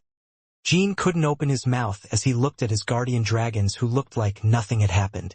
Alona couldn't look at Jean as if she was a sinner, but then she composed herself and looked into his blank eyes. I'm sorry, Jean. No, what are you sorry about? If it's not you, the world will end like this. Don't make the kid feel guilty. No, wait a minute. Lord Alona Hilurum. Murakan and Misha cannot. I will sacrifice. Isn't Reiki the most for me anyway? I am the only one who has worked with light directly, albeit to a small extent. No. Why do you say it can't be done? Because you are not by nature like me or Sodaret. But these kids are nature. These children are not the only ones making sacrifices. All immortals sealed in the demon god stone. Everything in nature like fire, water, and wind is in motion. But this is not it. I couldn't bear to say those words out loud. Jean was willing to sacrifice his life many times for Murakan and Misha, but he could not give up restoring the world to save them. Because I did not fight alone. It was not a victory achieved by fighting alone. There were countless people who fought together to protect the world. Runt. Jean held Murakan's smiling face with both hands. Murakan, hey, I will do it for you. Why do you keep doing this when you say it won't work, you bastard? And since we are guardian dragons in name, and in name, how can you sacrifice yourself instead of us? Me and Misha are over 3,000 years old. We lived long enough to live. On the other hand, you are a child who is not yet 30. There is no blood clot like this. Of course you have to live. What are you going to do about strawberry pie, Gilly? Murakan could not answer for a while. Then you are a bastard. What will happen to the people who love you when you die? And you said it was impossible. Jean couldn't answer either. Oh, my head hurts. To little strawberry pie. Damn to strawberry pie. Damn it. Tell her I loved her more than anyone else. No, this is too cruel. Lie and say you were just playing with it. Hey, this is too much. I won't even believe it. What should I do? Yes, let's tell him that we loved him. I think that's right. What exactly do you want to say? Strawberry pie. Strawberry pie sigh. Murakan buried his head in Jin's shoulder, covered in tears and snot. I couldn't think of what to say to strawberry pie. And when Misha saw that, he said this with a disgusted expression. I'm having a lot of fun. Anyone who sees it will think that we and the world are parting ways forever, you stupid bastard. It's so disgusting, I'm dying. Murakan lifted his head whimpering, and for the first time in his life, he looked at his devil-like sister with twinkling eyes. What does that mean? Isn't this an eternal separation? Misha? Can I meet the kid and strawberry pie again? Jean and Murakan looked at Alona. Misha is right. It's not an eternal separation. However, I feel sorry because I do not know when Sir Jean will be able to meet Murakan Misha again. I don't know if it will take a year, 10 years, or even longer. From the perspective of beings called immortals and dragons, it is not a very long time. But by human standards, it was a long time. However, Murakan's face brightened in an instant and he nodded. Whether it's 1 year or 100 years. Oh, it won't last 100 years. We're all going to die of old age. 10 years is okay. Isn't that right, kid? They say the world will be restored again, so what's the big deal if we can't meet by then? Hey, I wasted so much time that only a few pages were sold. It was a sacrifice I had already accepted with the knowledge that we would never meet again. To strawberry pie, tell her to enjoy life to the fullest and wait a little longer. But if I don't come back for too long, and you find someone better than me, tell him to get married. Oh yeah, it's been a while since I said the right thing. That would be a better future for strawberry pie. What good does that kid have for being such a bastard? Actually that's right. What do you know? How can you know what love is? I know you only have dark, unrequited love. Crack. In the end Misha's fist went out. Murakan tried to counterattack several times while his jaw was constantly spinning, but the more he tried the more he received stronger punches. Oh, it hurts. It hurts. Stop hitting me, I have to go now. Know that the rest will come later. We can meet again. Because there was hope, Jean and his colleagues were not as sad as they were just now. If only we could meet again, anytime, anywhere, in any way. Still, Jean and his colleagues hugged Murakan and Misha as if they were people they would never see again. Misha frowned, saying it was a bit disgusting, but he didn't really seem to dislike it. Baradin. Lord Alona. I don't think life is important whether it's long or short. At least for me it is. There are people who are unhappy even if they enjoy a full life, and there are people who are saved even if they live a fleeting life. I suffered as a monster for a long time, but the short time I lived as a human was full of meaning after meeting the matriarch. Then I'm glad. If you think so. So don't be too sad if I lose this image scattered throughout the world. I who have become the mountains, the wind, the sea, the land, and the sky will always be there, remembering the times I spent with my family. A heavy bursting sound was heard from afar. It was the sound of the world being destroyed. Huge lands were screaming and splitting apart, and the seas were boiling and drying up. The aftermath would soon reach Morganille's territory. I don't want to spend the last moments in a messy manner. Now let's get started. Everyone please close your eyes and wait quietly. People held each other's hands and closed their eyes. Jean held Murakan's hand. Murakan reflexively grabbed Misha's hand, then freaked out and released it. Then held Valeria's hand. Valeria held Dante's hand. Dante held Cyrus' hand. Cyrus held Enya's hand. So everyone was holding hands. Baradin could not close his eyes and looked at Alona. Alona gently held Baradin's face in both hands. I slowly closed his eyes and kissed his forehead. I'm doing well, Baradin. I'm doing well, Lord Alona. I wanted to open my eyes again. At the moment when Baradin was wondering if he would be making things more difficult for Alona, he felt that he could not feel Alona's palms covering his eyelids. Ah! Baradin opened his eyes again and was able to see a lump of solar energy. The solar flag that could be held with both hands was Alona. The rest was all darkness. It was dark enough to only see the outlines of the people standing right next to him, but someone grabbed Baradin's hand. It was Enya. Baradin held the sun flag in his arms with his free hand. Murakan and Misha dispersed into particles and disappeared into the sun. Jin's hand, which was holding Murakan's hand, was empty for a moment, but Valeria held it again. Jean, show me Shuri. Hearing Hiluram's voice, Jean took Shuri out of the red prison without a word. Meow! When I cursed you with immortality, I wanted to show you eternal darkness. This was the only scene where darkness continued. Mayamya. When the light disappears and all life turns to ashes. I wanted someone to see that. In fact, even I didn't have the confidence to exist alone in the abyss of nothing. So I made you not die. When that world comes, I want to spend time with you. Shuri noticed that some dark energy was escaping from her. The curse of immortality was being lifted. In human language, it could be described as vicious and selfish. Mayanaya. Shuri closed her eyes as she felt Hiluram's final touch. Animals are foolish and pathetic creatures. Why don't you avoid my hand? Well, I guess it's not something I can understand. Unlike me, the new owner is kind to you, so enjoy the rest of your life. Soon Hiluram also began to lose its shape in the darkness. She was like a black stream of water scattering in all directions and flowing into the sun. As time went on, the sun became more and more white. It became a lump of light.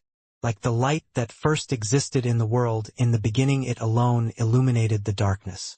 By that point it was so blinding that no one could open their eyes.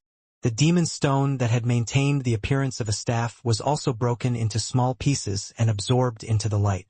People holding hands felt each other's bodies shaking. It felt like time had stopped amidst the fear and anticipation of whether the world would really return. Then I started hearing familiar voices. Voices that people thought they would never hear again were ringing in people's ears. What, am I not dead? Daytona? Brother Rinpa? It was the voice of those who died fighting. The unfamiliar scenery they saw as soon as they woke up made them think they had arrived in the afterlife. However, after a while the will of light was transmitted into my head. I could see that the broken world was rising again. People who died like that were coming back from all over the world.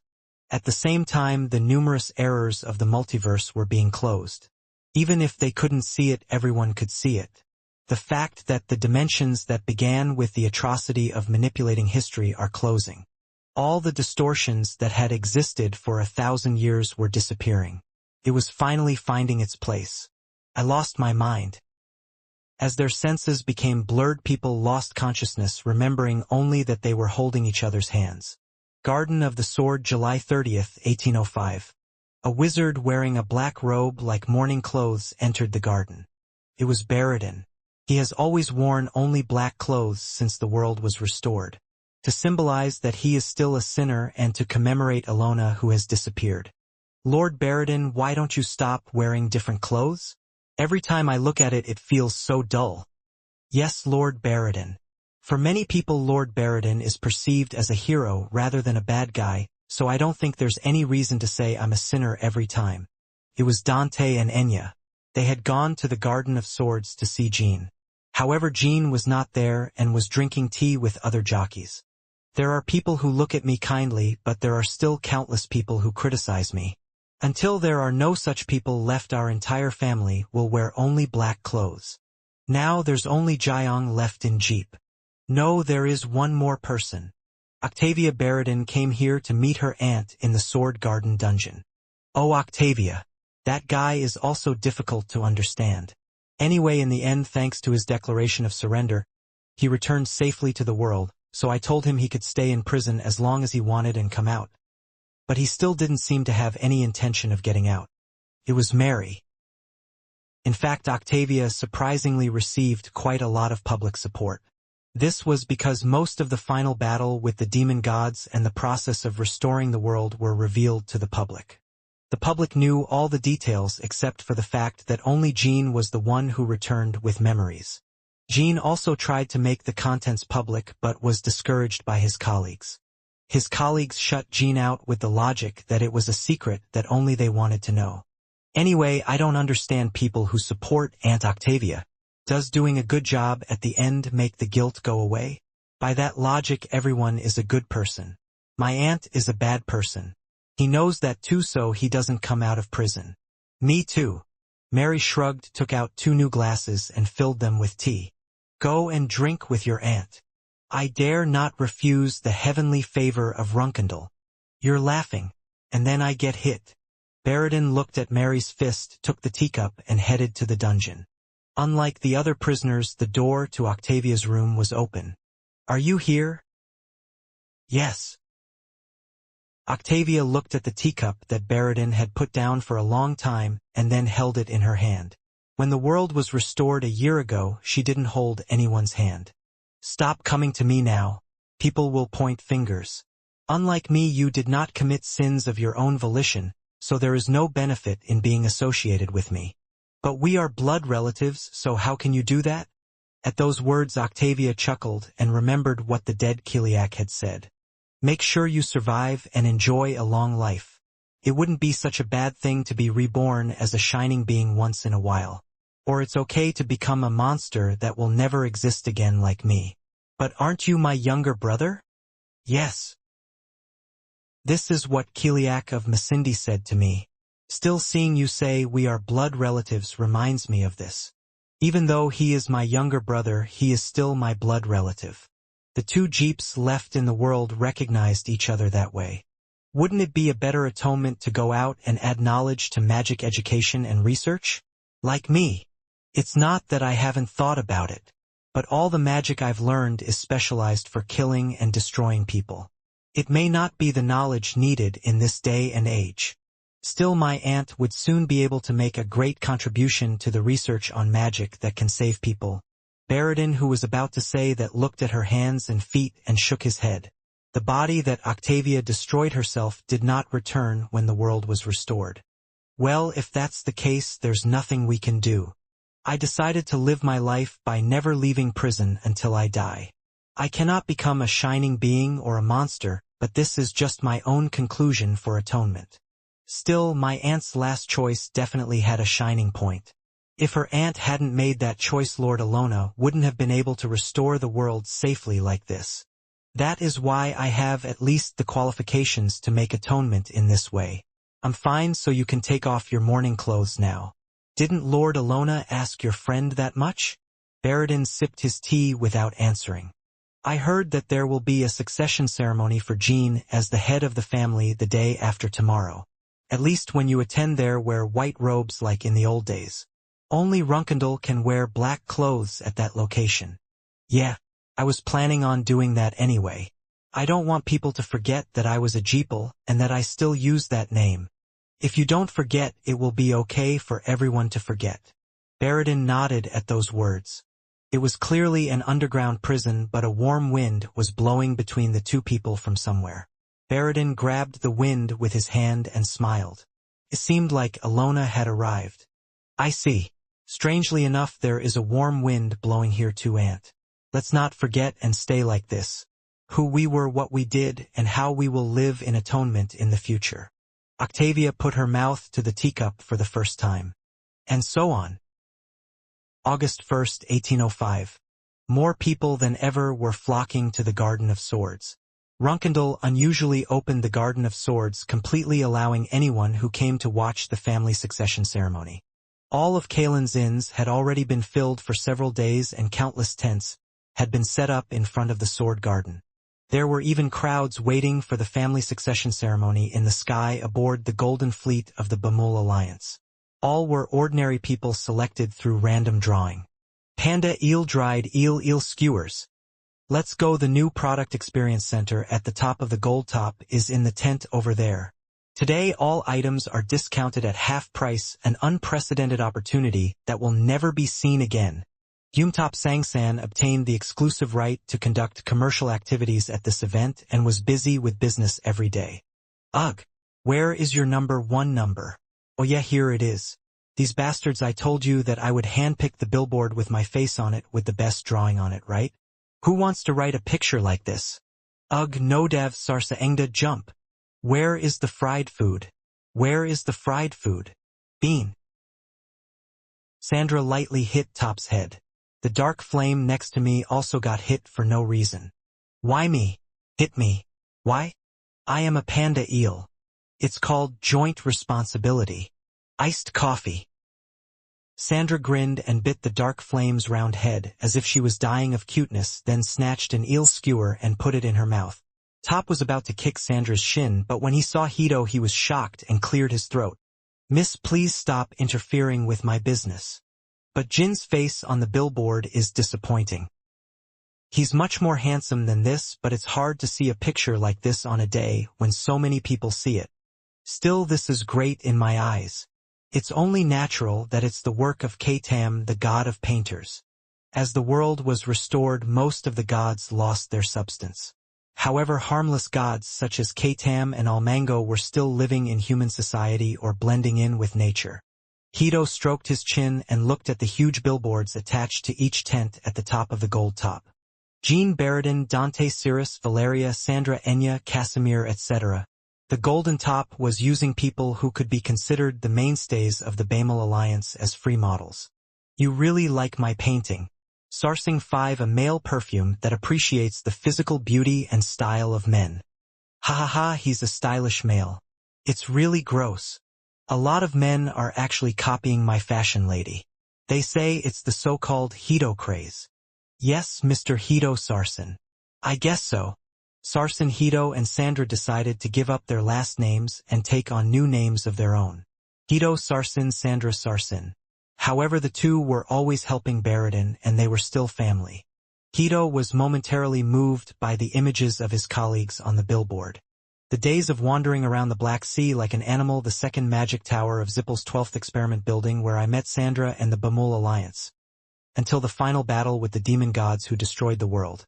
All those moments passed like a dream and we finally reached this era. In a time of peace without any terrible wars. Suddenly someone came close to Hito, wrapping their arms around him. What are you thinking like that? Stray cat. Goodbye to you too, Miss Sandra. Hello, Sir Vanessa. Sandra was especially fond of Vanessa, who was married to Hito. Hito and Sandra had always looked at each other and wondered, who can we live with in the future? So it was only natural. Oh, Vanessa. I was just thinking about old times. Reminiscence. When I decided to betray Zippel and join the Bamul Alliance, I told Jean this. If there is no hope for Tychon, I will not hesitate and leave again, taking the young lady with me. If the stray cats had left back then, we wouldn't have seen this scene now. Because you wouldn't have been able to defeat Masindi. Is it that much? If we had lost even one of those who fought in that battle, we would have definitely lost. Whether weak or strong, prosperous or not. Thanks to everyone fighting and performing miracles at every moment, Lord Soga received his inheritance. Well, I hate to admit that Hito did well, but Lord Vanessa is right.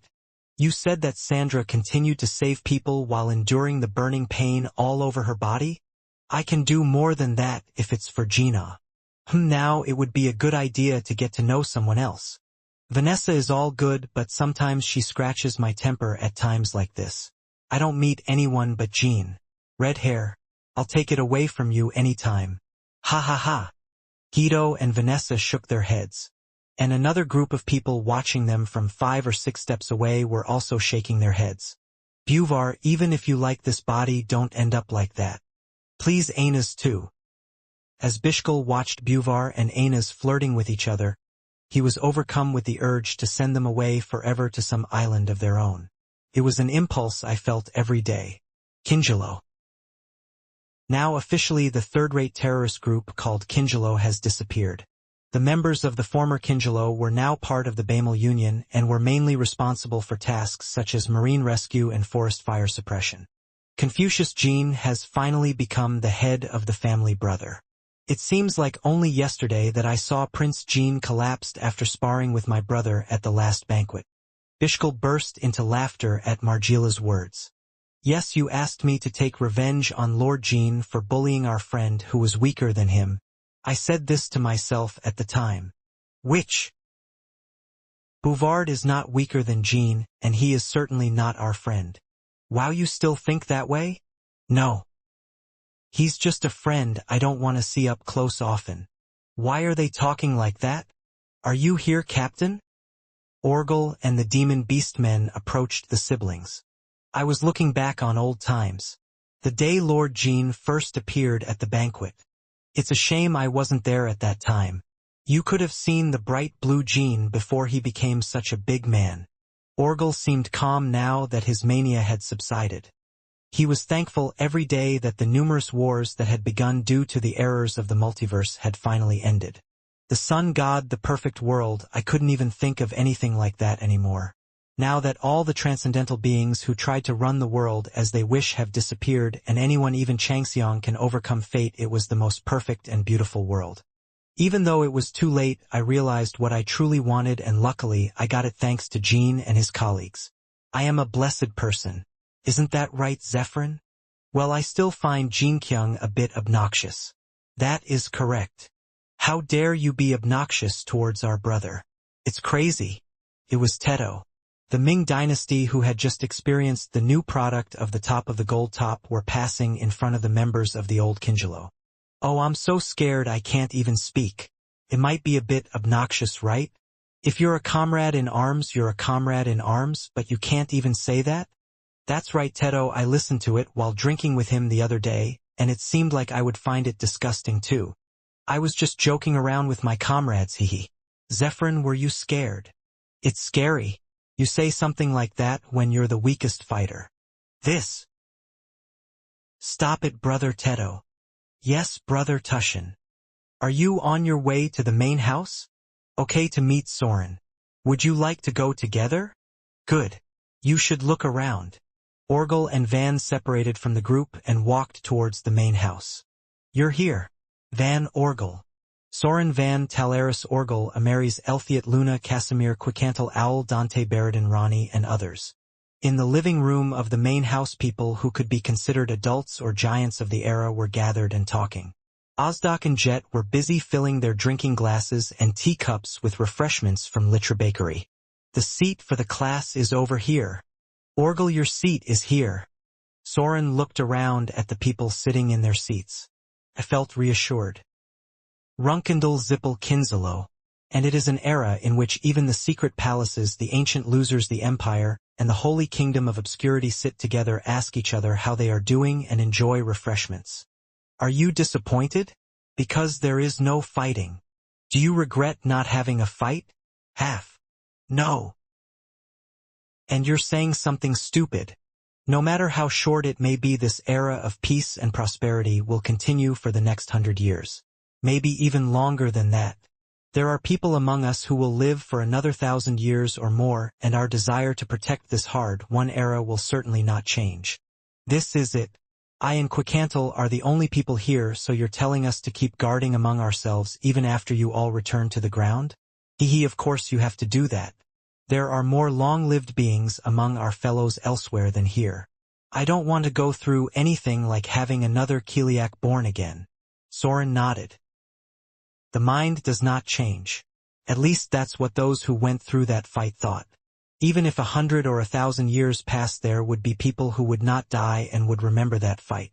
Of course we can't say it lasts forever, but it is the first time in history that people have experienced this kind of peace. Our big girl will also enjoy freedom from obligations for the time being. At least I won't have to face anything complicated or difficult anymore. My daughter doesn't know. No, it is a peace that will definitely be maintained until the time of our children. You seem to be in a good mood, Talaris. Then do I feel sad on this good day? Chet, I wanted to raise him as my son-in-law, but I'm upset that he ended up becoming the head of the Runkendal family. Anyway, don't worry too much and pass the sword to Jean Soren. To those words Soren responded with a faint smile. No worries. It's just a little disappointing. Say something dull. Have a chat with us and then go to Jean. Wouldn't that guy be nervous too? When I heard it was something I had dreamed of since my previous life. Go and console him as a father and console him. Even if the era of peace has arrived, Runkendal is still Runkendal. Do you think that kind of thing suits us? People nodded. This was because I knew what Soren had shown so far after overcoming his demonic nature. I see. There are 3 hours left until noon when the family succession ceremony begins. Soren spent 2 more hours talking with those who were seated. They were ordinary stories. It was a story about life, so to speak. Ozdak. Yes, old man. The succession ceremony begins in an hour, so tell people to come inside. I understand. Then let's all see each other later. Soon Soren stood up and walked to the balcony on the top floor of the mansion. Father. It was Jean who was standing on one side of the hallway leading to the balcony. It looks like you were waiting. Yes, my father will receive guests here. Are you already trying to pretend to be the master with this father? There is still an hour left. Chiron looked at Jean with a smile. You seemed busy these days, father. Every time I visited him because he wanted to talk, he went to see someone. What did you want to talk about with me? I just wanted to talk about life. I secretly expected you to pour me a drink because you felt like it. Well, you're talking about it as if it's a big deal. The father and son went to the balcony together. When the 2 people appeared, those gathered in the Garden of Swords shouted so loudly that the sky trembled. It reminds me of the old days. It's the banquet you held when you became a 5-star at the age of 15. Even back then my father and I stood on the balcony like this and looked down at the courtyard. How many guests do you think there will be? My guess is that there will be 1,000 people. Yes, I also received reports that it was exactly like that. Lastly, compared to the last time we held a banquet 7 years ago, the number of guests increased by about 200. Do you know what that means? It means that our family's power has become stronger in the 7 years since the last banquet. Accurate. Banquets with about 1,000 people are common in other families, but each and every one of the 1,000 people gathered here is outstanding. There isn't a single one of them who is like trash. The father and son simultaneously recalled the conversation they had that day. I told you then that if I were to disappear one day, many would turn their backs on Runkendal. But now that I have you, no one will want to mess with Runkendal. This is the era you created. This is an era that could not have been achieved without my father. That applies to everyone who fought together. But the main character is you. You led the fight to victory. Jean no longer felt awkward or uncomfortable receiving compliments from Soren. What did you want to do when you became the head of the family? I want to live as I want. As always, it's a bold answer. The head of the house will continue to be in charge of internal affairs anyway, and there will be no need to fight external enemies. So it will be a leisurely position. Father, what do you want to do from now on? Jean asked in a calm voice. Chiron opened his mouth without hesitation. I want to be free. The rich man looked at the crowd, looking at them in silence for a while. Time seemed to pass quickly. It was time to start the succession ceremony. Let's go down. Yes, father. Drums and voices were ringing, signaling the start of the event of the century. As the Guardian Knights lined up in perfect order and took their positions, many people held their breath at the same time. Soren and the riders took their seats on the platform first, and the knights of the Jinun family stood facing each other at the starting point of the path made. All of the VIP seats on both sides were filled by Jin's colleagues. The head table was of course Gilly's. She couldn't hide her red eyes from the moment Jean came down. Jean felt sorry for Gilly. Murakin should have been next to her at this moment. Jean Runkendal, the 59th head of Runkendal, please come forward. It was Lucy. 1,000 years ago, as the representative of Runkendal, she stood next to Soren with Rietvale and her daughter Haelin. Behind them stood Alpin and Tasha Ballas. The knights all raised their swords and crossed their blades. Jean slowly walked between them and moved forward. The brothers were waiting at the end of the road. Luna, Runtia, Mary, Jonah, Daytona, Haytona. One by one, the 6 riders knelt down on one knee before Jean and kissed the back of his hand. Runkendal's family succession ceremony was originally supposed to be much more formal than this, but Soren and Jean decided to keep it as simple as possible. Since a banquet was also scheduled in addition to the succession ceremony, the intention was not to further bore the people who had already been waiting outside for at least a few days or as long as a month or more. Soon Jean knelt down on one knee in front of Soren. Jean. I will listen. Let's go. Being the head of Runkendal is just a superficial position. Even if you don't have the status, everyone in the world now knows what you have accomplished, what fights you have fought, and what a great era you have ushered in. Stand up. Jean stands up and faces Soren. From today onwards, you are the only owner of this garden, Jean Runkendal. You may have always felt indebted to the world, but the world also owes you a great debt. So from now on, live as you want. Don't get caught up in your status as the head of the family.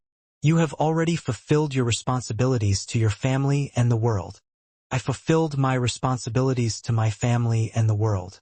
Jean didn't really think so. However, hearing those words directly from my father made me feel like something heavy in my heart had been washed away. It may feel a bit bland, but this is the end of the succession ceremony. As of today, I have become a knight rather than the head of Runkendal, so I hope that everyone will treat me without difficulty during the banquet that will continue for 10 days from now. The boring time is over, so everyone have fun. Lastly, I would like to ask for a round of applause for my son, who has become the head of the family. It was a very unfamiliar scene for Soren to ask for applause for someone. This was especially true for those who knew him. However, to those who stayed close to him after the war and got to know him well, it was not that big of a deal.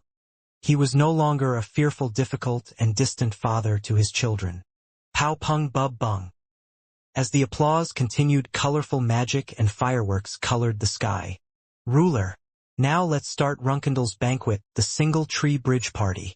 Even if the world came back from the end, if you still haven't settled your debts to each other, have a cool fight at this banquet and shake it all off. As you all know, this banquet is specially open to all knights of Runkendal, including the new head of the family, Sir Jean Runkendal, and all warriors of the Baemel Alliance. Lord Jean Runkendal, the sword god Soren Runkendal, the Lord of Fighters, Lord Baekhyung, Lord Luna Runkendal, who will be the lucky one to receive the sword of the Demon King Orgel? The challenger will never suffer any injury worse than a fracture. As Jet and Ozdok raised their voices, tables filled with alcohol and meat suddenly appeared from all directions. At the same time, all the doors in the park leading to the banquet hall were opened and the warriors were running forward as if it were a running race, with the thought that if not today, then when will I mix swords with these legends? Actually, it's a sparring event that will be held every year from now on, but I feel like I'm being lied to as soon as I become the head of the family. After the banquet, aren't you going to leave the sword garden for quite some time? So it's not a lie. No one will be able to spar with you at the next banquet. That's right, Dad. I feel embarrassed and sorry that I left the sword garden for such a long time as soon as I became the head of the family. Soren smiled at those words. This father has been in the Black Sea longer than he has been in the Garden of Swords. Are you giving me notice? This is the taste of the power of the sword family head. The father and son chuckled together and walked towards the banquet hall. And for 10 days, the protagonists of the Demon God War faced countless challenges, but were never defeated, once again impressing upon people the majesty of the Runkendal and Bamul alliance. It's already been 10 days. I was surprised to see that there were a lot more people than expected who gave money at the banquet. That's right, Master. However, there are not many people who now regard each other as enemies of Kielkian. In the future, banquets will also play a role in resolving appropriate grudges between people. Is it like a cute war? If it lowers the possibility of a real war breaking out even a little, it wouldn't be a bad idea to hold banquets more often. Jean looked at the strawberry pie on the table. To be exact, it was a trace of strawberry pie. Only the scent of strawberries and crumbs remained, as if my colleagues and brothers had already ate it ravenously, as if they were arguing about it being the first strawberry pie they had seen in a long time. I'm sorry, Gilly. Jean swallowed those words.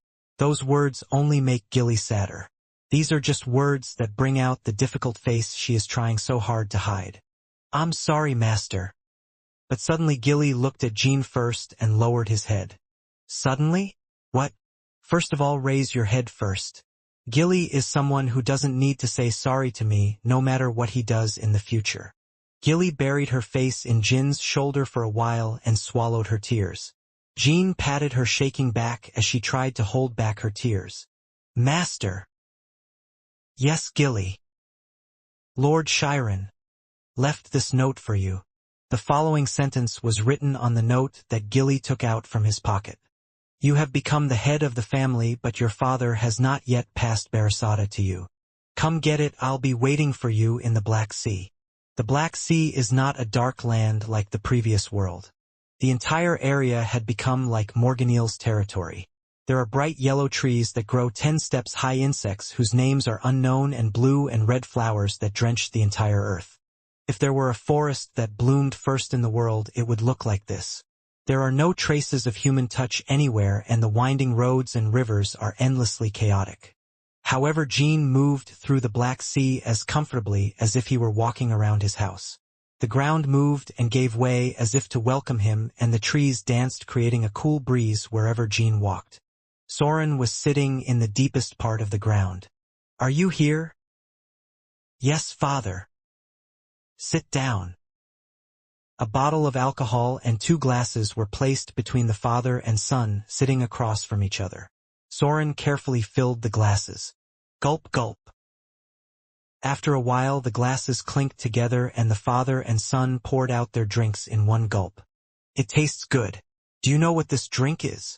I don't know. This is my first time drinking alcohol, and it tastes very sweet and fragrant to my taste. Destiny wine, the liquor of fate. What do you mean by calling it the wine of fate? It's the alcohol your mother used to make for you when you were young. Jin's eyes wavered.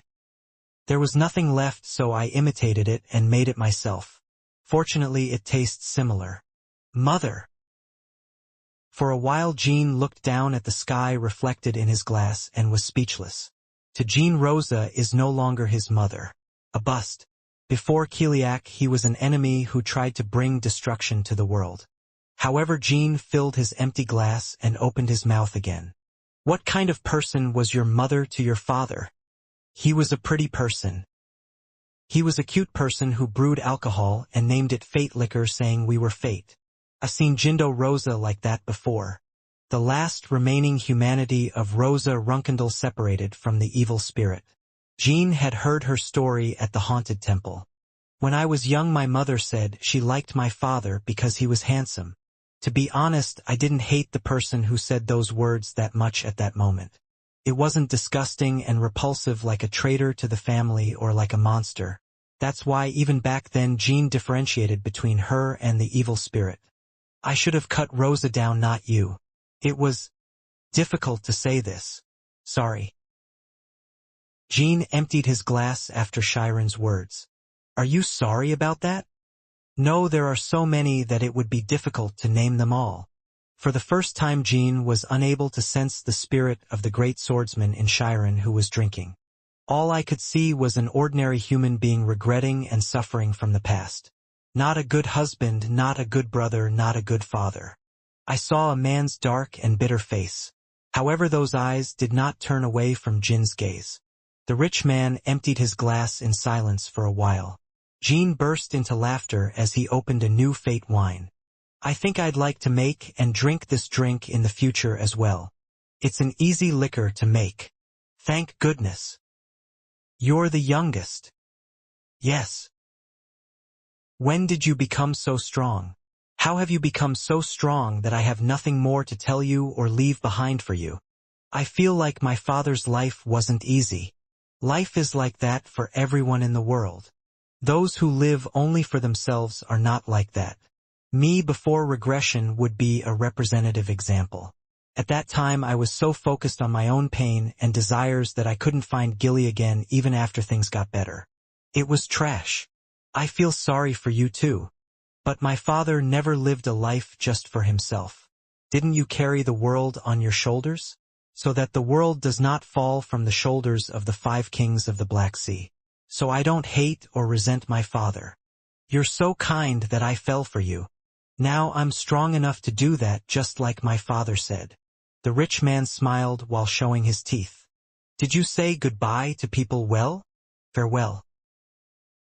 His brothers and colleagues thought Jean didn't know, but he did. Soren is now leaving. To a place where you will never know, where you will live forever. It was a time when I realized once again that no matter how hard you work, there are some things you can't help but regret. When Ilona and Hilurum restored the world, there was one problem they could not eliminate. The largest piece of the 5 kings of the Black Sea that permeated Morganil Soren. Morganil had already assimilated into Soren's inner self when he was young. This was the reason why Soren suffered from demonization for so long. I've dealt with it so far. He was not just a fragment of the origin stone. When you say it is not a fragment of the origin stone, do you mean that Morganil existed before the origin stone was destroyed? Okay. Gleek Kyle Snurgand. I thought the kings of the Black Sea were born at the same time, but Morganil was not. Morganil is like a kind of gigantic grudge. After wandering the world for a long time, the moment the origin stone was born, it was inhabited. Are you saying it existed from the beginning like the sun god? I don't know that much. However, since Morganil was protecting the arrangements left behind by Sodaret, he must have something to do with it. That is why the path has been opened now. The original source stone of the demon god stone. Morganil was born at the very moment the origin stone was created. To be more precise, it should be said that the resentment of the world that existed before that time has gained substance. The resentment that flowed through the light. The resentment of the world. For example, the world could not understand those who hated each other and denied each other for no particular reason. The world was in agony when the power that could wipe out the entire land without a trace and even manipulate events that had already passed appeared for the first time. Should we destroy them or watch them? It was the same worry that the sun god Kingelo had. Then when Soren finally reached him with his people, Morganil made a decision. I guess I'll have to give Chiron a little more time and wait and see. Morganil is an error resulting from the mistakes of the previous world. Lord Ilona cares for your friend so much and feels sorry for her, but the reason she did not remain in this world is the same as mine. The fact that I and Morganil are separated again and I am the only one left in this world is the realm of manipulation. Still, it is an undeserved blessing that I was allowed this time to say hello to people for the last time. For a year after the Demon God War ended, Soren diligently met people. I spent ordinary and precious days not as a great swordsman but as someone's father and someone's friend. I danced at a tavern with Luna, went stargazing with Runtia, looked for Deepu's tombstone with Mary, picked green roses with Jonah, and trained with the Tana brothers. I sang with Ballas, I saw a play with Zed, I drank gem wine with Van, I wrote a MOT with Talaris, I wrote a letter with Casimir, I watched old Kingelo's Fools with Orgel, I went to the mausoleum with my knights. Found. And now I was having a drink alone with Jean. It never happened until today. I wasn't confident. Drinking together with you, the youngest. Did you say that because you felt sorry for him too? Okay. A tear flowed from Soren's eye. The tears quickly disappeared into the wrinkles. Nevertheless, the reason you chose me as your partner for the last drink is because I am that strong. So I feel like I can freely say sorry without shame, so I can rely on you. That's right. So I said hello to everyone else first, and only now did I find you. This is the part where I regret saying that I secretly hoped my father would pour me a drink on the day of the succession ceremony. It sounded like it was telling me to leave quickly. Chuckling, the father and son looked at each other and laughed. Anyway, you chose well. Aren't I the strongest person in the world? His swordsmanship is only slightly inferior to that of his father and brother Tushin. All of my sisters have a soft side, not to mention my older brothers.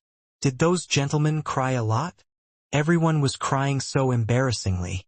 I worked hard to hug him like he was a good father. It's not just your brothers who cry. Have you ever seen your class cry? Wow. Are you the Tushin brothers? He pretended not to cry until the end. I felt sorry for the acting, so I pretended to be fooled, but it was an incredibly embarrassing time for both parties. My great-grandfather even punched me and cried, asking if I should go before you. Talaris kept asking why Ron, and I kept going first. But none of them showed anything in front of Jean. Everyone acted as if nothing had happened except for Gilly, who couldn't resist showing the note from last night. Jean continued to pretend not to know. As the strongest person. Then this must be the first time my father has cried. What are you talking about? Why are you like this? Didn't you say that you were extremely embarrassed by your half-brother? Haha, yes. I'm crying for the first time since I was born and had a self. What should I say? I feel so sad. The rich man poured the last remaining drink into his mouth. And as if they had made a promise, they stood up at the same time and slowly drew their swords. Consider it a great honor that you are the last person Soren Runkendal will cross swords with. I think so too. Every time Barasada and Bradamanti collided, a heavy and clear sound rang out. It is unknown how much swords were mixed. The father and son's swords never directly grazed each other's flesh.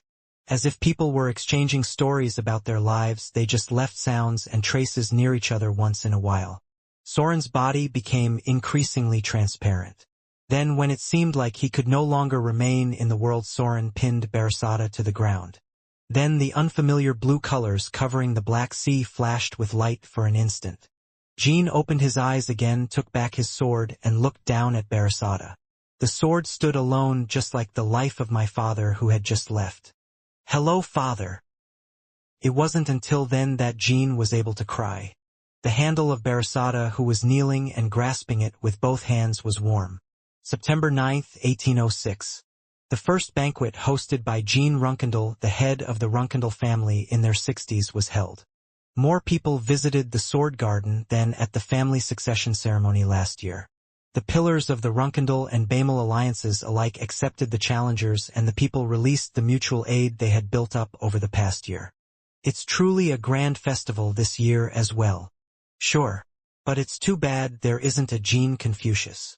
It was Quicantal and Enya. The main players of the Bamel alliance were sitting in the VIP seats at the banquet hall and watching the people entering the sparring hall.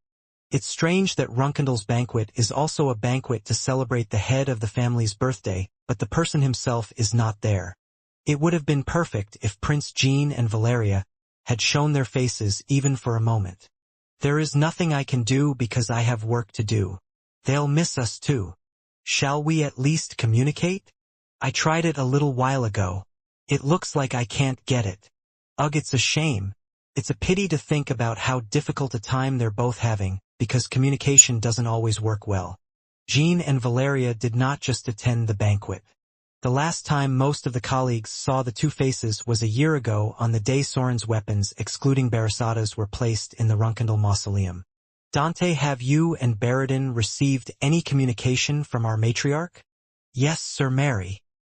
It was Dante and Mary. Colleagues looked at the same rings on their ring fingers. It was an engagement ring. It's so amazing. When on earth did you two become so close? In response to Quicantel's question, Dante cleared his throat and tried to talk back, but Mary grinned and showed her teeth. There is a saying that love blooms even during war. Isn't it something like that? Dante would be able to withstand my sword even if he spent his entire life fighting, so there is no better husband for him. That's right, sister. But Sir Dante, run now. That's right, run away now, Sir Dante. When Brother Tawna, who was at the table across from them, joined in the conversation, Mary was conscious of the gaze of those around her as she tried to shake their heads. It was not possible to show the horseman beating his fellow riders in the banquet hall. Brother Tawna laughed and stuck out his tongue at Mary. Haha, anyway, my dear younger brothers. See you later. Oh my, I'm so scared. I'm scared. But we also became quite strong through training with our father. Now won't it be hard for you to deal with the two of us at the same time? Dante smiled sheepishly at the familiar situation. In fact, the Tawna brothers often revealed their affection for Mary when they were drinking separately from Dante. Lord Mary will not have to deal with you two alone. Wow, this cute guy. You're so good at saying such ticklish things. What do you like? Tell me again. Sir Mary, it's a bit weird to say the same thing again. Oh, come on again. Please, just this once. Well, Lord Mary won't have to deal with you two alone. The colleagues shrugged their shoulders as they looked at Mary, who burst out in laughter, and Dante, who was blushing. Anyway, I don't know if the youngest and Valeria can come to your wedding. This time it was Runtia who had just defeated all the challengers and left the sparring arena. Ha? Sister, that doesn't make sense. Do you think my youngest won't even attend my wedding? Officially, today's banquet is a bigger event than your wedding. Damn, that's right. But that's by our Runkendal standards, and isn't our wedding a bigger event by Bamel Union standards? That's true too. I hope we can see their faces thanks to your wedding. If at least one chance our youngest doesn't show up, our wedding will be cancelled. Let's do it on a day when the youngest can come. Of course you should. I'm kidding. Whether they come or not, you and I are the main characters that day, so of course we have to do it as planned. I meant it. Really? The main characters are us? It was actually a joke. I'm sorry.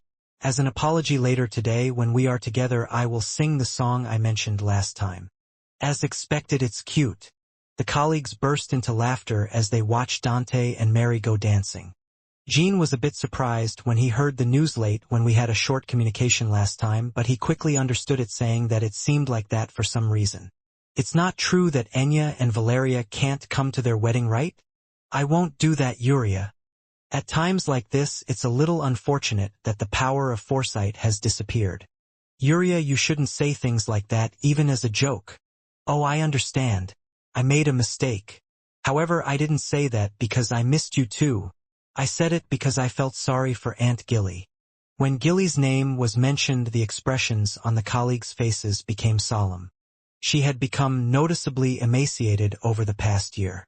Even at today's banquet she was treated as the most distinguished guest and received praise from many people, but she spent more time alone in her old room than in the banquet hall. Even now Gilly was still staring at the sky outside the window with blank eyes. I can't do it. I'll come see Pintico and Aunt Gilly. Okay, come back. But when Gilly is with you, he smiles more naturally. It reminds me of when the CEO was young. All kids have some similarities. You will also remember Murakan playing with the kids. As Elliot spoke while looking at the back of the children running, his colleagues nodded. It's harsh, but it can't be called harsh, so it would be nice if Gilly's time of suffering ends soon. It's already been 2 years since the world was restored. It is a short time for long-lived beings, but it is definitely not such a time for humans. Even more so if you miss me so much and wait. As they said, it has already been 2 years. As usual on peaceful days, time was passing by like children suddenly growing up. May 22nd, 1807. Dante and Mary's wedding was decided to be held first in a private ceremony in the Garden of Swords, and then in a public ceremony in the Empire. Naturally, only family members and members of the Bamul Union attended the private ceremony. Dante. Please speak, Mary. You probably had a date you wanted to choose for your wedding, so thank you for following my opinion. We've been living together for over half a year already, but it feels strange to be planning a wedding. I miss Brother Deepu's. May 22nd, 4 years ago today was the day Dyphus passed away with a piece of the evil spirit's power. I miss my grandfather too. May is a meaningful month to me too. It was in May that I had a drink with Jean in front of my grandfather, who became the light. Now the light left by Ron Hyran no longer exists in the Black-Yellow Land. He realized that his duty as guardian was over when the world was restored and chose to return to nature. Yes, I thought of my father too. My father and Sir Ron are probably watching us from somewhere. Brother Deepu's must be caught in the middle. I guess you adapted well to your generous and gentle father. Mary and her family adapted quickly, so I think so. Rather, I'm worried about my grandfather. I'm sure he still thinks Sir Soren is a bit unfamiliar. Haha, that's right. Now it's time. Let's go out and get married. Give me your hand. I want to grab it and leave. As the door opened, I heard cheers from my colleagues and the knights of the family. The two looked for Jin's face, waving at them. There it is, Jean. The youngest Valeria. It's been a while. Yes, you should come to our wedding. You guys are here. Jean and Valeria were sitting front and center congratulating the soon-to-be husband and wife. However, unlike other colleagues, he did not look very dressed up. Light coats and robes showing signs of a long journey, but what was important was the fact that they had come. Congratulations, Sister Mary. Congratulations, Dante. You two get along well. As the head of the family, Jean went up to the stage and gave a congratulatory speech for the couple, and Valeria made their vows using recording magic. I'm sorry, but I don't think I'll be able to stay until the public ceremony. What are you sorry for, dear? Rather, we feel sorry for you. I will be happy with Mary and take care of the surroundings as well as you, so don't worry and go back. Yes, youngest. Yona is much better at being the head of the family than I thought. Hey, did you talk about me? That's right, I'm doing a good job as the head of the household. Because there's nothing to do. Jonah, Jean, who said he wanted to see you so much, is here, so please watch him as much as possible. There is a high possibility that I won't be able to see you again for a long time. In fact, Jonah has already seen Jean and Valeria about 5 or 6 times.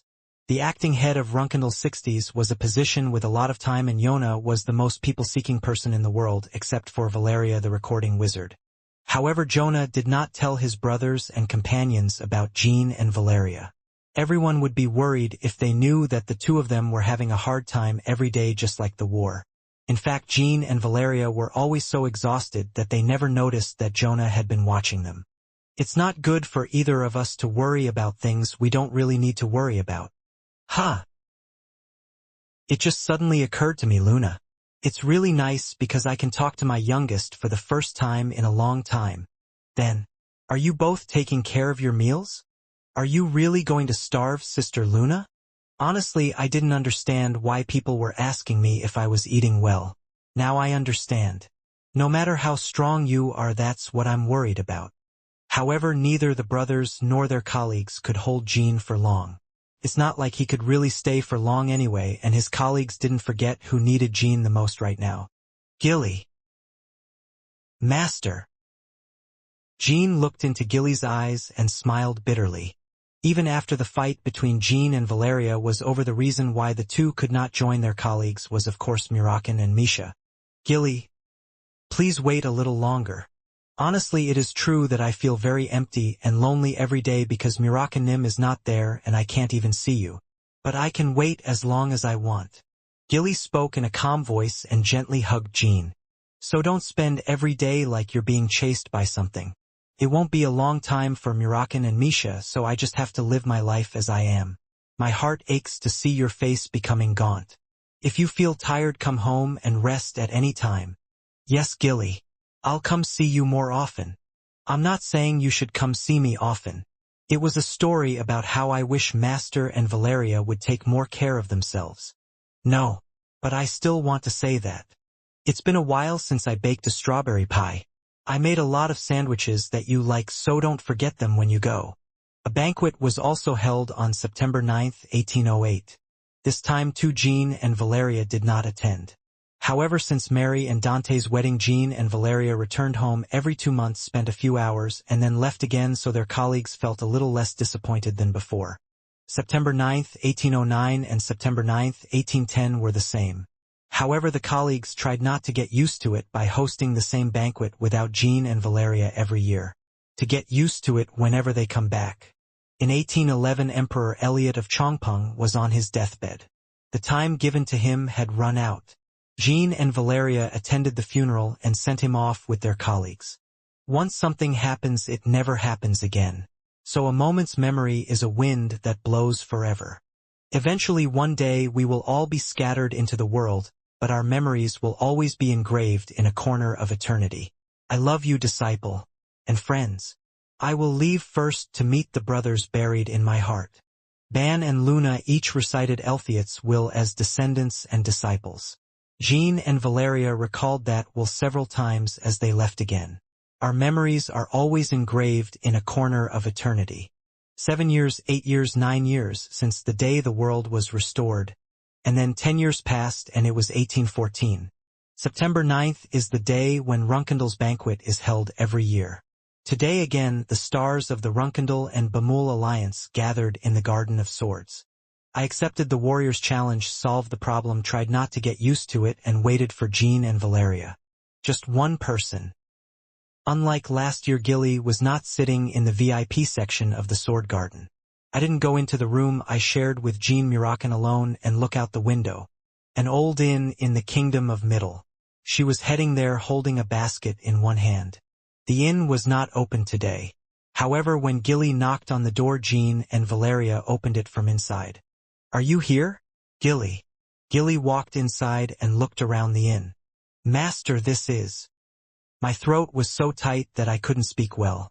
Gilly was thinking about a day 24 years ago in 1790. Even if 10 years or 100 years passed from now, the memories of that day that I would never forget were vividly pictured as if they were yesterday. That's right, it's that inn. You know? Let's go to the 3rd floor. Gilly's shoulders were shaking as she climbed the stairs one step at a time. Gilly felt that Jean and Valeria's backs were also shaking. Surprisingly, the sunniest room on the 3rd floor was waiting for them, looking exactly the same as before. The difference was that Jean and Valeria, who came first, left a small ball of light floating in the middle of the room. I'm sorry I'm so late, Gilly. I'm sorry. It's finally coming out of my mouth now. Don't do that, Master. Don't say you're sorry. Gilly put down the basket and covered his mouth with both hands. The wet eyes sparkled. Thoughts like, what if it was a dream, what if this moment was a dream again, were flowing down my cheeks. It's not a dream, is it? No. I really wanted to show you this moment. A piece of light swaying innocently. For the past 10 years, Jean and Valeria have been away from their loved ones to collect this light. I found the records of Murakan and Misha flowing through the light, grabbed them, and held them in my arms. Finally, it was this inn that left the most powerful records about Murakan. This is the very inn where Gilly, who almost turned Murakan into a cat due to Jin's prank while leaving Storm Castle 24 years ago, formed the unofficial trio of Runkendel with Jean, who met Murakan for the first time. Soon Jean created a spiritual energy on his palm that was exactly the same size as the light in front of him. It was the last spirit left in this world. Now let this flow into the light and our guardian dragons will return. Now then, let's begin. The spiritual energy fluttering above Jin's hand slowly dispersed, crumbled, and approached the light. The light simmered for a while. Then it split in half and became 2 black cats. What? Nya? How? A what? You idiot, you're back. These were the first words shared by the reunited brother and sister. Murakin suddenly came to his senses after being hit on the cheek by Misha's front paw. Then he transformed into a human and hugged everyone he could see. Misha deliberately didn't turn into a human right away but went up to the desk and looked at the people hugging each other. Of course she wanted to hug Jean Valeria and Strawberry Pie, but she couldn't bear to touch Murakin. Anyway, there were many opportunities to hug each other in the future. Strawberry Pie. Runt. History guy. Murakin. Murakin, you bastard. It's really you, right? Yes, that's me. You too, kid. You had a hard time coming back from the fight, Murakin.